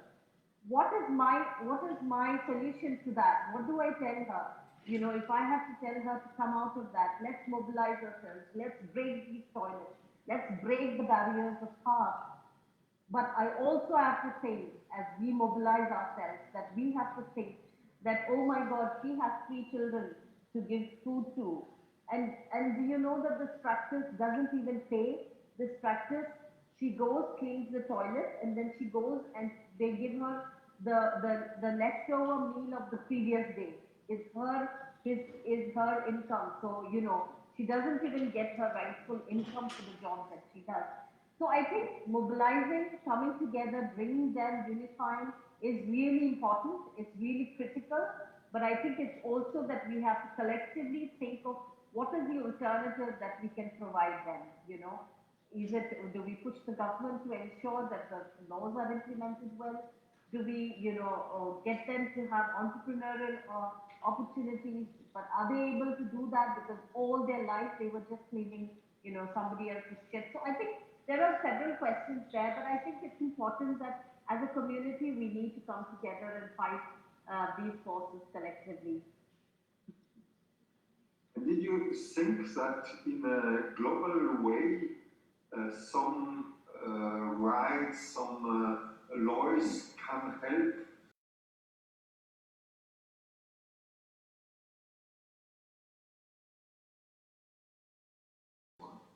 Yes. I don't know how safe it is to speak here about this, but I would still take the risk. And later, if we think that we don't have to, publish this part of what I'm going to say, that one of the things that we are facing a lot of flack on by the government of India is that we cannot talk about caste outside of the country, because many times they say that caste is an internal problem. But actually, it's not an internal problem. It's, everybody who goes out of the country takes caste with them. It's like you take your mobile phone, or you take your caste with you. So there are diaspora Indians in America who practice the system of caste. Recently there was a huge case in the Silicon Valley. There are people who take. So I think we have to call on the different governments to demand that India take better measures to ensure that discrimination based on caste doesn't continue. And there are almost about 40,000 cases every year registered. There is a special provision that is used for the atrocities and violence that happens on Dalits by other dominant castes. There are about 40,000 cases registered every year, and this is the government data. This is not my organization data. And there are about 10 women, Dalit women, raped on a daily basis in a span of 24 hours. So these are shocking, these are shocking statistics, and I don't think any government should be quiet about it. They should take action. So I think, yes, it is helpful. We need to demand the international community to put in stricter measures to ensure that India doesn't continue to, put this under the carpet. And I think it's about time that they address it. Yeah, I think it's very important, and still, if we know a lot, we don't know enough from each other. And I think what you have told us is it's also an invitation, and you give me the chance to say this to our community, which we are creating today, with those who are taking speech, but also with those who are hearing, to propose maybe an educational format for the kids. So to say if it's not in the official school, it's an alternative school system where you can have an international degree. So maybe it's a school from outside. And I think we need this. We just heard how Germany has a necessity, because it's a developing country, and I say it's underdeveloped, and we have conditions where we have to find formats to overcome the structures. And that I just share idea and demands, even if you don't have to formulate this, you have to formulate this demand, but to invent a format for this need. And I think it's important to share needs and problems in this round. Yeah. Can I just share?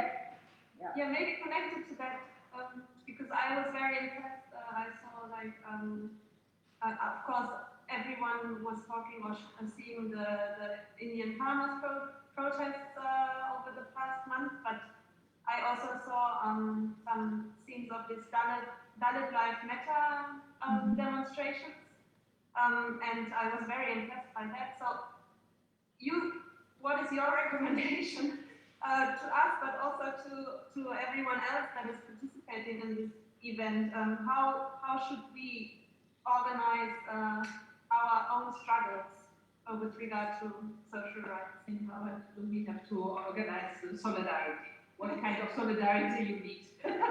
Yes, thank you. I think very powerful questions, and I hope my response will be as powerful as those questions, because those are really important when we think about moving ahead. Before I say anything, I would like to place on record that India is a country that has some fantastic legislation. So we don't have to reinvent something. We don't have to, look at something innovative. You talk about legislations and we've got them all there. We've got one of the best constitutions in the world. We've got Elimination of Manual Scavenging Act. We've got targeted budgeting, where budgets are, allocated specifically proportionate to the population of Dalits and also the indigenous population. We've got other strong legislations to address violence and atrocities. So having said that we have these powerful legislations, where is that gap? The gap is that the people who are implementing these legislations don't really care, don't really want it to be implemented, because most of the legislations are implemented by the dominant, and these are reinforced by the powerful structures, by the systems that are already there, run by the dominant. So somewhere the prioritization of ensuring that discrimination based on caste or violence based on caste and atrocities does not continue. It's not in their welfare to do that. So we need to, one, definitely demand the government that, they need to implement these legislations and laws effectively. But international community, I think we really need to come together, just like how Black Lives Matter, if you saw how it gained such an international, such international acclaim. People joined from all over. There were people from Hollywood speaking about it. There were people from the politicians speaking about academics. So I think it would be really good if, people who are watching this, if we can do that, if we can make, Dalit lives matter a huge issue globally, and get solidarity. Different countries should be speaking about it. Many of you can advocate with your own countries to ensure that, at least they have one line to say that, we cannot, history will not forgive us, History will not forgive us if we continue to watch 40,000 people dying every day just because of their caste. Every year just because of their caste. We cannot continue to allow that. We cannot continue, people are killed for simple reasons, like if you climb the horse, because you're Dalit, you can't sit on the horse, so they kill you. Because you go to the well and you take water, they cut your hand off. So, these are things that are so ingrained in it. We cannot sit, even as an international community, we cannot be silent anymore. So I would urge and I would demand that I think one of the demands should be that if we are after this, if we do have any resolutions coming out of this meeting, that we ensure that, discrimination based on caste features in that. The demand also that different countries should speak about it at the UN level, UN agencies should speak about it. And in terms of ensuring that the Dalits themselves get opportunities, there are several opportunities. We just need to enable the youth to be able to access those opportunities. There are several organizations like us who are supporting and helping in that, but international community are welcome to ensure that we are able to connect to those opportunities for these young Dalits from the country. And I'm sitting here because I do have a lot of hope, despite the situation, despite the right-wing fundamentalism growing. I still have hope that, that's why I'm here, and that's why we are all sitting here talking. So I think my main demand would be that whatever comes out of these meetings, we ensure that caste is mentioned. Most of the time, these meetings, we have a lot of fight at the end, because when we want to present it to different countries, then everybody says, no, you remove caste, don't put caste, it's a very highly political. So I hope that, we don't do that. We are a little bit bold in asking, and putting our demands forward and ensuring that, we really give priority to creating an equal world for our children. Bravo. Yeah. We are with you, and we take it serious. Thank you. Thank you so much for your time, for making time for us, and for your powerful statement. Thank you. Okay. Bye-bye. Bye. All the best. Yeah. All the best for you. Thank you. Bye-bye. Keep strong. Thank you very much, Bina. We will be taking over Geneva's office for the next interview. We will be going now to Ecuador y vamos a pasar también entonces a hacer nuestra primera entrevista en español del día. Queremos entonces dar la bienvenida a Sandra López, que nos acompaña del grupo de apoyo al movimiento de mujeres de Azuay. Muchas gracias, Sandra, por estar con nosotros en directo desde el Ecuador. Y queríamos entonces comenzar un poco la conversación contigo, digamos, con que nos contaras y que contextualizaras al público, a las personas que nos están viendo, un poco en todo el mundo sobre el trabajo que ustedes hacen con GAMA, con la organización que tú estás representando el día de hoy. Muchísimas gracias por la invitación. Realmente para nosotros es un honor participar de este evento de tan grande importancia. Realmente es una jornada increíble la que se han propuesto y bueno, desde ya entendemos que está empezando casi, pero desear todo el éxito y que muchas personas se sumen a esta reflexión y que posteriormente se continúe, ¿no? Bueno, sí, GAMA trabaja en el Ecuador desde el año 1994, hemos cumplido ya 27 años y nuestro interés primordial ha sido aportar para el ejercicio de los derechos de las mujeres, objetivo inicial al que se sumó después el tema de cruzar nuestro trabajo por los derechos de las mujeres con temas de interculturalidad y temas de ambiente.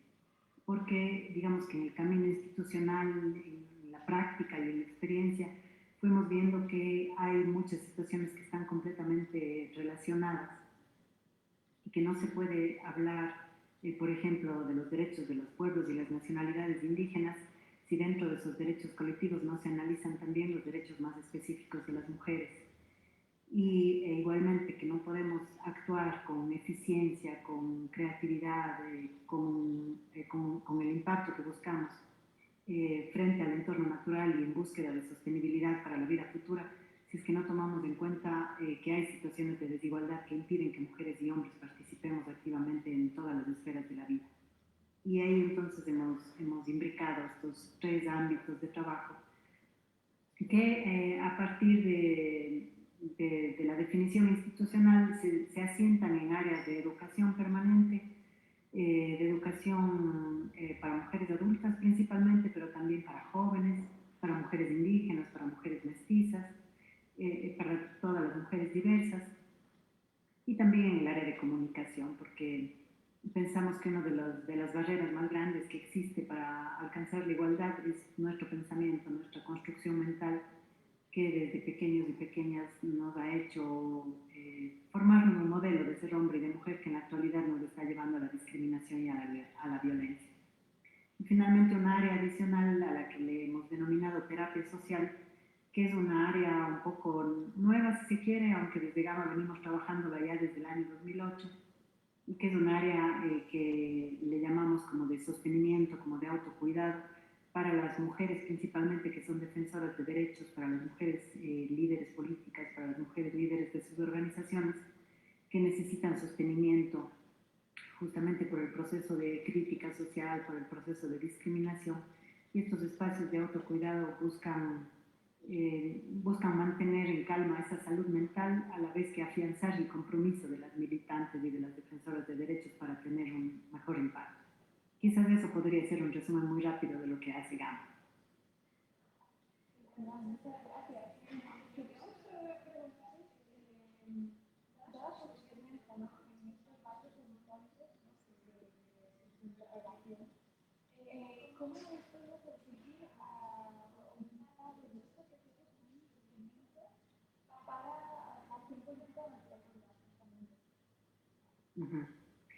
Nosotros hemos profundizado más en el derecho a una vida libre de violencia, ¿no?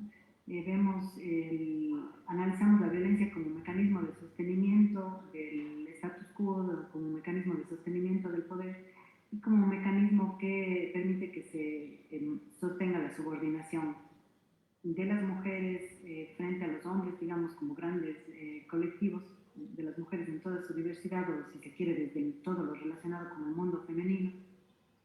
Y por lo tanto, la violencia se convierte en un mecanismo que no permite el ejercicio de múltiples derechos.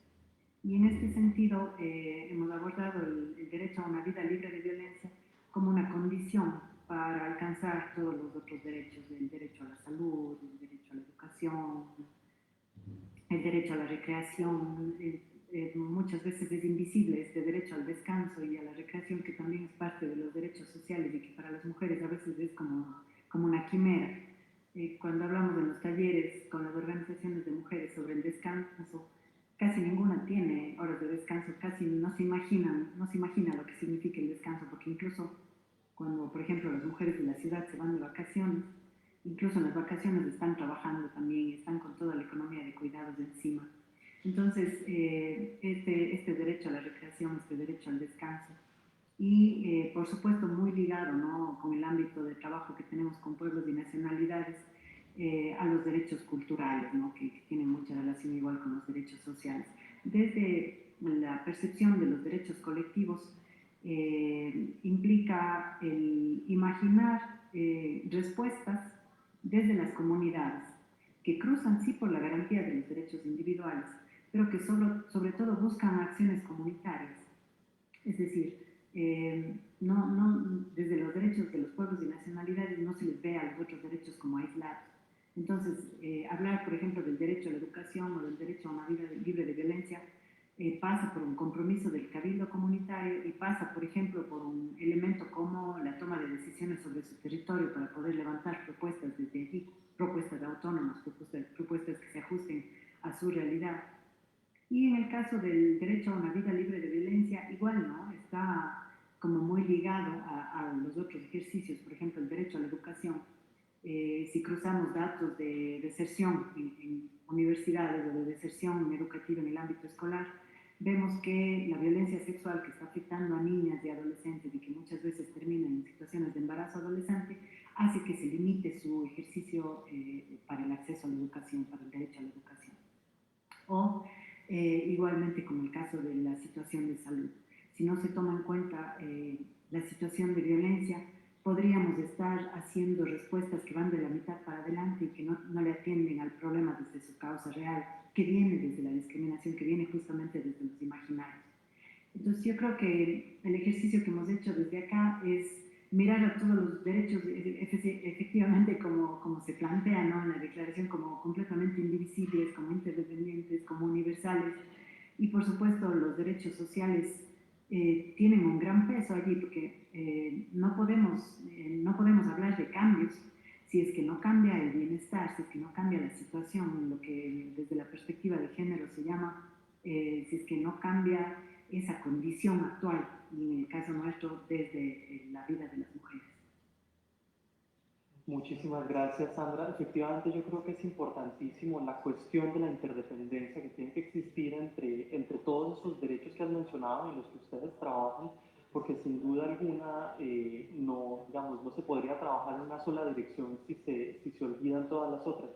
Pero yo quisiera de pronto también volver sobre una cuestión que tú habías mencionado un poco en la presentación que nos hiciste sobre tu trabajo, y era sobre, bueno, tú nos decías que trabajaban mucho en el ámbito de la terapia social, del sostenimiento, del autocuidado y de la educación de las mujeres adultas, indígenas y mestizas. Y yo te quería preguntar un poco, digamos, por el contexto por el que estamos atravesando ahora, que es un contexto de pandemia, de crisis económica. ¿Cómo es ahora la situación para las mujeres casual con las que ustedes trabajan, la situación para ustedes? Que nos cuentes un poquito cuáles son las urgencias, las prioridades y la situación en este momento. Y efectivamente el contexto de la pandemia nos ha colocado en una situación difícil Ha incrementado la situación de violencia, en el Ecuador han incrementado los femicidios. Toda la parte de la época del primer confinamiento implicó mayor aislamiento para las mujeres y no tenemos una respuesta estatal que dé cuenta de esta situación o que atienda a esta situación. Por otro lado, tenemos también que se han juntado las situaciones de la sobrecarga de trabajo con el teletrabajo en algunos casos y con el acompañamiento que se necesita hacer a los procesos de teleeducación. Así es que han confluido, por una parte, esa situación de la pandemia a la que se suman situaciones de desempleo, situaciones de falta de trabajo. Entonces ahí ya se complica la cosa. Y eso se suma además a la situación de salud, a la situación de contagio y a la necesidad de cuidarnos más, que implica también sobrecarga de trabajo para las mujeres, porque toda la situación de cuidar en la casa generalmente se asocia con esta carga social que tenemos las mujeres. En este sentido, nosotras hemos visto sí que hay una gran demanda de acompañamiento para eso, para la salud mental, para encontrar espacios de descanso en donde se pueda calmar un poco la ansiedad, en donde se pueda disminuir un poco ese estado de sobrevivencia, ese estado de estrés permanente por toda la problemática social y por el contexto, y que para las mujeres se agrava más. Y lo que hemos construido conjuntamente ahí con las organizaciones de mujeres de acá y desde las propuestas que ya veníamos trabajando, es una propuesta que se llama el cuarto propio, tomando la idea de la obra de Virginia Woolf, ¿no? De que las mujeres necesitamos construir un espacio en donde encontrarnos con nosotras mismas y en donde nadie más incida y en donde podamos crear, podamos informarnos, podamos conocer, podamos proponer. La idea del cuarto propio ha sido desarrollada en modalidad virtual, lo que nos da posibilidad y nos ha permitido también llegar a muchas más mujeres, y es la gran potencialidad, por otra parte, que hemos encontrado durante la pandemia, que en los procesos de formación en donde antes inscribíamos a muchas personas de Cuenca, muchas mujeres de aquí de la SUAY o de la región sur del Ecuador, ahora estamos incorporando mujeres que se inscriben de otros países y que comparten, que dan de sus experiencias, dicen que la situación es completamente similar, al menos en el caso de América Latina, ¿no? Con la situación de la pandemia, la violencia, la sobrecarga, la teleeducación, la falta de actuación por parte de los estados para atender adecuadamente todas estas demandas desde los derechos de las mujeres, y la inexistencia de programas que atiendan esta parte que se necesita de acompañamiento, y que en esta época es todavía más dura, porque ya hemos pasado el primer año y como que, si bien objetivamente sabíamos que esto iba a tomar más tiempo, si bien objetivamente sabíamos que quizás 3, 4 años, cuando empezó a salir la vacuna parece que nuestros cerebros dijo, bueno, ya falta poco, y en la práctica, al menos en Latinoamérica, con la velocidad de la vacunación vemos que no falta poco, vemos que todavía el tiempo se extiende y que nos toca quizás confinarnos nuevamente, en fin, la salud mental se ve deteriorada, y eso deteriora a la vez todo el accionar que tenemos en las comunidades, en las organizaciones, en los barrios, y se suma otra vez de la situación de salud mental, de agotamiento, de estrés, a las otras problemáticas para las mujeres. Entonces pensamos que es necesario generar este tipo de espacios, que no son espacios como aislados, sino que lo que buscan es dar herramientas cotidianas para que las mujeres puedan incorporar en su día a día determinadas acciones pequeñas, herramientas de respiración, ejercicios, juegos, en fin, una serie de técnicas muy cotidianas que no les toman demasiado tiempo, pero que les ayudan a desconectarse y que evitan enloquecer, digamos directamente. La verdad es que es un tiempo muy duro, y con toda la sobrecarga de trabajo para las mujeres y la problemática profundizada, sí podríamos tener después indicadores que nos den cuenta de un agravamiento integral de la condición de las mujeres.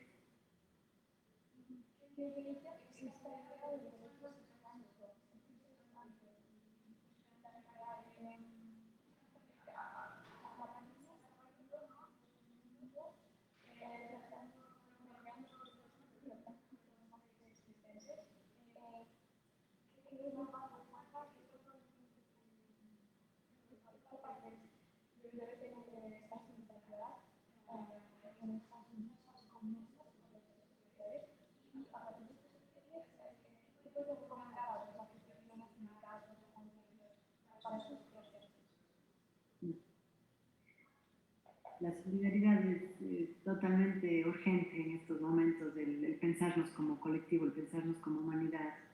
La pandemia nos ha mostrado también eso, ¿no? Que el problema no es de una persona, que el problema es del mundo. Quizás nos permite tener esa dimensión de análisis de todas las causas y consecuencias que antes veíamos como aisladas y no veíamos la complejidad de todo, y ahora sí, ahora vimos el efecto mariposa en su real dimensión, ¿no? Y entonces, por un lado, la ansiedad, el estrés, el miedo, la enfermedad, el duelo, las tristezas y todo, nos hacen como volver hacia nuestra individualidad y hacia un cuidado que muchas veces hace que olvidemos al resto de personas. Pero justamente esa es la actitud que nos está estresando y nos está dejando en desolación. Entonces yo pienso que en este momento generar redes de cuidado, círculos de solidaridad, de apoyo, en todo sentido, ¿no? Para la salud, por ejemplo, vemos el caso concreto de organizaciones de mujeres indígenas de Saraguro, que es un pueblo indígena aquí en el Ecuador, un pueblo indígena quichua, cómo las redes de solidaridad están funcionando. Si es que una compañera se enferma, si es que una mujer está con COVID, si es que su familia está con COVID, ahí está el grupo para enviarle alimentos, para buscarle una medicina natural, para llamar al doctor o a la doctora para que le acompañe, para generar las redes o para prender una mesita y para prender velas y hacer una ceremonia donde se juntan las voluntades, que también importa. Saber que están pensando en mí, saber que desde algún lugar del mundo me están mandando energía, saber que están generando salud, también importa, porque somos energía también, somos biología, claro, somos materia, pero somos pura energía, somos pura chispa, pura electricidad. Entonces esa solidaridad para manifestarse no necesita el mecanismo de la relación directa, no necesita cruzar necesariamente por el ámbito material o económico, sino que también necesita vernos integralmente como personas. Somos más que solo cuerpos, somos más que solo personas que nos alimentamos o que trabajamos. Somos mucho más que eso, somos personas que podemos crear, que podemos apoyar, que podemos cuidarnos y que podemos construir redes de protección. Eso funciona tanto de manera directa cuanto en redes y virtuales, ¿no? Porque existen grupos, y hemos visto aquí también experiencias de mujeres que se han ido consolidando a partir de una reunión. Estuvieron 4 y después dijeron llamemos a más, y ahora utilizando las herramientas digitales, cada quien, por ejemplo, cada semana buscan un especialista en un tema que esté de preocupación. Por ejemplo, que se vale o no vale vacunarnos. Entonces buscan a alguna mujer científica que esté trabajando el tema, buscan también a alguna mujer que trabaje en la medicina natural y se arma la videoconferencia. Queremos aprender más sobre alimentación sana y preventiva para el COVID.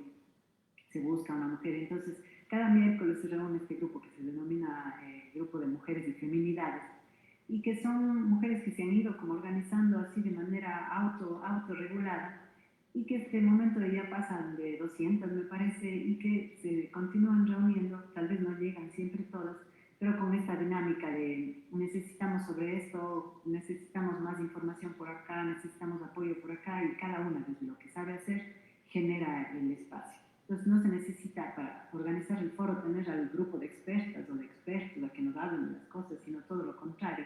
Se necesita a las personas, a las mujeres que desde la práctica cotidiana cuentan lo que aprendieron, cuentan lo que funciona mejor. Entonces me preguntabas qué sugerencias. Tal vez yo creo que dar rienda suelta a la creatividad en función de esa conformación de comunidades colectivas, comunidades virtuales colectivas, que van más allá del espacio y que se juntan en la búsqueda de construir mejores condiciones, en hacer de esta situación de la pandemia una oportunidad, ¿no? En medio de todo un nuevo desafío para que pongamos en juego toda nuestra humanidad, toda nuestra bondad, toda nuestra creatividad y podamos continuar un tiempo más en el planeta, en mejores condiciones. Muchísimas gracias, Sandra. De verdad que ha sido un placer tener esta conversación. Es importantísimo el trabajo que ustedes hacen en el Ecuador. Y bueno, en el sentido en que tú mencionabas que también somos energía, pues les mandamos toda la energía desde acá y desde el resto del mundo en todo el evento que va a seguir 24 horas. Luego, más tardecito, comenzaremos con todas las conversaciones de América Latina. Y también entonces van a haber otras experiencias del Ecuador, de Colombia, de México, que podrán también seguir o acá en el webinario. Luego, muchísimas gracias y nos vemos muy pronto. Muchísimas gracias a ustedes. Cuídense mucho. Gracias. Bien. Abrazo fuerte. Et maintenant, Alors, c'est à nous. oui, nous allons partir au Sénégal. On est un peu à l'heure. Ouais. Oui, on a 5 minutes de retard et on va enseignement donc au Sénégal. On passe la parole. Pour après, Claudia, il faut que tu augmentes ton micro, on t'entend pas très bien. Oui. Il va falloir que tu changes de micro. Hein. Ouais. Ok. Alors, Tchèque-Diop. Monsieur Tchèque-Diop, vous nous entendez? Est-ce que vous nous entendez? Monsieur Tchèque-Diop, on voit.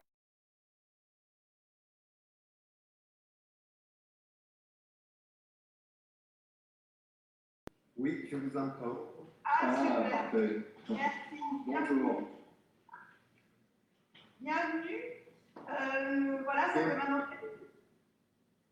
Merci, camarades, merci à tous.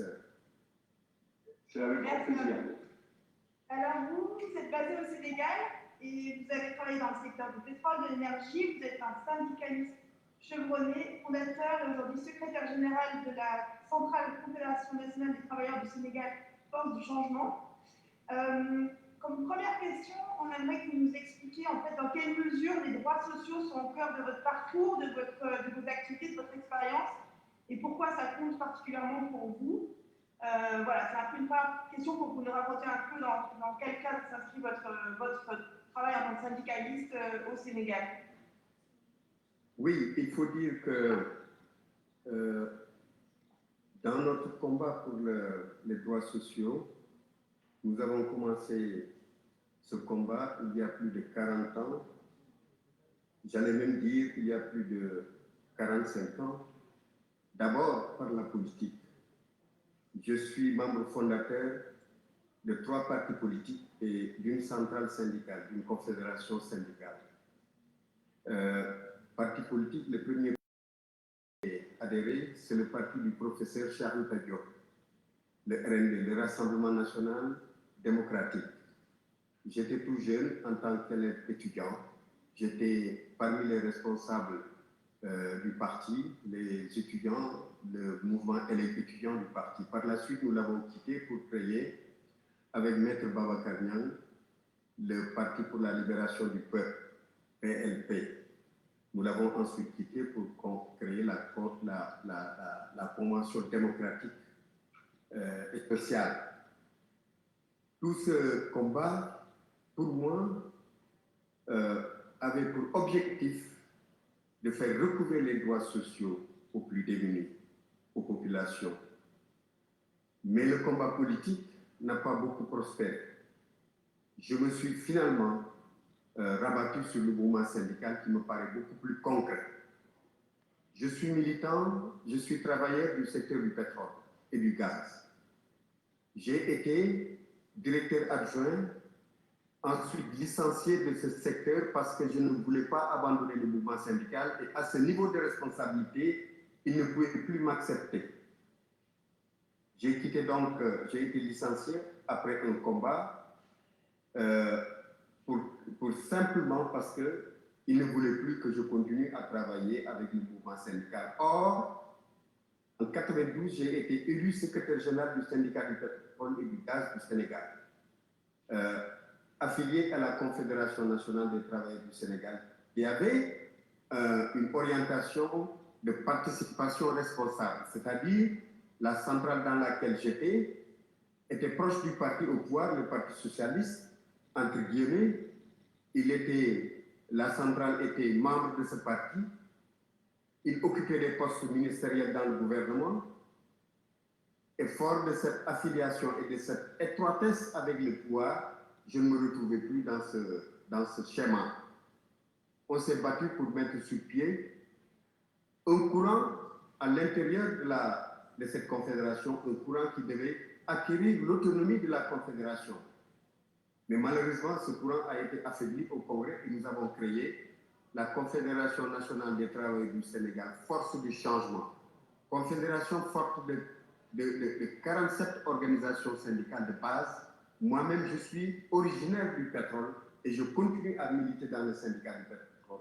Nous avons 45 organisations qui militent à la synthèse force du changement. Notre orientation est une orientation de syndicalisme, de partenariat dynamique. Nous ne voulons pas intégrer les partis, nous sommes indépendants. Nous voulons faire de notre organisation une structure de lutte uniquement pour les travailleurs et pour l'émancipation des peuples également, parce que nous considérons que notre action s'inscrit dans celle du peuple et que nos préoccupations intègrent celles des populations. Nous, dans nos revendications, nous faisons en sorte que les inégalités soient anéanties, réduites. Nous faisons en sorte que les politiques publiques qui s'élaborent tiennent compte de la demande sociale. Dans le secteur du pétrole où je suis originaire, c'est le même combat que nous menons. Aujourd'hui, que le Sénégal est un pays pétrolier, nous allons entrer dans l'économie pétrolière d'ici 2022. Nous avons besoin donc de créer un link, de créer des relations avec tous les pays qui ont des syndicats de pétrole forts pour qu'on puisse s'inspirer de la pratique de ces organisations syndicales-là pour que l'économie pétrolière revienne au peuple, pour que l'économie pétrolière profite au peuple, pour que les ressources naturelles profitent au peuple. C'est la raison pour laquelle nous lançons ici un appel pour qu'il y ait des relations qui puissent nous aider à mener, à se battre pour une bonne pratique. Notre organisation pétrolière est la seule dans le secteur. Nous sommes une seule et unique organisation qui contrôle le pétrole et le gaz au Sénégal. Il faut dire maintenant qu'il faut qu'on encadre l'économie pétrolière. Il est vrai que les premiers jalons qui sont posés nous rassurent, mais ce n'est pas suffisant. Il faut être vigilant pour que, dès qu'on entame l'économie pétrolière, que l'économie soit profitable au peuple, aux populations et non aux lobbies étrangers et aux lobbies nationaux. Maintenant, je vais aborder un autre sujet qui me paraît important avant la fin de mon temps. Il s'agit de la pandémie, des premières leçons que nous tirons de la pandémie.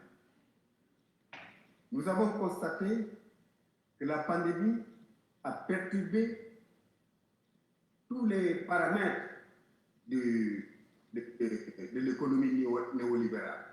Nous avons constaté que le coronavirus, cet infiniment petit, a confiné l'infiniment grand, fermé les frontières que la mondialisation avait grandement ouvertes, confiné l'économie financière que le pouvoir libéral, ultralibéral avait caporalisé.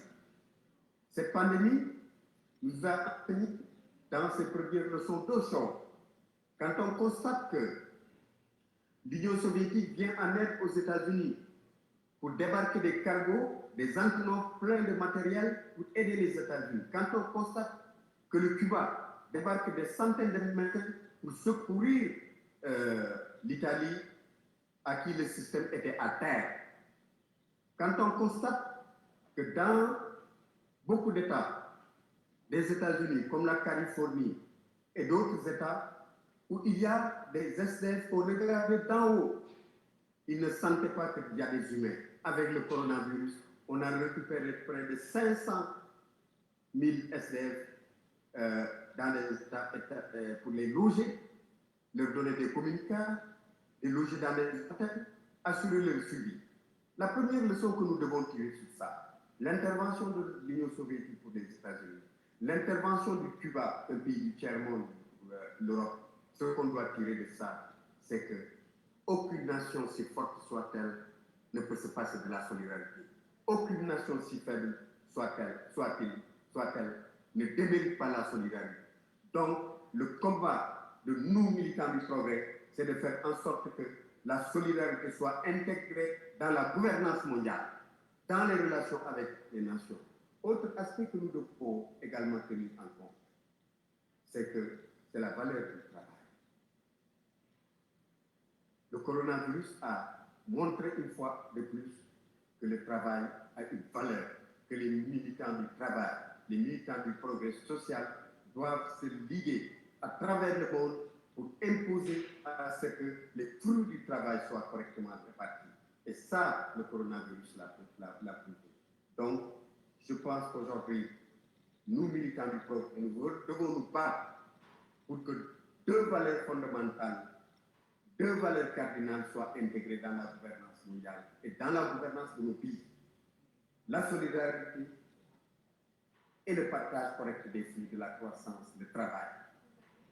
Nous, au Sénégal, dès le début de la pandémie, on s'est imposé pour que l'État convoque toutes les forces vives, y compris les syndicats, pour que nous participions à l'élaboration d'un plan d'intervention pour encadrer le coronavirus, pour limiter la propagation, mais également pour mettre sur pied un plan de résilience économique et sociale. Ce plan de résilience économique et sociale, nous avons demandé à ce que l'État interdise les pertes d'emploi, les licenciements durant la crise. La première ordonnance qui a été signée par le chef de l'État, c'est d'interdire qu'il y ait des licenciements pour quelque motif que ce soit durant les premiers trois mois de la crise. Mais également encadrer le chômage technique. On pouvait envoyer des travailleurs au chômage technique, mais il fallait payer 70% du salaire à ces travailleurs-là qui sont au chômage technique. Je me suis dit, pourquoi, quand on veut élaborer un plan de résilience économique et sociale face à une pandémie qu'on appelle les forces vives, qu'on appelle les syndicats, et quand on élabore les politiques publiques dictées par l'impérialisme, dictées par les bailleurs de fonds, dictées par la Banque mondiale et le FMI, on n'appelle pas les travailleurs. Je veux dire simplement que nous, militants du peuple, nous, travailleurs, nous, militants du peuple, nous devons nous liguer pour s'imposer, pour qu'intervienne enfin un nouveau contrat social qui tienne compte de ces valeurs de solidarité que j'ai évoquées tantôt. Je vous remercie. Fantastique, merci beaucoup. Alors, vous avez fait presque un discours plutôt qu'un interview, mais donc je vais essayer quand même de rentrer dans deux points plus particuliers. Moi, ce qui m'intéresse, c'est le passage entre ce travail très important que vous avez à faire au niveau du Sénégal et la question de la solidarité internationale ou de la lutte internationale même dans des secteurs particuliers. Comment vous voyez ce passage entre le national et l'international? Moi, je pense que ce passage doit être réalisé par les militants du progrès à travers le monde. Notre réseau aujourd'hui doit être construit pour que tous les militants du progrès puissent échanger, pour que tous les militants du progrès ensemble puissent travailler pour voir comment éliminer les inégalités, comment s'organiser pour s'imposer dans l'élaboration des politiques publiques nationales pour que ces politiques publiques nationales-là tiennent compte de ces valeurs de solidarité et de ces valeurs du travail. Je pense qu'il est au moment où le mouvement syndical doit s'ouvrir aux forces vives, aux forces politiques progressistes qui travaillent pour l'élimination des inégalités. Nous formerons un grand réseau à travers le monde pour essayer de peser sur les politiques publiques nationales, mais également essayer d'influencer.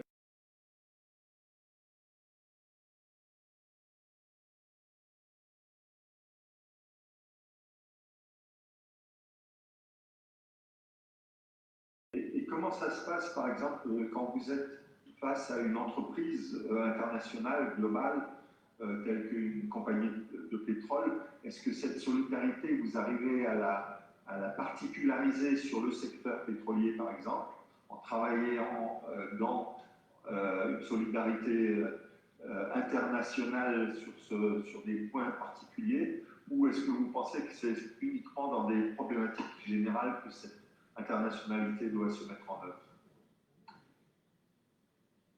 Vous savez, dans le secteur du pétrole, il y a des schémas préétablis pour l'exploitation du pétrole, pour la signature des contrats, pour tout ce qui est lié à l'économie pétrolière.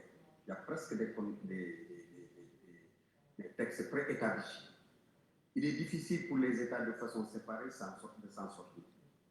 Moi, je pense qu'aujourd'hui, c'est là où j'ai demandé à ce que les secteurs pétroliers, à travers le mouvement syndical, dans le monde entier, puissent se lier pour qu'on puisse travailler ensemble sur les contrats pétroliers, sur l'exploitation du pétrole, pour voir quelle est la part du peuple, comment on doit défendre cette part du peuple, ici au Sénégal.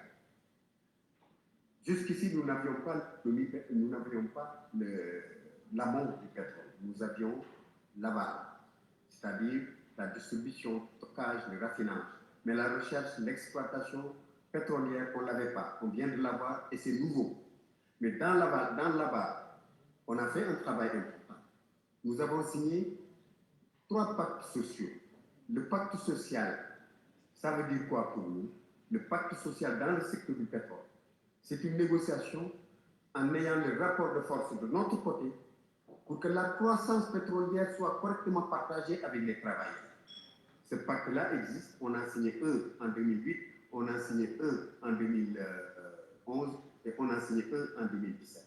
Donc ces pactes sociaux essaient de répartir la croissance, de partager la croissance entre les travailleurs, les multinationales et les sociétés pétrolières nationales. Donc c'est un exemple de combat pour partager la croissance d'un secteur productif. Je pense donc que de la même manière, nous pouvons, sur le plan international, essayer de dire et voir, étudier comment c'est pour peser sur l'élaboration des politiques publiques. Je crois qu'on est déjà obligé de nous quitter. Je m'en excuse, parce qu'on a un programme vraiment taxé 20 minutes après 20 minutes. Et votre contribution était très importante. Et on reprend contact avec vous. Merci beaucoup. Et bonne fin de journée. Merci.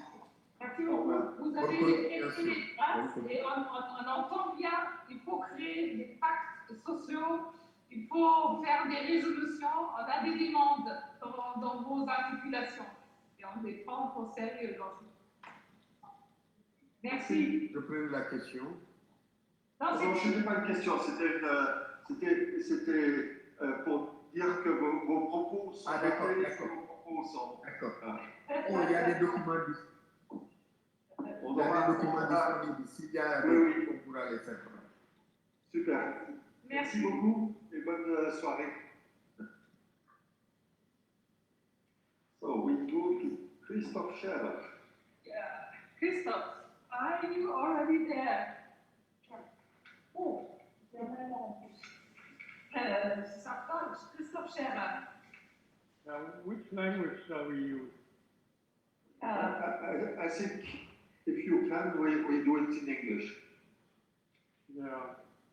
Oder lieber Deutsch. Lieber Deutsch? English is fine with me. Okay. I think we have really a broad community following us, and so we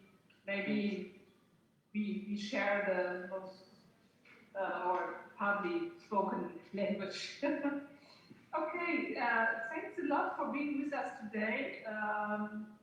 Maybe you can present yourself by telling on which perspective you are approaching to our common question for these days on global social rights and international solidarity from your perspective and the institution you are representing. Well, hello, thanks a lot for this opportunity to present you the Global Labor University, which is a network of universities on a couple of continents, North America, South America, Africa, India, and Germany. And we are training trade unionists and labor activists on a master's level on policy issues there. And of course, the key policy issues are social and labor rights there. And in addition to training them in a one-year master course, we are also now running so-called massive open online courses, which I advertise here in the background. And they also deal with the ILO conventions, the international labor rights, and other issues which pertain to the trade union movement around the world. So what we try is to strengthen the capacity of trade unions to be part of policy debates on a macro level, on the level of trade and finance. My own specialty is more in the field of trade. And here the question arises, how can trade agreements be used to strengthen the observance of international labor rights?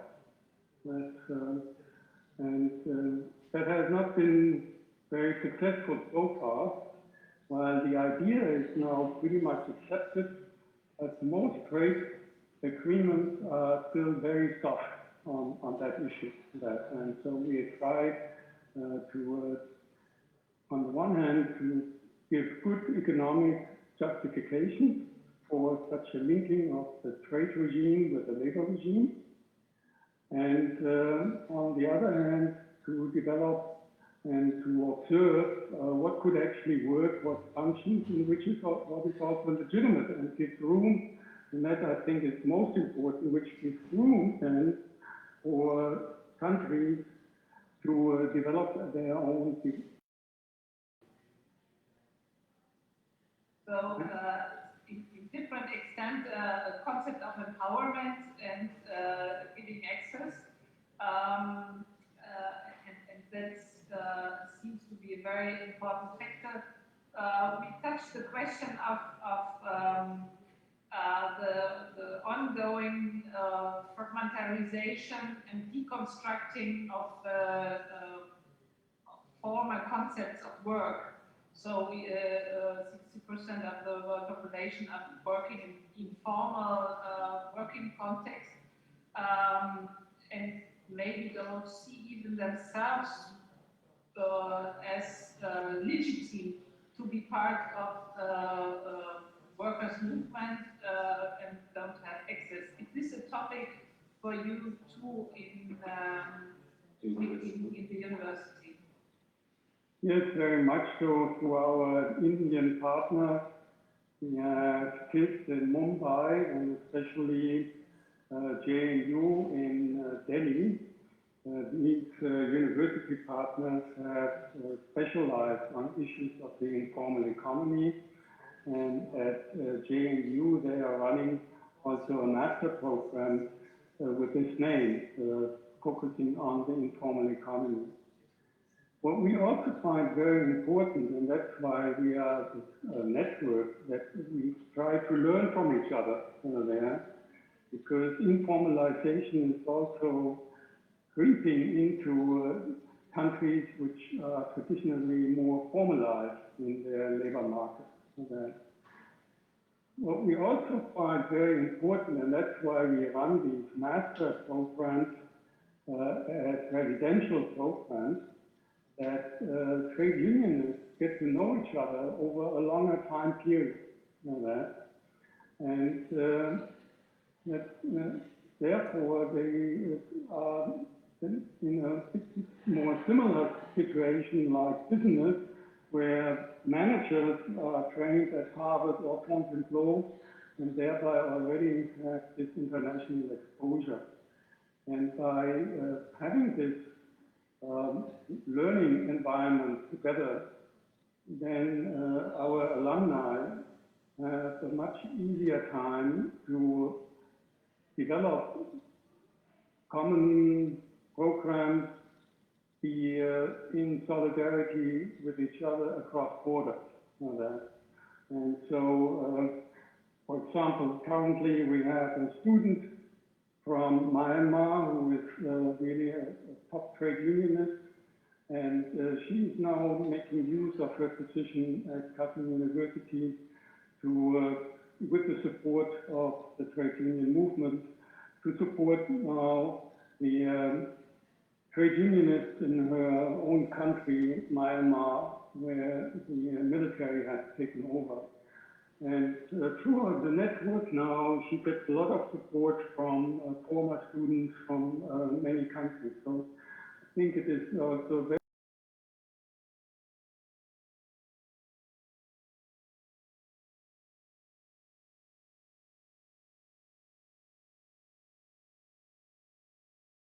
We had in other, just one question ahead of, in other discussions, we had the big question that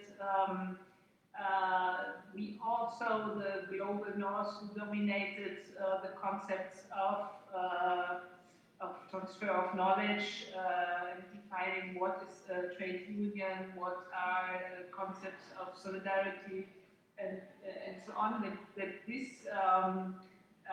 crisis in which we are, ongoing crisis, is maybe also a chance to revisit and rethink our own systems and to learn precisely from these other contexts. And we just had an interview partner who spoke about the beautiful constitution in India, which is existing but not always applicated. So what can we... It's the same everywhere. Yeah, and no, the question Germany has also a fantastic constitution, better as the laws. That's why I said,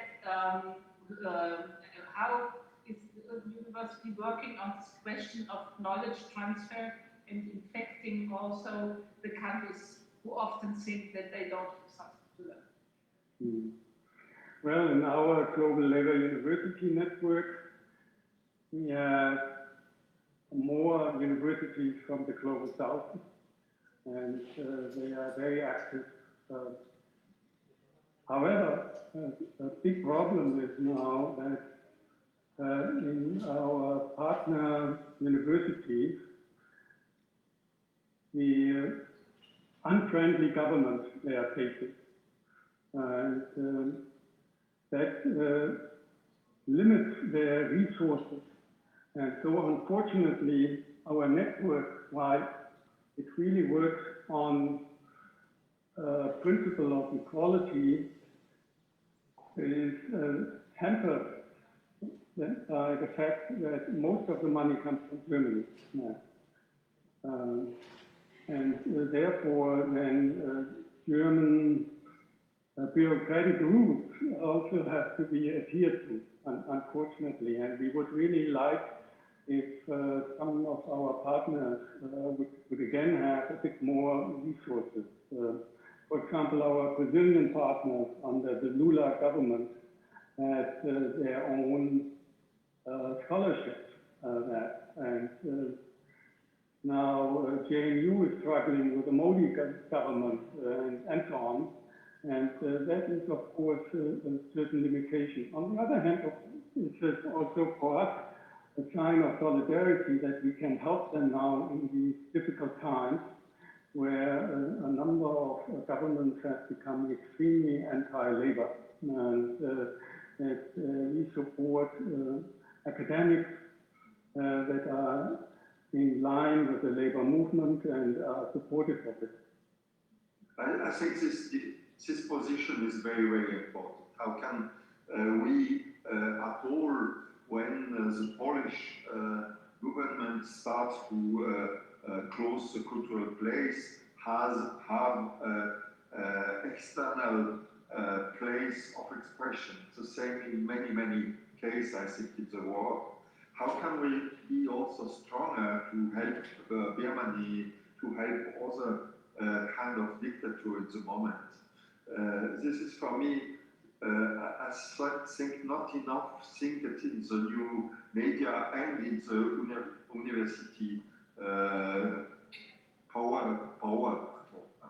university power. Yeah, maybe I can re-ask this question because we have the concept that we help the others and support the others, but how is the transfer of the knowledge of the partners into the German system, into the global north system? Because I think this has to be revised too. Yes, very much so. So one thing is that our teaching in Germany is also being done partially by our friends from abroad. Every year someone is coming from Johannesburg to teach actually the first week course, so really sets the precedent. We have had many sessions of exchanging our teaching schedules and trying to include step by step ever more writing from the Global South there. That we now also with we have the massive open online courses that we divide them together with a very strong input from our colleagues from India, Africa, and Brazil. So that's, I think, very key that it is not just us setting what should be taught and learned, and that we have this exchange on what are interesting concepts. What we also then do is, of course, invite the trade unionists or our students take part in internships and our conferences and so on. And our steering committee for the network is also set by trade unions. So that is extremely important for us, that our curriculum is always in communication with the needs of the trade unions. Yeah. Maybe I can switch a little bit to the question of the actual situation, because you work also about the question of internalization of costs of the health system, and I think this is a very important topic which we are facing at this moment, that we are still in this logic of externalization. Yes, that's one idea, that one really needs to develop a different type of a price system, where then the prices of goods and services reveal the real social costs there. And this is extremely difficult there, but it has to involve the state forcing then companies to take responsibility and not allowed to externalize other costs. But it also can only work through international agreements. So I think that's the big challenge now, to develop a formula for new international economic agreements that then strengthen the capacity of states to enforce on companies the internalization of social costs. Then. It's very interesting because one of the students who worked here during this week made an art piece on saying that every receipt when you buy something has to have this ingredients information about social costs, not just about what is part of the chocolate, but what is part of the social costs. So I think the transparency of this cost and internet is very important. What, for your extent, is the, because we are speaking about this international solidarity, what is your, I would say, message to transmit to increase, and to what extent is international solidarity, and how can it be stabilized in the logic of social rights? Well, I believe that the trade unions need to come up with more resources for international work there.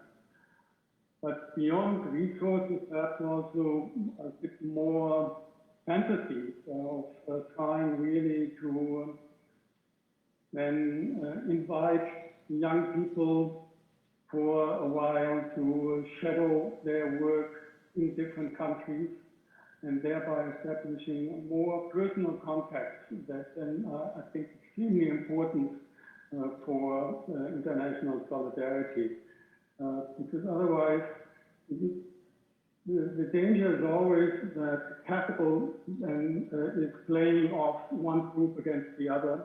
And if people don't really know each other and don't really know why they might have some different styles of operation or perhaps also different interests and how that comes about, then really a deeper type of solidarity is always difficult.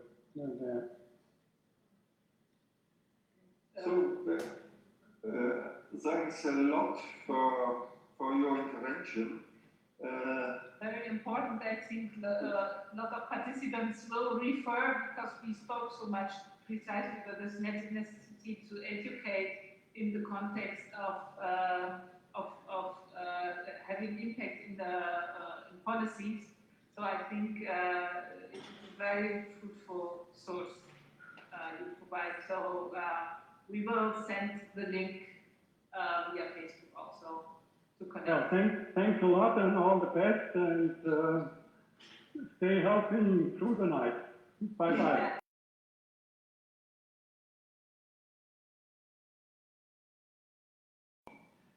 Yeah, thank you very much. Juste Esteban, on n'a pas encore montré une seule vidéo.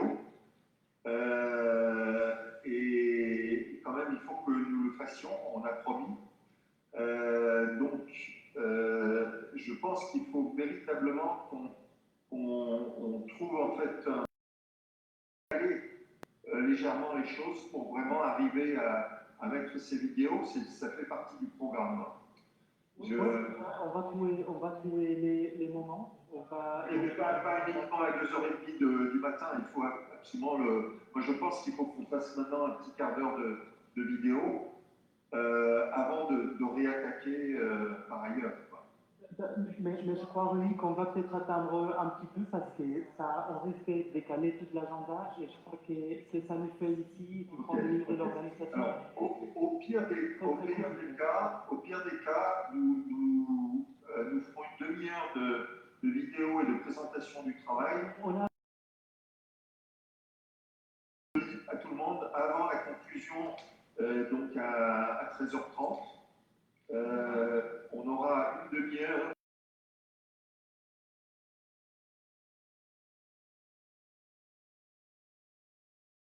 Oui, bien sûr. Et de toute façon, à 20h30, on a aussi un petit moment où on pourra... Ouais. D'accord. Donc les vidéos sont présentées à 20h30 aussi, une fois. Ouais, c'est ça. Je dis à tous, videos of the head, of the student of head, will be presented at 8:30 this time also.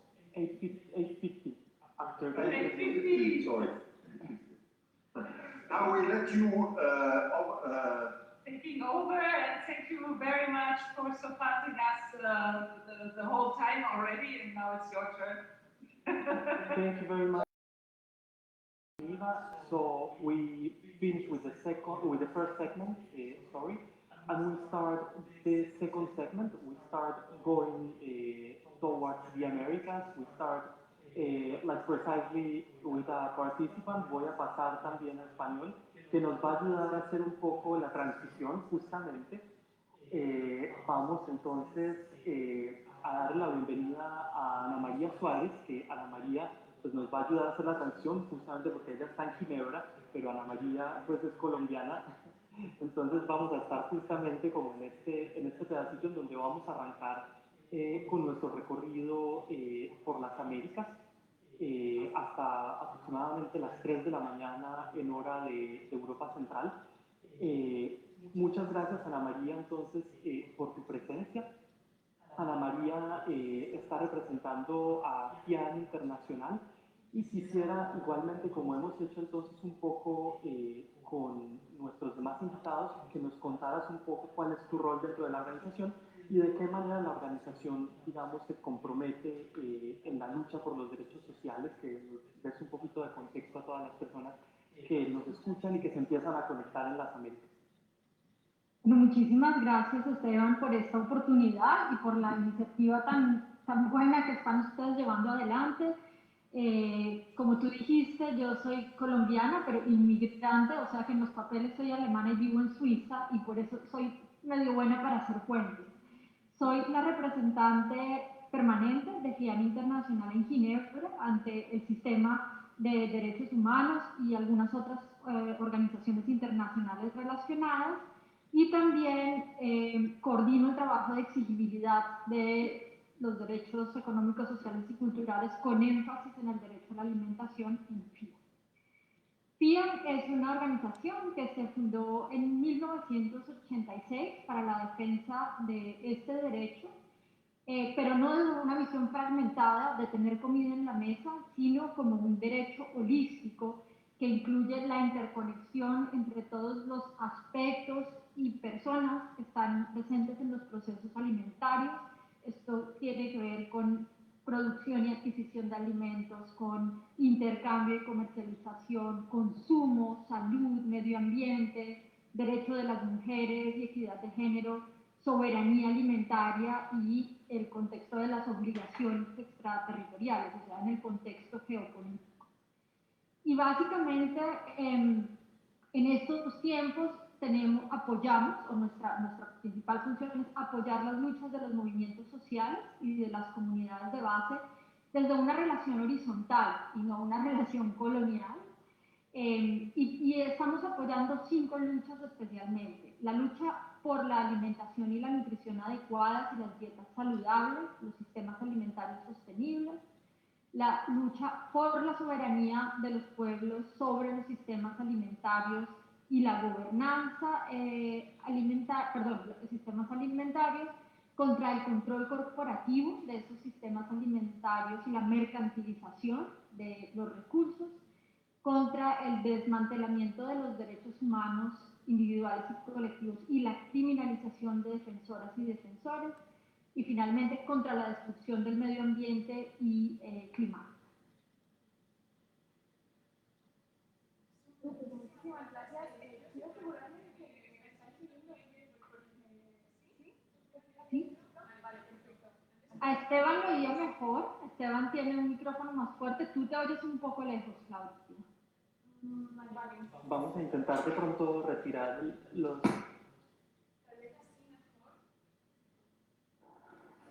¿No?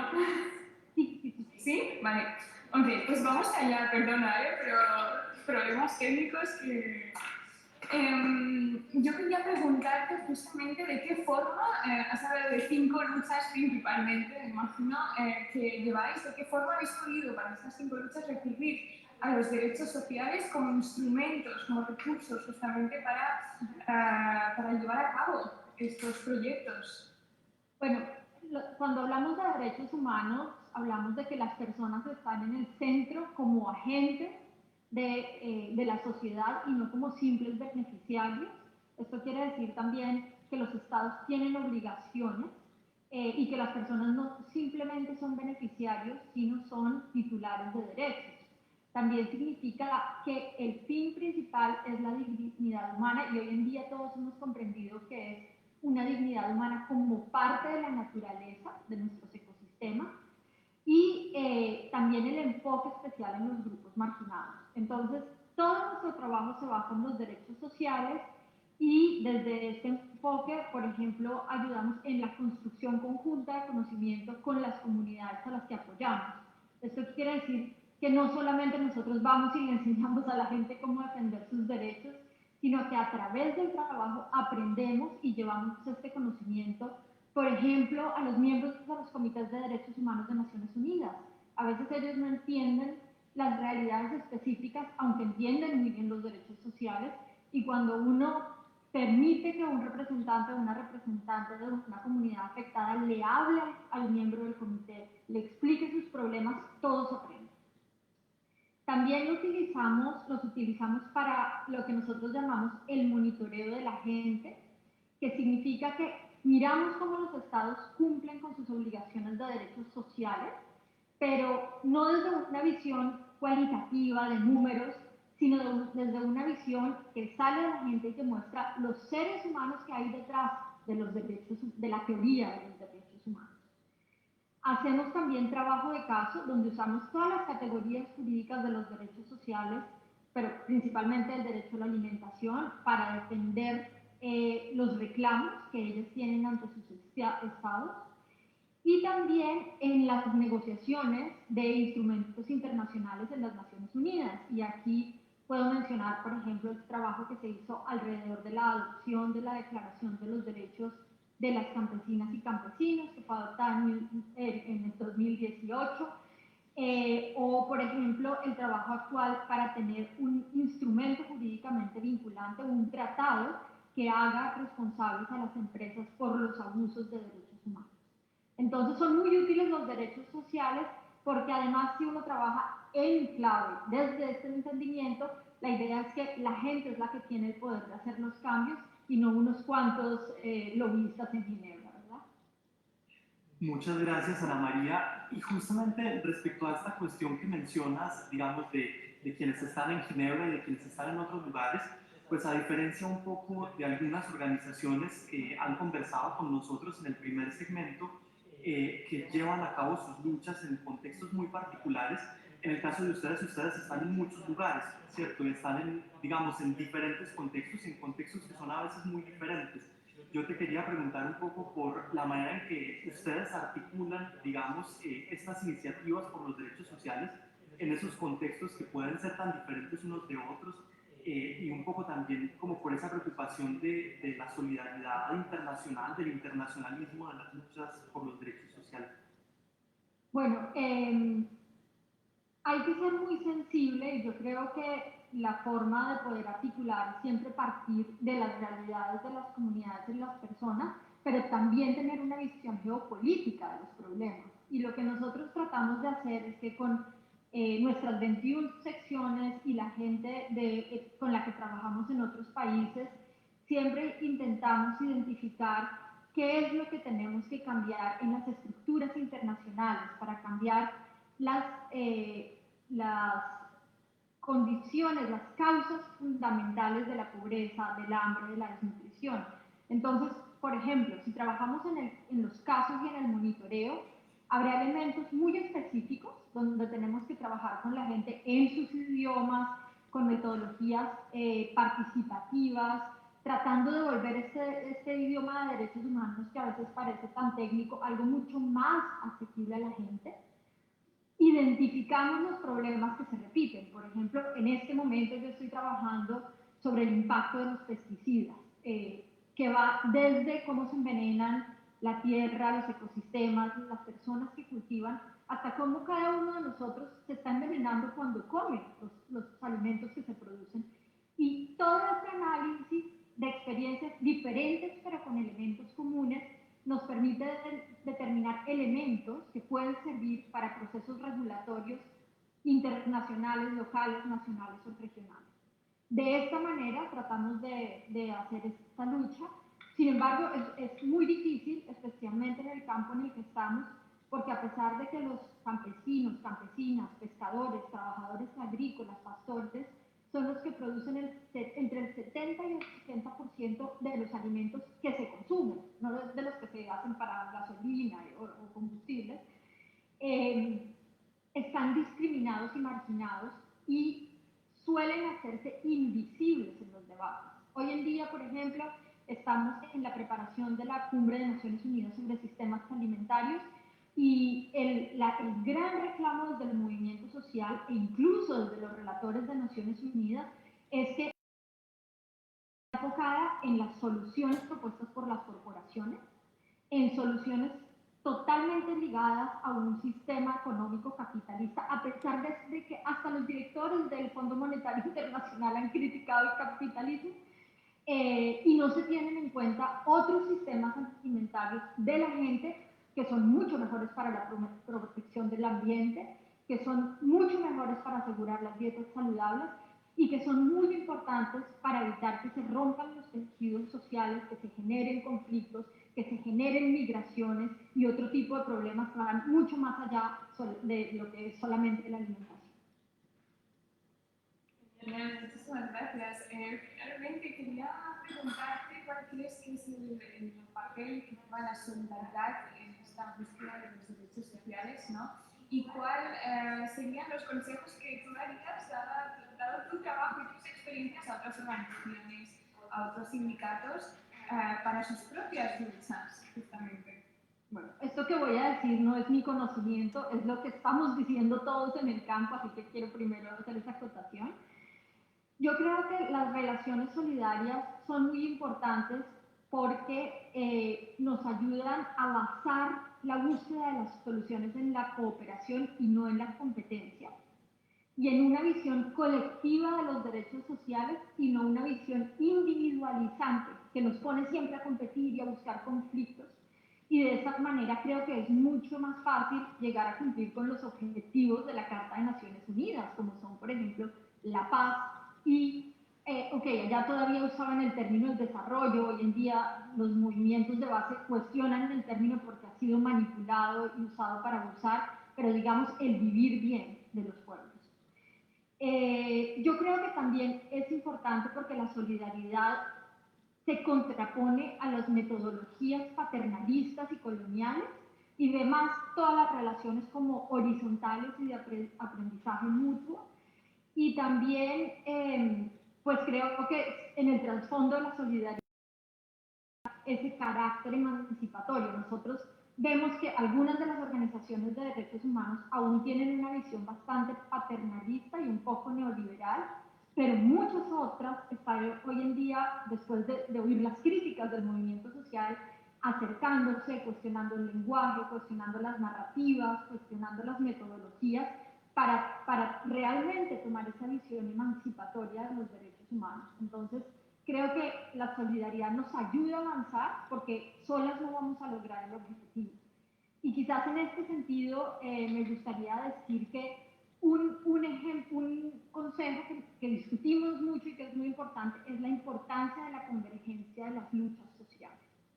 En alimentación es fácil hacerlo, por ejemplo, porque pueden converger las personas que trabajan por salud, que trabajan por nutrición, que trabajan por responsabilidad corporativa, que trabajan contra los pesticidas. Entonces, todo esto que nos puede ayudar a estar juntos frente a un movimiento de captura corporativa muy grande de lo público y de privatización de lo público, tendremos más fuerza. Lo siguiente es la importancia de, a pesar de que tenemos entradas diferentes, no fragmentar la realidad. Es imposible hablar de derechos sociales independientes. Si yo hablo de salud, inmediatamente hablo de alimentación, de educación, y es muy importante tratar de tener esta visión holística, porque también los problemas de la gente son holísticos. Cuando yo trabajaba más con comunidades, siempre la dificultad era llegar y decirle, solo explíquenos sus problemas del derecho a la alimentación. Una mujer que está en una comunidad en la que, por ejemplo, se privatizó el agua y no puede regar más el cultivo, no empieza por ahí. Empieza contando, ay, sí, señorita, cuando yo estaba ahí, a mí el dueño de la finca me sacó a patadas. Y empieza uno a bailar, entonces ver esta visión más holística es muy importante. Creo que es importante cuestionarnos nuestras narrativas tradicionales y nuestras metodologías, porque el mundo evoluciona y las metodologías tienen que evolucionar para ser más participativas y más horizontales. Y para terminar, creo que sería importante repensar nuestro trabajo desde una visión de dignidad humana que incluya a la naturaleza y que incluya la dimensión colectiva de los derechos. Y la última, para cerrar, es no desfallecer, aunque estos tiempos sean muy duros, porque unidas podemos avanzar paso a paso hacia donde queremos llegar. Muchísimas gracias, Ana María. Son sin duda enseñanzas importantísimas que yo creo que efectivamente nos van a servir a todos para reforzar nuestras propias luchas, nuestras propias reivindicaciones. Y bueno, ustedes también tienen un saber que es supremamente importante. Y yo creo que si queremos continuar trabajando juntos en el futuro, pues realmente pueden ser de muchísima ayuda. Mil gracias, Ana María. Muchísimas gracias. Muchísimas gracias, Claudia y Esteban, y mucha suerte con los próximos participantes desde mi continente. Muchas gracias. Gracias. Agora vamos começar um pouco uma fala, uma entrevista, uma conversa em português. Eu quero dar a bem-vinda a Jaime Amorim. Jaime, bom dia. Não sei se você pode me entender. Você está me escutando, Jaime? Eu acho que... sim. Tranquilo. Muito bom. Muito obrigado, Jaime. Então, eu dou a bem-vinda a Jaime Amorim. Ele está representando hoje, na Noite de Direitos Sociais, o movimento de trabalhadores sem terra do Brasil. Eu queria, Jaime, começar a nossa conversa, a nossa fala, por uma breve apresentação e contextualização da ação do movimento do MST, do movimento dos trabalhadores sem terra, no Brasil, no Pernambuco. Eu acho que o movimento é um referente muito importante para a América Latina, para o mundo, para a luta pelos direitos sociais. Então, eu queria começar por contextualizar a nossa audiência. Muito bem.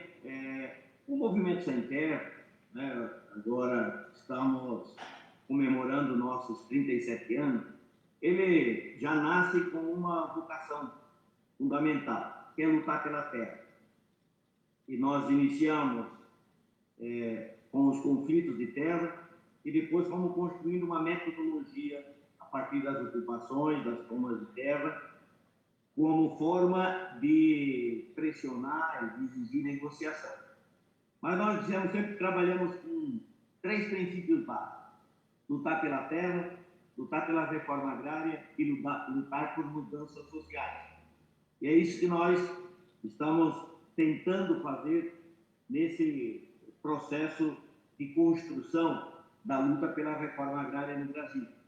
Então, nós hoje estamos organizados em 24 estados de todo o país. Temos aí aproximadamente em torno de 3.000 famílias, 3.000 assentamentos, aí em torno de quase 500.000 famílias assentadas nesse período.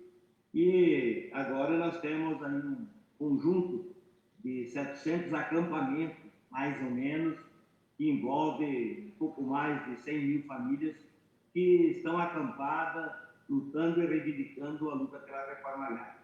Nesse exato momento, a nossa luta é uma luta de resistência, para contextualizar o momento.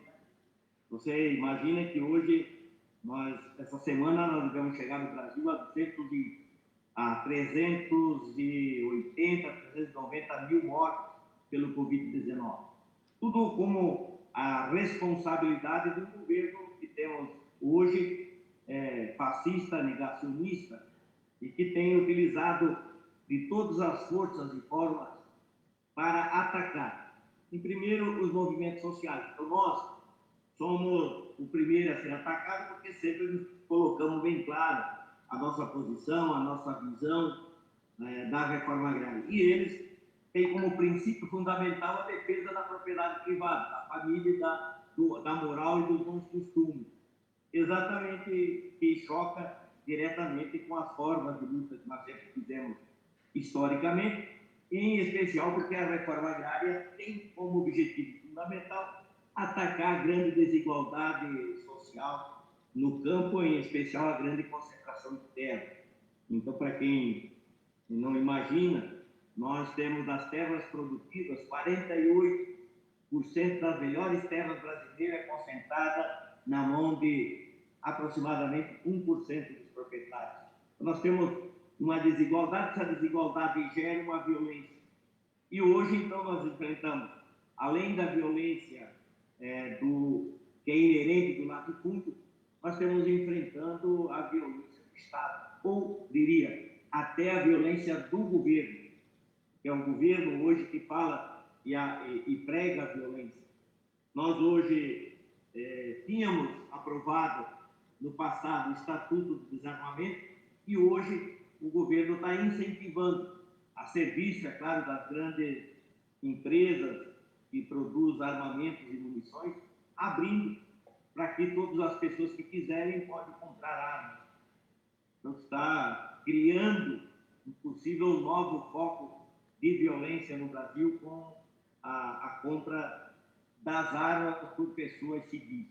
Isso gera mais violência, além do descompromisso do governo com qualquer organização, planejamento, em especial do campo, gerando cada vez mais violência contra nós, do MST, mas também contra os povos originários, contra a quilombola. Nós vivemos, além do governo ter travado, trancado todas as possibilidades de fazer a reforma agrária, ao mesmo tempo incentiva a violência dos proprietários e da justiça contra os que fazem a luta. Então essa é uma situação, vamos dizer, atual que estamos vivendo quando discutimos a questão de direitos humanos e direitos sociais.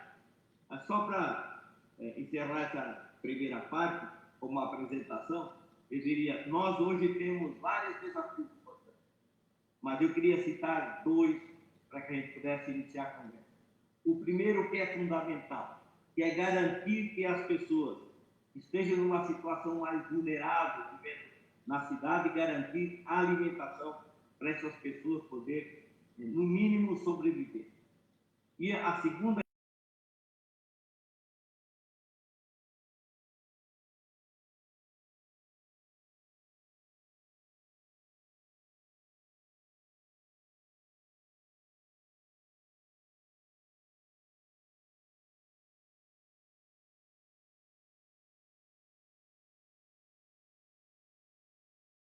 Obrigado, Jaime, pela apresentação geral.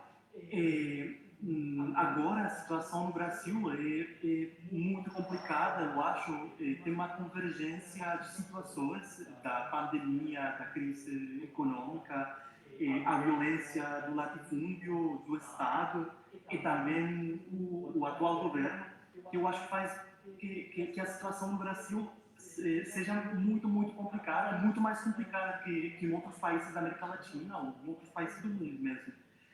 Eu queria perguntar você se você acha que as organizações que estão participando hoje, desta noite dos direitos sociais, poderiam contribuir ou ajudar de alguma forma as suas lutas, as lutas do movimento Sem Terra, de outros movimentos no Brasil que se enfrentam agora a essa situação de convergência de situações. O que a gente... Nós estamos vivendo um conjunto de crises, né, que ela agem simultaneamente. Então, nós temos uma crise econômica, que ela é mundial e certamente é duradoura por longo prazo, porque o próprio capitalismo não consegue resolver a sua própria crise. Então, nós vamos viver ainda um bom tempo a crise econômica. Mesmo que mude governo, mas a crise econômica ela é estrutural. É claro que mudando o governo, muda a política, alivia alguns tensionamentos internos. Vivemos uma crise ambiental gravíssima, talvez como nunca, né? A agressão em relação ao meio ambiente e à natureza que o país está sofrendo é algo inimaginável. Com queimadas, com invasão de grileiros, tem uma série de situações que nós podemos dizer. Vivemos uma crise ambiental gravíssima e não é só particular nossa, mas sendo particular nossa, se espalha também em consequência para outros países e para o planeta como um todo. Vivemos uma crise política, vivemos desde o golpe contra a presidenta Dilma, mas que foi se acentuando. Hoje, nem a direita, nem a burguesia consegue dar unidade para esse processo, não consegue ter hegemonia para conduzir um projeto econômico e político para o Brasil, e nem nós, da classe trabalhadora, conseguimos nos impor e se mobilizar contra esse processo que está aí. Ganhamos um pouco de força na crise política agora, com a liberdade de Lula e o direito de ele poder participar das eleições, mas isso não resolve o problema que é imediato. E vivemos uma crise sanitária profunda, que essa eu não preciso falar, e certamente todos têm o conhecimento. Bom, qual é o problema, então? O problema é que tudo isso possivelmente vai se agravar ainda mais, traduzindo em duas crises. A primeira que nós chamamos é a crise alimentar. A crise alimentar já foi anunciada pela Tia Capetina ainda no ano passado. Não é porque é suficiente, mas em função de que o controle da distribuição, do preço, do controle do estoque, está pelas grandes corporações multinacionais e que os interesses deles são totalmente contrários dos interesses de quem está passando fome. Então é possível, nós vamos ver prateleiras vazias em muitos países nos próximos meses. E o que nós estamos chamando então de crise social. O que é a crise social? É o agravamento do desemprego, da fome, da miséria. O Brasil já tinha saído do mapa da fome em 2013 e hoje voltou. Nós temos aí aproximadamente, vivendo abaixo da linha da pobreza, 19 milhões de pessoas, mais 80 milhões de pobres. Então vivemos uma situação caótica de guerra. Então a crise social é o agravamento disso tudo e, em especial, da fome e da violência. A violência que atinge domesticamente as pessoas, mas também a violência social generalizada. Então esse é o momento que estamos vivendo. O que as pessoas podem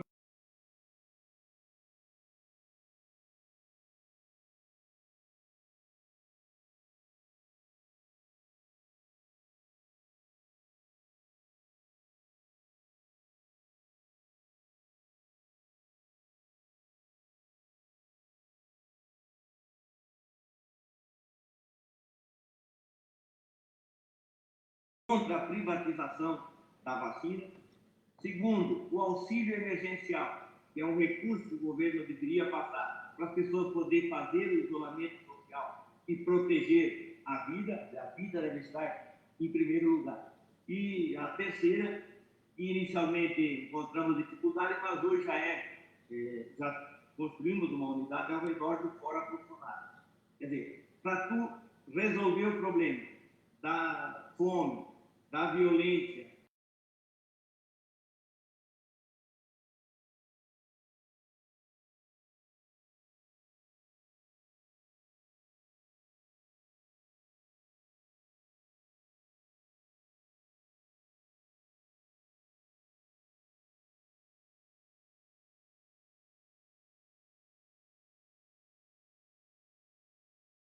mas é um problema que atinge milhares de pessoas ao mesmo tempo, com a política negacionista, conservadora, e tudo que a gente pode classificar de ruim.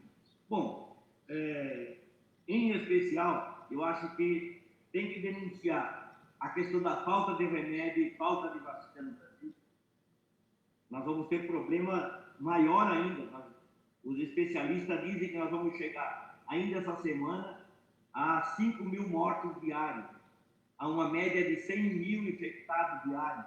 Então é uma situação desastrosa, então nós temos que tomar atitude de guerra. E nós também unificamos uma outra estratégia, que é fazer uma parada pela vida do campo.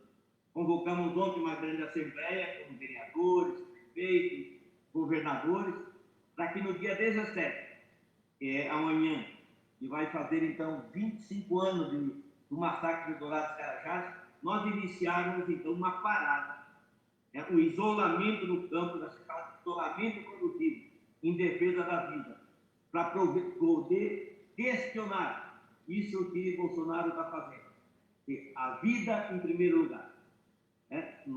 Economia,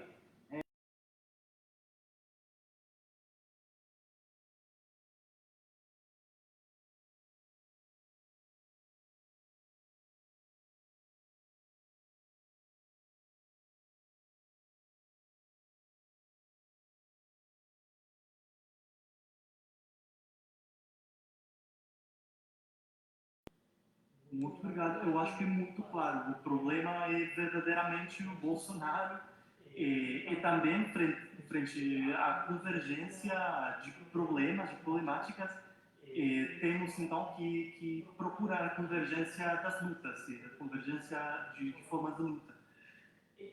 Nós temos só 20 minutos para a nossa conversa, mas eu queria terminar a nossa conversação com uma última pergunta. É um pouco a pergunta inversa.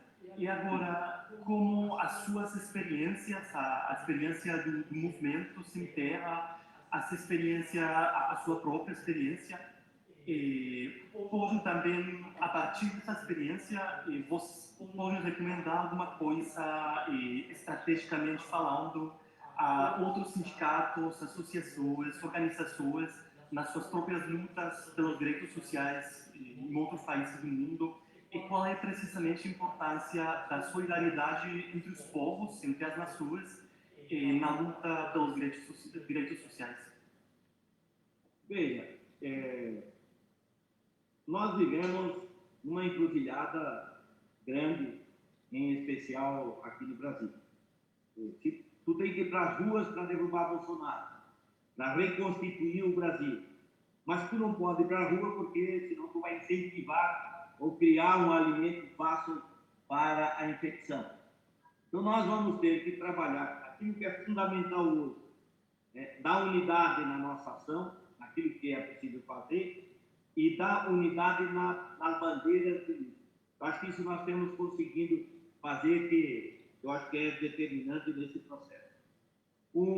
Nós, como camponeses, achamos que é o momento certo, né, aproveitando a pandemia que está, o nosso isolamento social, para trabalhar duas questões que eu diria seriam básicas, que a população inteira precisa. A primeira é produzir alimento em quantidade para enfrentar uma possível crise alimentar e produzir alimento saudável. São questões que me parecem iguais, mas ela tem a sua diferença. Então nós vamos ter que fazer rapidamente a transição para a agroecologia. Talvez esse é o maior desafio nosso.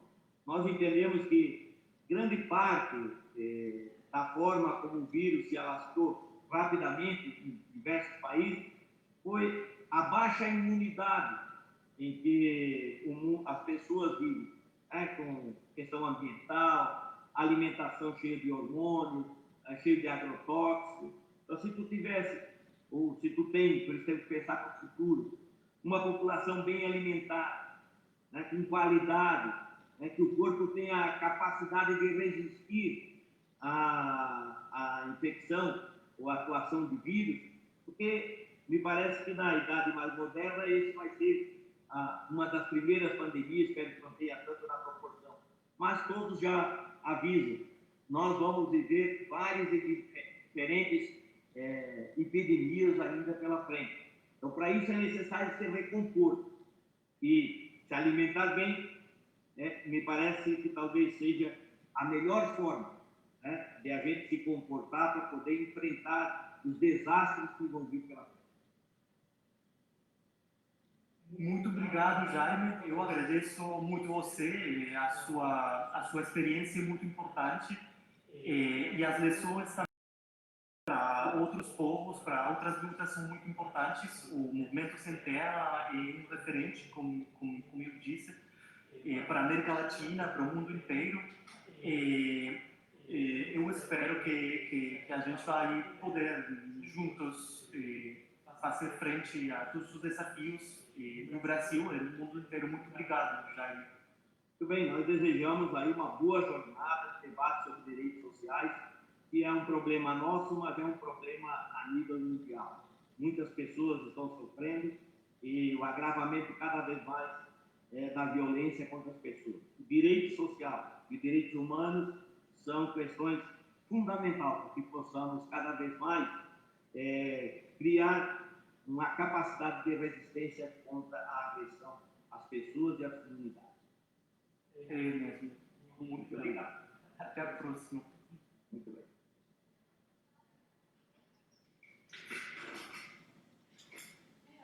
Muito obrigado. Ahora vamos a viajar. We're going to switch language again. I think not. Sorry for the moment. We're having a small technical problem. But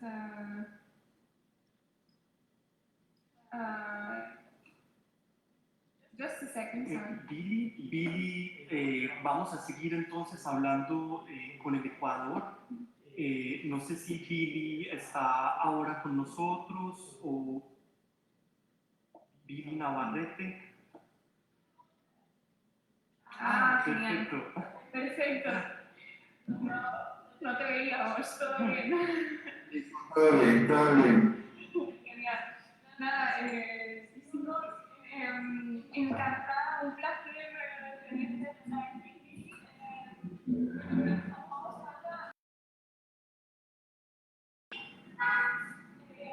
Hasta Ecuador, con Billy Navarrete, activista asociado a la defensa de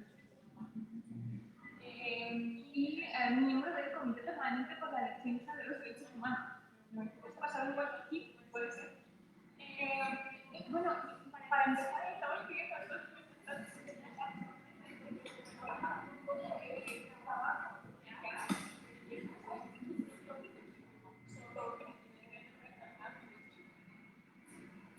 Sí, gracias. Es un honor. Quiero confirmarle que se me escucha bien.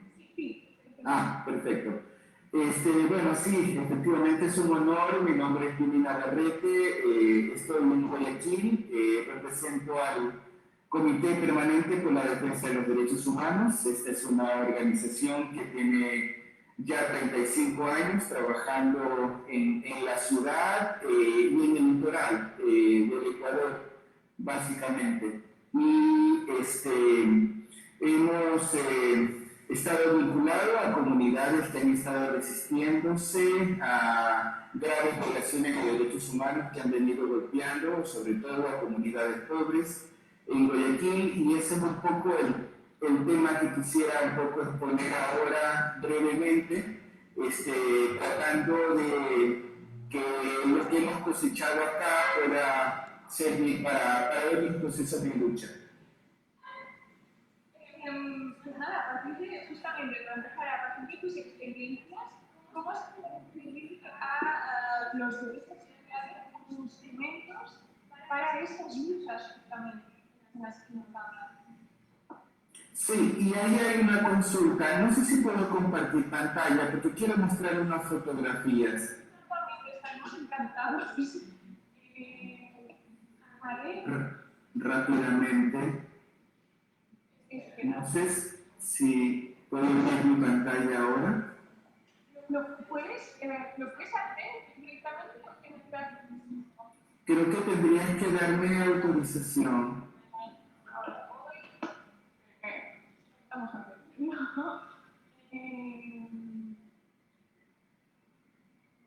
No, vale, lo vamos a hacer desde otro ordenador porque ahora mi colega Esteban me va a dar la... Bien, bueno, en todo caso, muchas gracias por haber preparado esto. ¿Vale? Sí, creo que puedo ordenar un poquito mejor las ideas y mostrar gráficamente el ámbito en el que trabajamos.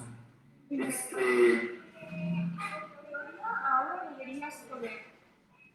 Sí, estoy mostrando ahora una fotografía de un barrio, no sé si lo están viendo. No, me parece que no.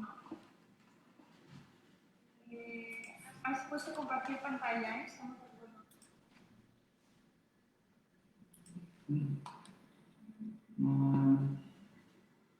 No sé. Ahí vamos a conseguir. Qué Lástima. Bueno.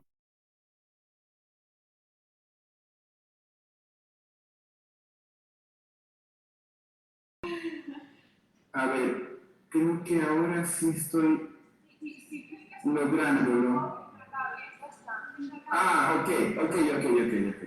Muchísimas gracias. Bueno, nosotros quisiéramos sobre todo hablar de una experiencia de resistencia que estamos acompañando en comunidades pobres de Guayaquil. Para quienes no conozcan esta parte del Ecuador, queda en la costa, está aledaña al Golfo de Guayaquil y es el principal o uno de los principales motores económicos del Ecuador. Históricamente ha sido un lugar de gran acumulación de riqueza y enormes desigualdades. En muy poco espacio en realidad. En Guayaquil conviven muy cercanamente sectores de gran opulencia, pero también sectores de extrema miseria. Y lo que hemos logrado identificar como derecho en todo este recorrido acompañando a las comunidades es el derecho a la vivienda, el lugar donde uno habita.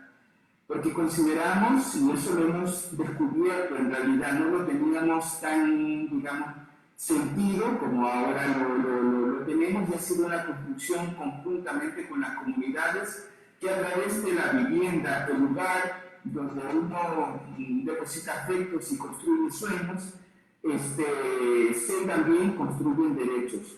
Para nosotros, el tener una vivienda es la puerta de entrada para otro conjunto de derechos y nos consideramos a sí mismos casas. Somos comunidades, cada individuo es una casa y que conjuntamente habita. En esto creo que hay una reflexión que le estamos, digamos, llevando adelante a propósito de todo el significado que se digamos, construye dentro de una vivienda. Y una de las cosas que, digamos, viene a avasallar, viene a atropellar esta construcción social y los derechos sociales como tal, son los desalojos, que es una práctica de gobiernos, independientemente de su orientación, constante, a propósito de quienes tienen derechos a relacionarse con un territorio y quienes no. Y aquellos que no gozan de eso son, digamos, tratados de manera muy canalla, en esto sin ningún tipo de defensa. Acá, como instrumento, así como bastante relevante, están las observaciones generales del número 7 del Comité de Derechos Económicos, Sociales y Culturales de Naciones Unidas, que establece lo que significa un desalojo forzoso y la gravedad que esto incluye. Lo mencionan como un último recurso que tiene que ejecutar, digamos, un gobierno a propósito de preservar la vida de las personas, a propósito de riesgos que se pueden dar, o para construir bienes colectivos. Y esta, digamos, justificación para la ejecución de desarrollos forzosos es que ha valido para hacer de estas comunidades digamos, sectores digamos, arbitrariedades en esto. Los desarrollos forzosos son prima facie incompatibles con los derechos del Pacto Internacional de Derechos Económicos y Culturales. Y esta calificación y los procedimientos para que esto ocurra los usamos, son un instrumento con los cuales nos vinculamos con las comunidades para que ellos puedan, desde su voz y desde sus percepciones, reclamar por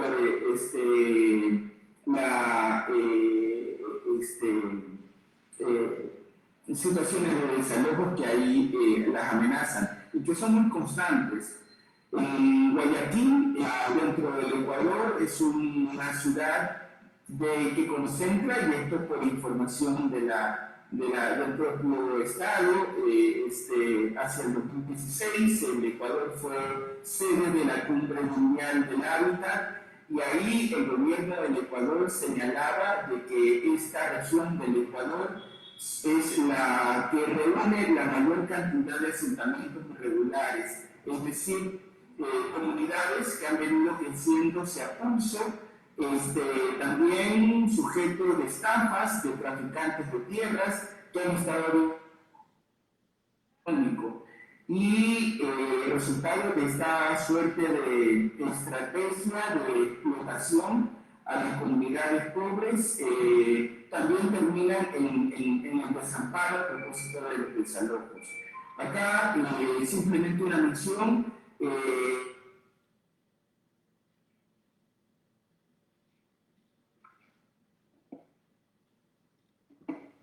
Billy, te hemos perdido.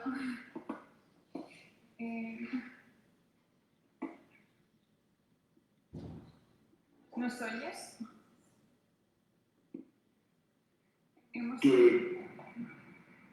Vale, ya está. Ya te...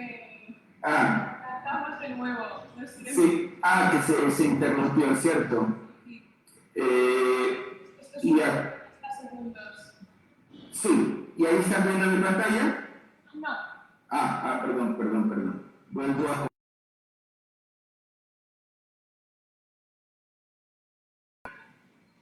Vale, perfecto. Aquí están. Y es con relación al historial en la que de manera muy violenta las comunidades han tenido, de manera muy violenta el Estado ha intervenido en estos asentamientos humanos irregulares, digamos sin ningún tipo de procedimientos que reconozcan derechos, ¿no? Y con bastante costo en realidad para la percepción ciudadana. El hecho de ejecutar el desalojo forzoso es muy mal visto. En realidad, la gente sí se conduele, hay una sensibilidad natural que se establece a propósito de la destrucción de la casa, que vengan las máquinas, que vengan las retroexcavadoras y vayan arrasando esas viviendas que usualmente son muy, digamos, rústicas, y que, vamos, genera un elemento de violencia y de trauma comunitario a propósito del vínculo que el individuo tiene con los territorios. Es una cosa muy preciosa en realidad, muy importante, muy prioritaria, la relación que la persona tiene con el lugar donde habita en esto. Y aquí hay simplemente una descripción de este fenómeno que es el que, digamos, reclamamos, y es a propósito de los plazos que da el gobierno para abandonar las casas, que son excesivamente cortos. En el peor de los casos, ¿no? Son sorpresivos, no hay un anuncio que pueda servirle a las comunidades para que se preparen emocionalmente, pero también a saber dónde poder recurrir. El protocolo de derechos humanos sociales y culturales establece incluso que no se pueden ejecutar desalojos forzosos en las noches. No se pueden ejecutar desalojos forzosos durante los feriados, no se pueden ejecutar desalojos forzosos durante los fines de semana. Pero esto, digamos, no ha sido una realidad en Ecuador, particularmente en Guayaquil. Ocurre de manera sorpresiva y también sin ningún tipo de mediación judicial. Estas órdenes de desalojo se inician y terminan en el ámbito del Ejecutivo. Son acciones administrativas por fuera del ámbito judicial, generalmente para estos asentamientos irregulares. Y eso hace que el derecho a la defensa obviamente esté a un lado, ¿no? Con un gran despliegue de fuerza pública, Policía Nacional, Fuerzas Armadas, caballos, tanquetas, helicópteros, lanchas, todos los, digamos, implementos para arrasar con esas comunidades y criminalizando a sus dirigentes. Acá hemos tenido bastantes, digamos, reclamación a propósito de la persecución que han sufrido, y eso ya digo independientemente del gobierno. Acá tuvimos un periodo llamado progresismo, donde se sufrió mucho también la persecución a estos dirigentes que han estado reclamando por esta situación. Quiero señalar simplemente casos como el Monte Sinaí. Son 2.000 familias que fueron desalojadas en 2 días con un operativo como el que hemos señalado, 2.000 efectivos de la fuerza pública con torres de aparataje, y dejando ya digo, miles de familias en el desamparo. Este es otro caso también en la isla Trinitaria, uno de los sectores más empobrecidos de Guayaquil, un asentamiento eminentemente afrodescendiente, considerando que Guayaquil es la ciudad, la comunidad que más población afrodescendiente existe en el Ecuador. En esto, y digamos, con un procedimiento bastante violento, y este es otro caso también en el 2016, de una comunidad bastante tradicional, que para el gobierno significaba una guarida de delincuentes. Esto lo digo textualmente. Y esa situación de delitos que según el gobierno eran, digamos, práctica de esta comunidad, les servía para justificar un desalojo de todas esas viviendas. Es decir, un tema de seguridad era reemplazado, era impuesto para dejar sin casa a las familias. Una cosa que, digamos, no tiene ningún sentido ni cómo entenderlo, ¿no? Que un tema de seguridad completamente policiaco sirva para dejar sin casa, que es un tema de condiciones de vida a la población, y eso pensando en lo que, como vemos ahí, grupos de atención prioritaria.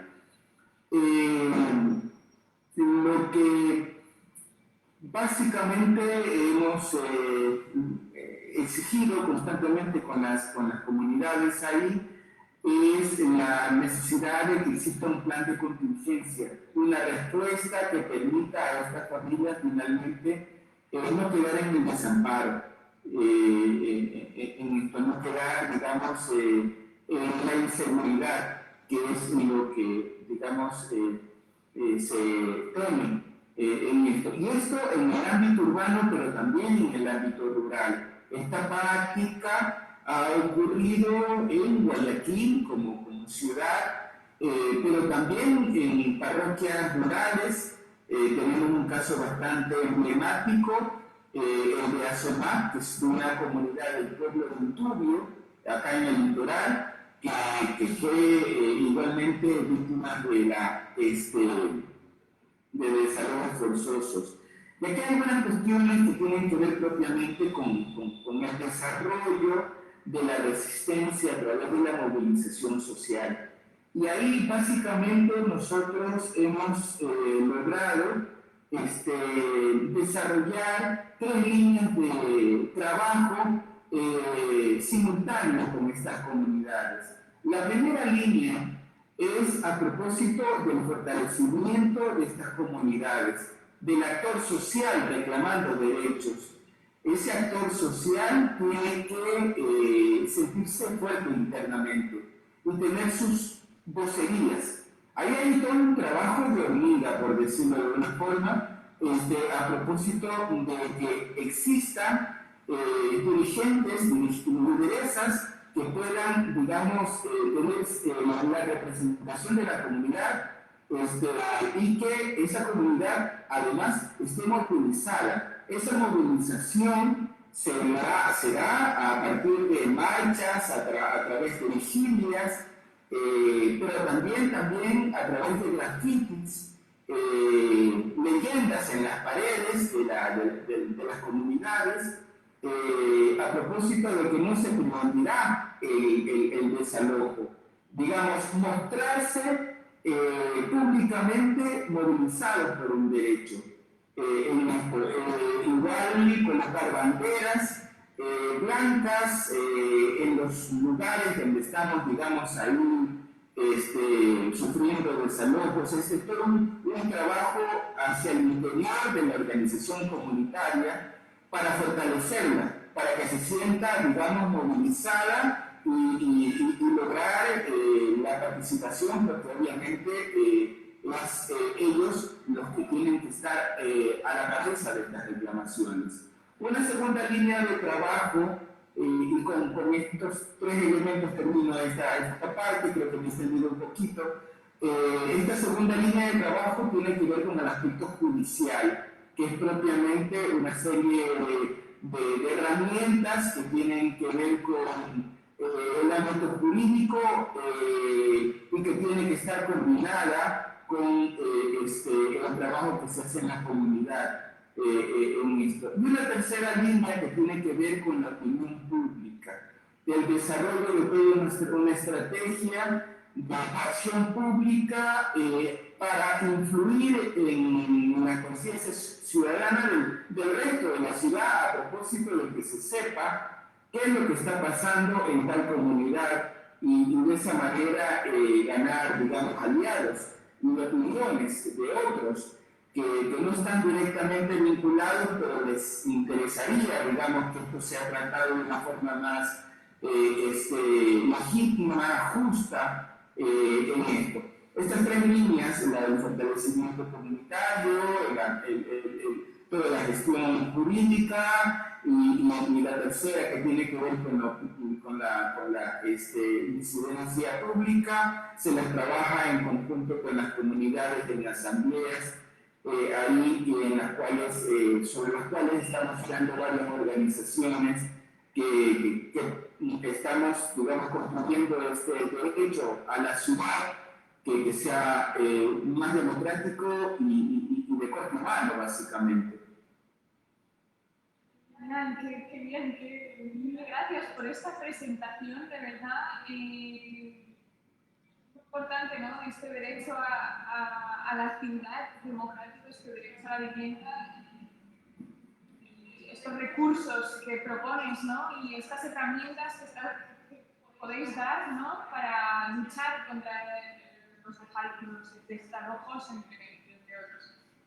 Muchísimas gracias, me sabe mal, tenemos que continuar con el programa, pero ha sido un placer tenerte aquí y seguimos, de verdad. Muchas gracias por la oportunidad de contar lo que hacemos acá. Muy buen trabajo están haciendo ustedes, muchas gracias. Muchísimas gracias. Chao. Bueno, a continuación, por nuestro recorrido por las Américas, darle la bienvenida a Cindy Wisner, que es directora de la Grassroots Global Justice Alliance. Cindy, as I was telling you just a moment, we can do this interview in English or in Spanish, as you prefer.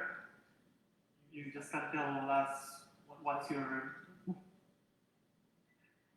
Buenas noches, buenas tardes a todos y todas. Lo puedo hacer en español, pero a veces voy a tener momentos que pienso, mi idioma político es inglés, pero lo hago en español. Perfecto, no hay ningún problema. Sí tendremos entonces también una audiencia que nos está siguiendo ya en América Latina que nos podrán escuchar. Muchas gracias, Cindy, entonces, por acompañarnos esta noche. Y como hemos hecho también con los participantes anteriores, quisiéramos que para empezar nuestra conversación nos contaras un poquito sobre lo que haces y sobre tus experiencias de lucha por los derechos sociales, tanto personalmente como en la organización, en la Grassroots Global Justice Alliance, un poquito para darle a nuestro auditorio, a nuestra audiencia, contexto. Sí, muchas gracias por esta esta invitación y este evento tan, me inspiró mucho ver la lista de todas las personas líderes, lideresas de todo el mundo en esta acción de 24 horas de analizar y compartir. Y yo soy la directora de una alianza nacional adentro de los Estados Unidos de base, y es multirracial, multisectoral, multinacional adentro de los Estados Unidos y intergeneracional y multigénero. Y nosotros nacimos del proceso del Foro Social Mundial actualmente, inspirados por movimientos sociales para crecer y fortalecer el movimiento adentro de los Estados Unidos. Y parte de nuestro trabajo es en 4 temas, sobre diciéndole no a la militarización adentro de nuestras comunidades, pero también en contra de la guerra, en contra de la ocupación, particularmente de los Estados Unidos en diferentes partes del mundo y territorios. Número 2 es sobre el tema de la crisis climática, y hablamos y planteamos un concepto de transición justa. Ese es número 2. Número 3 es sobre los derechos raciales, en particular, organizando comunidades de color, como se dice en los Estados Unidos, o comunidades oprimidas como afrodescendiente, asiático, latinx, árabe. Pero también organizamos a comunidades blancas de la clase obrera. Y lo último es sobre combatiendo el patriarcado. Y parte de eso, hablando de la necesidad de una economía feminista como un proyecto político que enlaza todos los temas que trabajamos y que trae una visión diferente. Ese es el trabajo al que nos dedicamos. También estamos muy involucradas en crecer y fortalecer el movimiento en contra de, por ejemplo, Trump y el trumpismo, en contra del neoliberalismo, y tejiendo nuestras luchas con otros movimientos sociales en los Estados Unidos, pero también haciendo un puente con nuestros partidarios en todas partes del mundo, pero particularmente en las Américas. Es importantísimo el trabajo que hacen, yo creo que en todos los frentes y en la articulación. Sí, justamente quería preguntarte, en estos diferentes frentes, horizontes, ¿no?, que se articulan entre sí, ¿cómo habéis recurrido a los derechos sociales por la lucha justamente en estos diferentes horizontes? Sí, ahorita estamos, si han seguido las luchas, ¿verdad? Aquí en los Estados Unidos hemos estado en un momento de mucha rebeldía, mucha movilización por muchos temas, ¿verdad? Uno sería el gran movimiento en defensa de las vidas negras que surgió el verano pasado con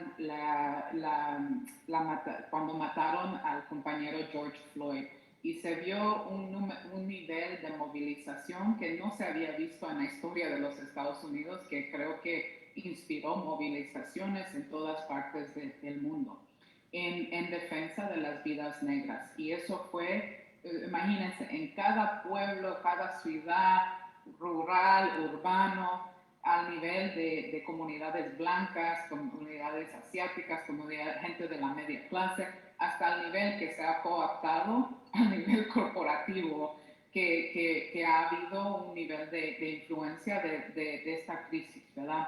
Eso ha sido un área de fortalecimiento, y esta semana también se ha visto dos casos, uno otra vez en Minneapolis, donde un joven fue asesinado por la policía, y después también un joven latino en Chicago, que también se acaba de salir el video del niño básicamente siendo asesinado por la policía con las manos arriba. Ese ha sido un movimiento muy fuerte con mucha emoción porque vemos el control y el poder de la policía y a la misma vez las articulaciones de los movimientos particularmente afrodescendientes que están diciendo no a básicamente desinvertir, de financiar desde el nivel local al nivel estatal y federal a la policía, por ejemplo. Y si uno ve los presupuestos en cada de esos niveles, vemos una gran militarización de los presupuestos, ¿verdad? Mayoría de nuestros impuestos van no a servicios sociales, no a la escuela, no a la ayuda médica, van a militarizar y controlar a las comunidades particularmente pobres de la clase obrera y en particular afrodescendientes, latinas y indígenas. Parte de eso es estamos ahorita se está armando el movimiento y yo creo que vamos a ver otra vez otra ola de levantamiento en términos de ¿verdad? Y ahora en una diferente administración de Biden. Ese es uno. El otro ha sido, obviamente, fue un gran reto y en muchas maneras una gran victoria a derrotar a Trump, ¿verdad? Y eso no estaba garantizado. Y en términos, vemos el margen de elección fue muy cerca, fue muy cerca y eso nos da mucho de qué saber donde el país está completamente dividido. En términos vimos muchas mujeres blancas, por ejemplo, el nivel la primera ronda de Trump fue 53% de mujeres blancas votando por Trump. Eso subió 3%, aunque hemos visto completamente misógino, racista, todo loco, caos, ese nivel subió. Y parte de eso es que nos da como un análisis del trabajo que tenemos que hacer adentro de las comunidades y en el contexto de los Estados Unidos, porque el voto fue tan cerca, pero fue tan importante y fue un frente amplio y unido que movimientos sociales que históricamente no se habían involucrado en las elecciones y en la estrategia electoral, para decir tenemos que votar, ¿verdad? Y no es que Biden y Harris fue como nuestro quinto, sexto, no fue nuestro candidato, no son nuestros candidatos y somos bien claros de la crítica de la política neoliberal light en muchas maneras, pero a la misma vez sabíamos que teníamos que hacer una intervención no solamente para nosotros y las comunidades, en contra del autoritarismo misógino racista, pero también por lo que simbolizaba para la derecha global que podíamos derrotar electoralmente.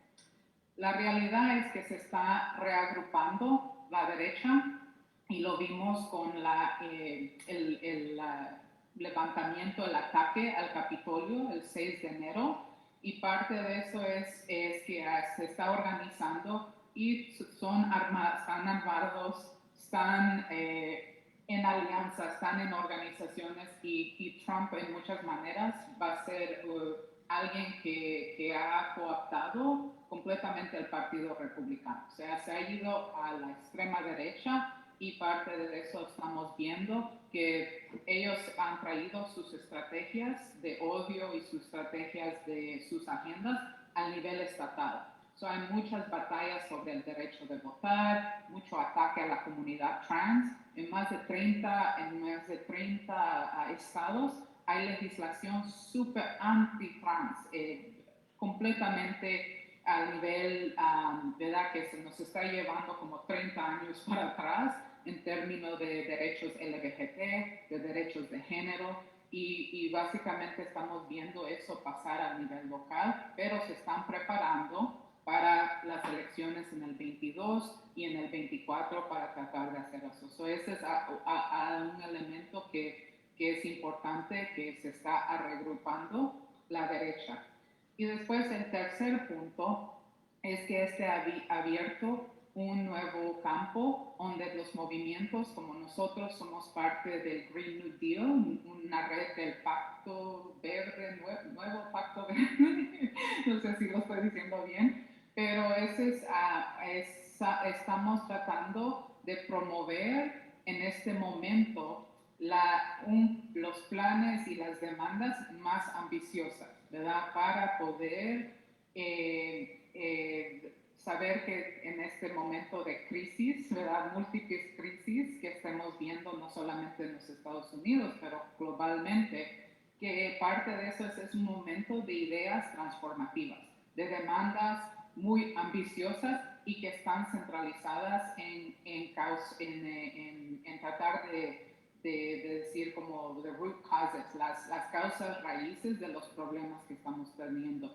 Eso ha habido mucho emoción, inspiración y movimiento en términos de tratar de pasar aspectos de, por ejemplo, el Green New Deal en este momento y particularmente en que se dicen los 100 días de la nueva administración para verdaderamente empujar un rescate del pueblo, estímulos no para las corporaciones, pero para el pueblo y la gente, y cómo es que vamos a tratar de imaginar una nueva vida completa después de post-pandemia. Hay mucha como movilización en términos de los estudiantes de DACA, por los derechos de inmigrante, para lo que está para la crisis en la frontera, los niños y niñas que están todavía encarcelados, ¿verdad? Y todo eso es algo que ha habido.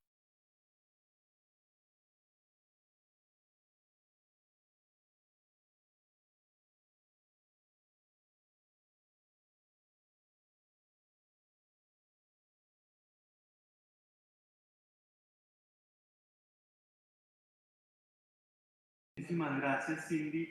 El tiempo se nos está pasando un poquito, pero yo no quería dejar de, digamos, terminar nuestra conversación sin antes hacerte una pregunta que yo creo que está como en el espíritu de la conversación que estamos teniendo el día de hoy, y que son realmente dos preguntas. Y es la primera, ¿cómo podrían las asociaciones, los sindicatos, las organizaciones que están participando de este evento participar también y apoyar, digamos, esa lucha y esa convergencia de luchas que tienen ustedes en los Estados Unidos? Y la segunda pregunta, que es la otra cara de esa misma moneda, es ¿qué podrían ustedes aportar a esta lucha de otras naciones, de otros pueblos, sindicatos, organizaciones del mundo, justamente a partir de sus experiencias? Perfecta pregunta para terminar. Mira, nosotros sabemos que en este momento político, de pandemia, de crisis y todo eso, que hay tres peligros principales: el individualismo y el nacionalismo, las demandas que básicamente dicen tenemos que volver a la normalidad, y porque ahí sabemos que ciertas personas y ciertas partes del mundo son desechables, y demandas y políticas que fortalecen el capitalismo, el patriarcado, el colonialismo y el imperialismo, ¿verdad? Eso para mí es bien claro, este momento nos ha enseñado, y hay tres caminos para adelante.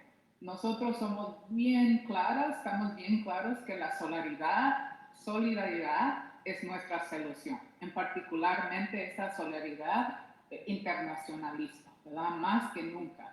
Y no debemos de permitir que nadie sea sacrificado porque somos ecodependiente e interdependiente, ¿verdad? Y fronteras no pueden quebrar. Tenemos que quebrar todas esas binarias, esas fronteras, y es importante más que nunca globalizar nuestro pensamiento, nuestras demandas.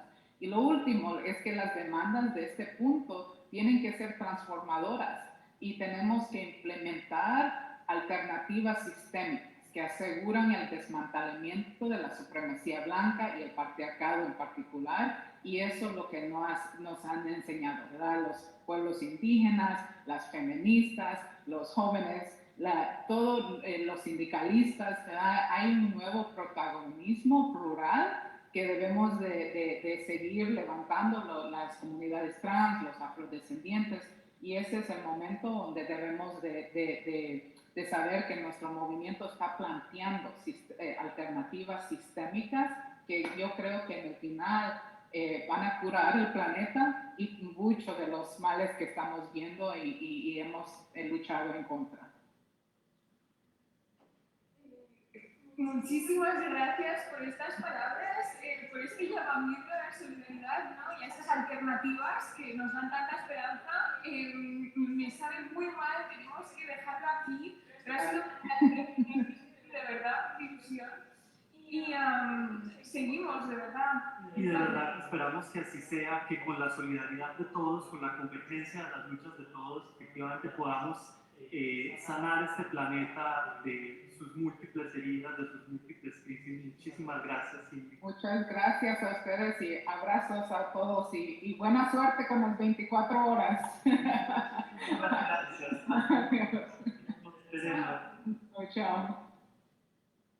Muchas gracias, muchísimas gracias. Entonces, Cindy, estábamos en los Estados Unidos y a continuación queremos entonces darle la bienvenida a Victoria Sandino. Victoria, no sé si de pronto nos escucha. Victoria, ¿cómo estás, Victoria? ¿Qué tal? ¿Cómo están? Un abrazo para todas y todos, para ustedes, para quienes nos siguen en este momento. Muchísimas gracias, Victoria. Yo pues estoy personalmente muy contento de escuchar a Victoria, pues yo soy colombiano. Habíamos estado en contacto por correo electrónico varias veces. Y bueno, Victoria es senadora, está ahora en el Senado colombiano por parte del movimiento FARC o del movimiento de los comunes. Y Victoria hizo parte de los diálogos de paz de La Habana, sobre todo en la mesa, tuvo un papel muy importante en la mesa de equidad de género. Y ha sido siempre defensora de lo que ella denomina el feminismo insurgente. Ahora de pronto nos puedes contar un poquito también, Victoria. Entonces, no, estamos muy contentos de tenerte con nosotros. Te damos la bienvenida a esta noche de los derechos sociales y queríamos de pronto comenzar esta conversación con que nos contaras un poquito de tu experiencia, cuál ha sido esa experiencia tan rica en la lucha por los derechos sociales en los diferentes frentes y en los diferentes momentos de tu lucha. Bueno, muchísimas gracias. De nuevo, de verdad, permítanme saludar a todas las personas que nos están siguiendo, pero sobre todo a ustedes que están en esta iniciativa tan hermosa, me parece a mí, de la noche la noche pues, de los derechos sociales globales, ¿no? Y estas 24 horas. Así que les deseo muchísimos éxitos, muchísimas gracias por invitarme, por darme la oportunidad pues, de estar acá con ustedes y poder compartir esta experiencia. Tal como lo dices, yo pues soy una mujer en insurgencia durante 24 años, actualmente soy senadora de la República, producto del acuerdo de paz. Y he venido trabajando todo este tiempo, desde antes, porque era en mi época pues, de juventud, fui lideresa juvenil por los derechos sociales de nuestro pueblo, pero entendamos que Colombia es un país que en la manera histórica ha vivido unas condiciones de exclusión, unas condiciones pues, de violencia permanente, de negación permanente de esos derechos sociales fundamentales, ¿no? Y aún más se han agudizado con la implementación de este sistema neoliberal, pues que ha focalizado estos derechos. Así que Colombia tiene una larga historia de negación pues, de los derechos sociales, unas profundas desigualdades, realmente una violencia extrema y una exclusión de las grandes mayorías de nuestro país, ¿no? de poblaciones, de grandes, digo, de las mujeres, de poblaciones, de comunidades rurales, de la juventud. O sea, aquí no hay ni siquiera, en Colombia no se garantiza ni siquiera el derecho a la vida, que es el principal derecho o el derecho fundamental, ¿verdad? El derecho a la vida, y eso de por sí es muy grave. pero tampoco pues el derecho a la vivienda, el derecho a la educación, a la salud, ni el derecho al medio ambiente, nada de eso. Así que un poco lo que buscamos en el acuerdo fue justamente, con el acuerdo que se realizó entre la insurgencia de las FARC y el Estado colombiano, fue en primera medida superar como esas condiciones, ¿no? Esas situaciones de violencia que ha vivido nuestro país y, como lo dice el acuerdo, sentar las bases, sentar esas bases para superar esas condiciones de exclusión, de violencia y, bueno, hacer el tránsito definitivamente a un Estado social de derecho, a un país que garantice el derecho a la gran mayoría o a toda su ciudadanía. Así que yo me vinculé, tal como lo expresaste, yo me vinculé en el 2013 en el acuerdo, a la mesa de negociaciones del acuerdo de paz o de la mesa que estaba llevando pues allá en La Habana. Ahí justamente una mesa bastante masculinizada, no había ni siquiera ninguna mujer plenipotenciaria por parte del gobierno. En un primer instante, casi que un año después, llegaron 2 mujeres y por el otro lado pues estábamos nosotras, estaba yo y en algunos momentos también estuvieron 2 compañeras más en unos puntos específicos, pero hicimos un trabajo, creo yo, enorme de las mujeres, de las mujeres guerrilleras en ese momento por lograr que se incorporara ese enfoque de género a un acuerdo de paz que además se convirtió como en un hecho histórico porque por primera vez logramos ese proceso, ¿verdad? En compañía de muchos, bueno, primero del movimiento de mujeres a nivel nacional, también del apoyo de mujeres feministas, del apoyo de muchas organizaciones internacionales, de diálogos, de aprendizaje que hicimos. Y bueno, hoy de cara a la construcción de la paz, a la implementación, que ha sido un proceso complejísimo porque no hay, o sea, lamentablemente, en vez de haber dado el paso a un gobierno de transición, a un gobierno que le apostara a la paz, en Colombia lo que tenemos es un gobierno pues que no está comprometido en absoluto con la paz, que por el contrario hace lo que sea necesario para atacarlo y en esa medida pues la situación de derechos humanos y la garantía de derechos por el contrario se ha agudizado aún más en este periodo con el asesinato pues, de líderes y lideresas sociales y el asesinato a firmantes del acuerdo de paz, tanto hombres como mujeres, a tal punto que llevamos más de 265 de nuestros compañeros y compañeras asesinadas. Claro, es terrible y justamente sobre ese punto yo creo que sería importante porque como veíamos ahorita también en el caso de los compañeros del Brasil, de los compañeros del Movimiento Sin Tierra, allá también ser defensor de los derechos sociales, ser defensor de los derechos humanos es un riesgo, es un peligro y en Colombia, como lo has mencionado también, es un riesgo, pues vemos que es una práctica sistemática desde hace muchísimos años en Colombia, el asesinato de los líderes defensores de derechos humanos, de líderes defensores de derechos sociales, y yo creo que es una cuestión de la que realmente habría que hablar y poner como un punto sobre la mesa, sobre el que no debemos descansar hasta que esté realmente solucionado. Quisiera preguntarte un poco cómo ves esta cuestión, esta dificultad que tenemos de que realmente en Colombia es muy difícil la lucha por los derechos sociales y que es un gran acto de coraje, de valentía realmente defender los derechos sociales y los derechos humanos. ¿Qué es lo que tendríamos que hacer y cómo de pronto esta red de organizaciones, sindicatos podrían ayudar tal vez? Bueno, aquí hay una gran contradicción, porque Colombia tiene un discurso, tiene varios discursos realmente. El Estado colombiano, por un lado, se jacta de ser un Estado social de derecho, cosa que no es real. Ya le dije, por lo primero que se hace es desconocer el derecho a la vida. Segundo, Colombia, pues con su política neoliberal y guerrerista, ha privilegiado mantener, pues obviamente esos privilegios a esa clase dirigente, a clase dominante, a los grandes empresarios, a las multinacionales, pero no al conjunto ni a la mayoría de la población.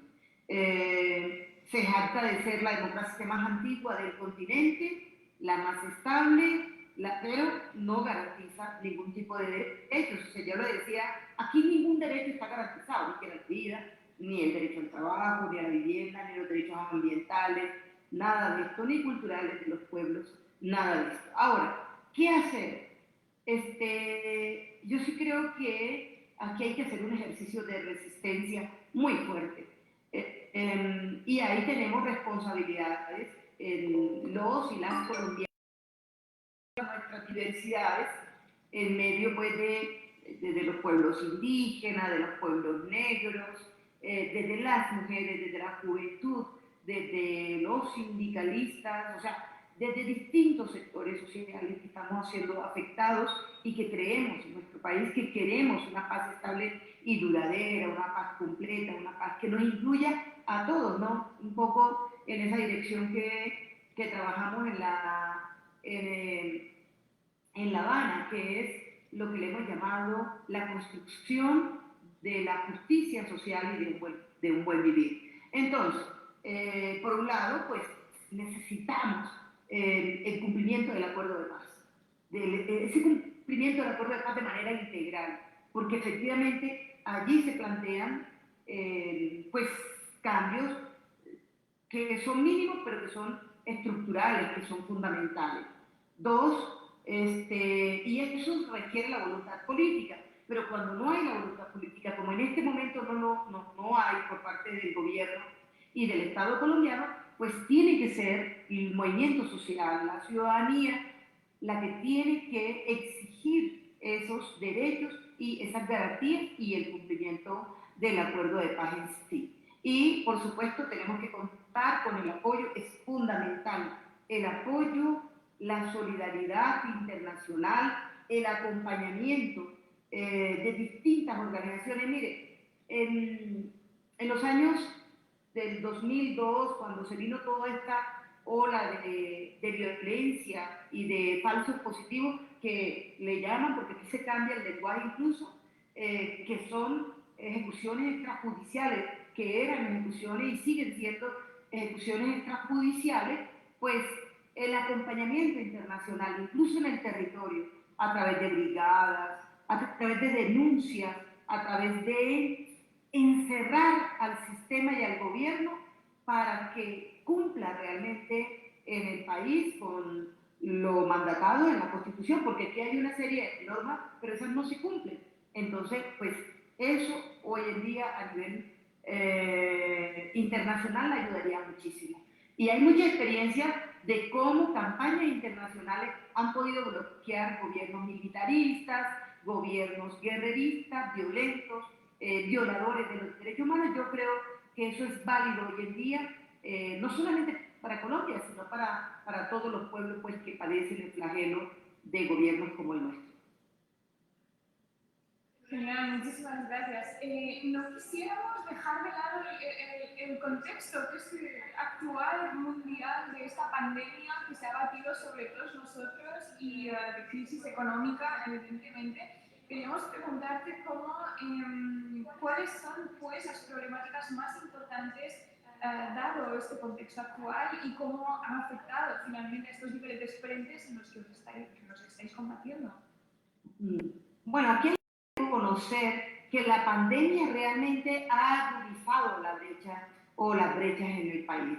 O sea, ha puesto en evidencia las exclusiones, las violencias existentes y bueno, ha recrudecido las condiciones de pobreza y miseria que tenemos en la población colombiana. Y eso, especialmente, esas violencias económicas, etarias, raciales o étnicas y de género.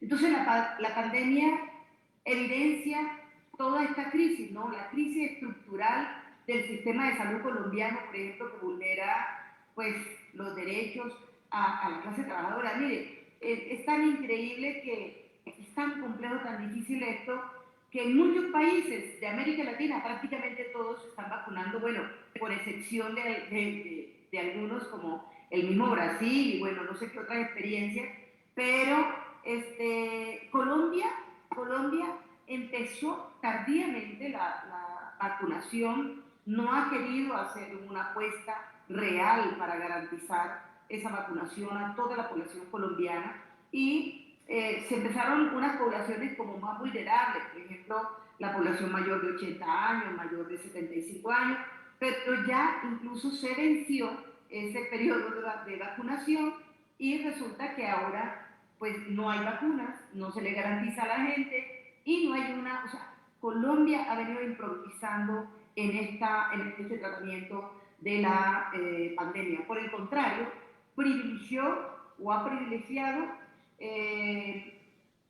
mantener como los derechos y las garantías a los grandes gremios económicos, entonces, y ha agudizado, por ejemplo, el Estado militarista, autoritario, a través de la declaración de emergencia, y con esas emergencias lo que ha hecho es, tomar todo el poder, como quien dice, el Ejecutivo, confinar a la gente, reprimir a la gente, porque si la gente tiene que trabajar o tiene que salir o va a salir a protestar, entonces es reprimido con la fuerza policial, como ha ocurrido en nuestro país con masacres cometidas por la misma policía, que ha sido pues uno de los hechos dolorosos, como también lo que viene ocurriendo en el campo colombiano con la violación sistemática de los derechos humanos.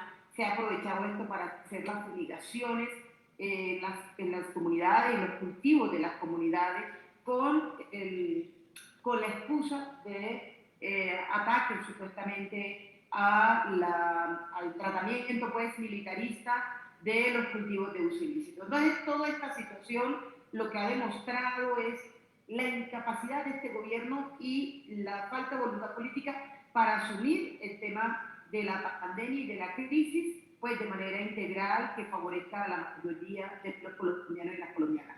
Desde nuestra oposición, los sectores democráticos, seguimos impulsando la necesidad de crear, por ejemplo, una renta básica que le dé garantía de sostenibilidad a la sociedad colombiana, buscar mecanismos de participación o de la educación, de garantizar la educación, porque el tema virtual aquí en Colombia no se garantiza en todo el territorio nacional.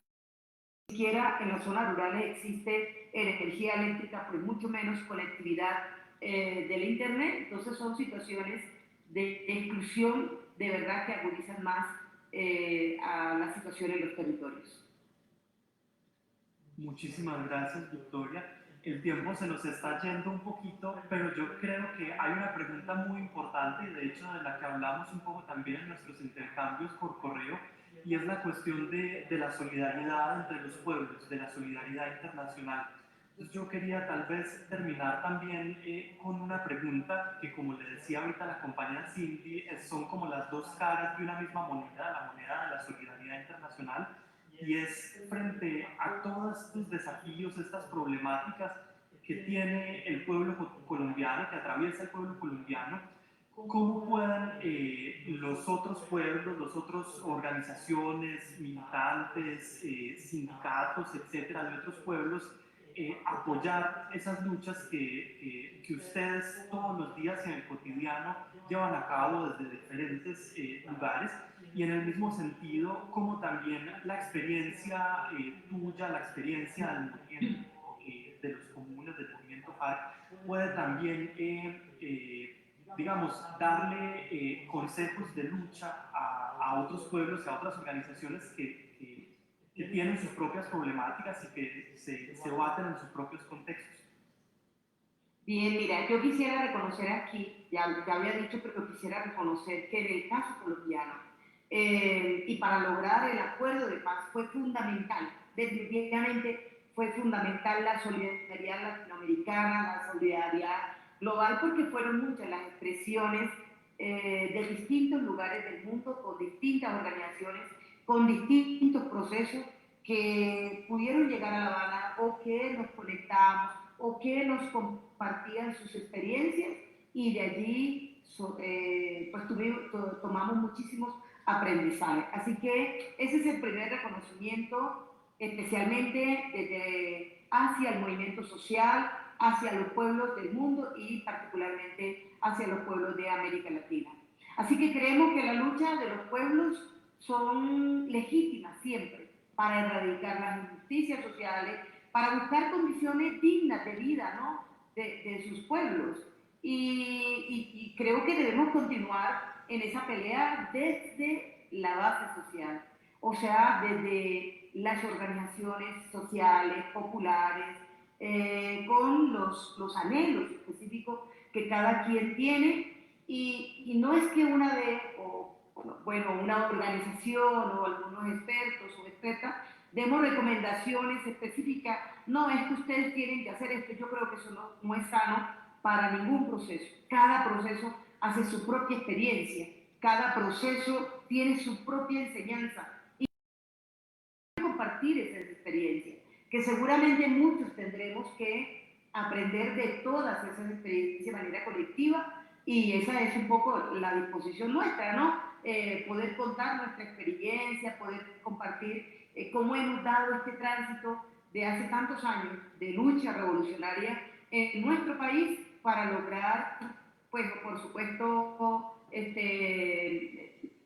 para seguir tejiendo más bien esas redes de solidaridad, de hermandad, de sororidad entre los pueblos desde nuevos paradigmas de justicia social y de emancipación y de construcción de un buen vivir, de una sociedad incluyente donde las mujeres y todas las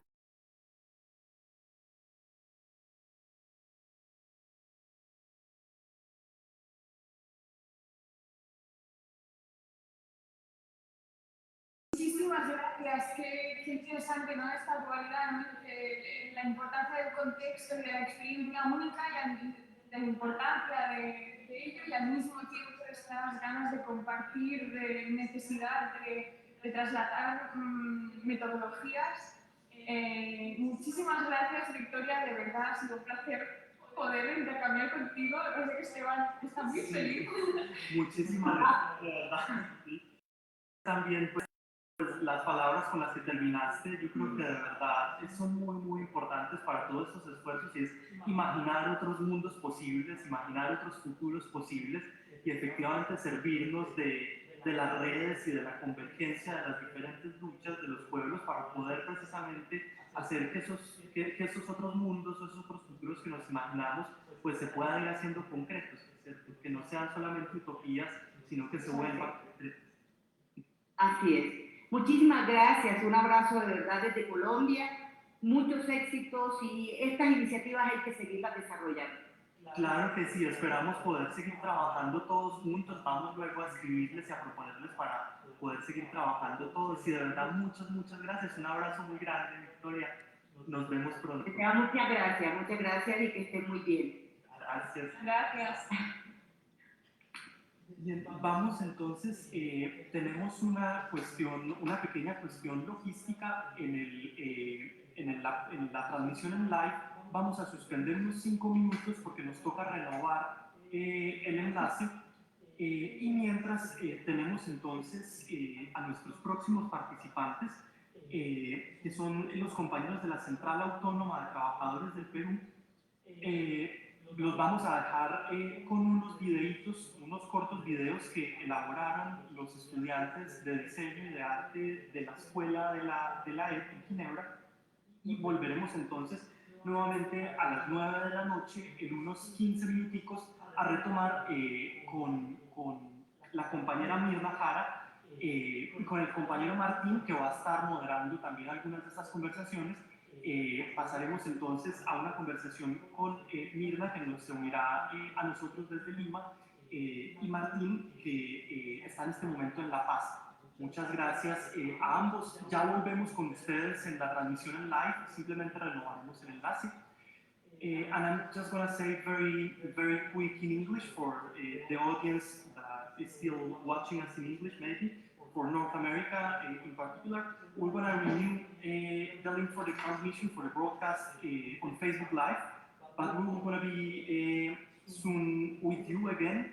We will start in 15 minutes with the next conversation with Mirna Jara and Martin Vilela. They're going to be talking from La Paz, Martin, and Mirna from Lima. So we'll be back in a few minutes. Thank you very much. Muchas gracias. Ya volvemos con ustedes.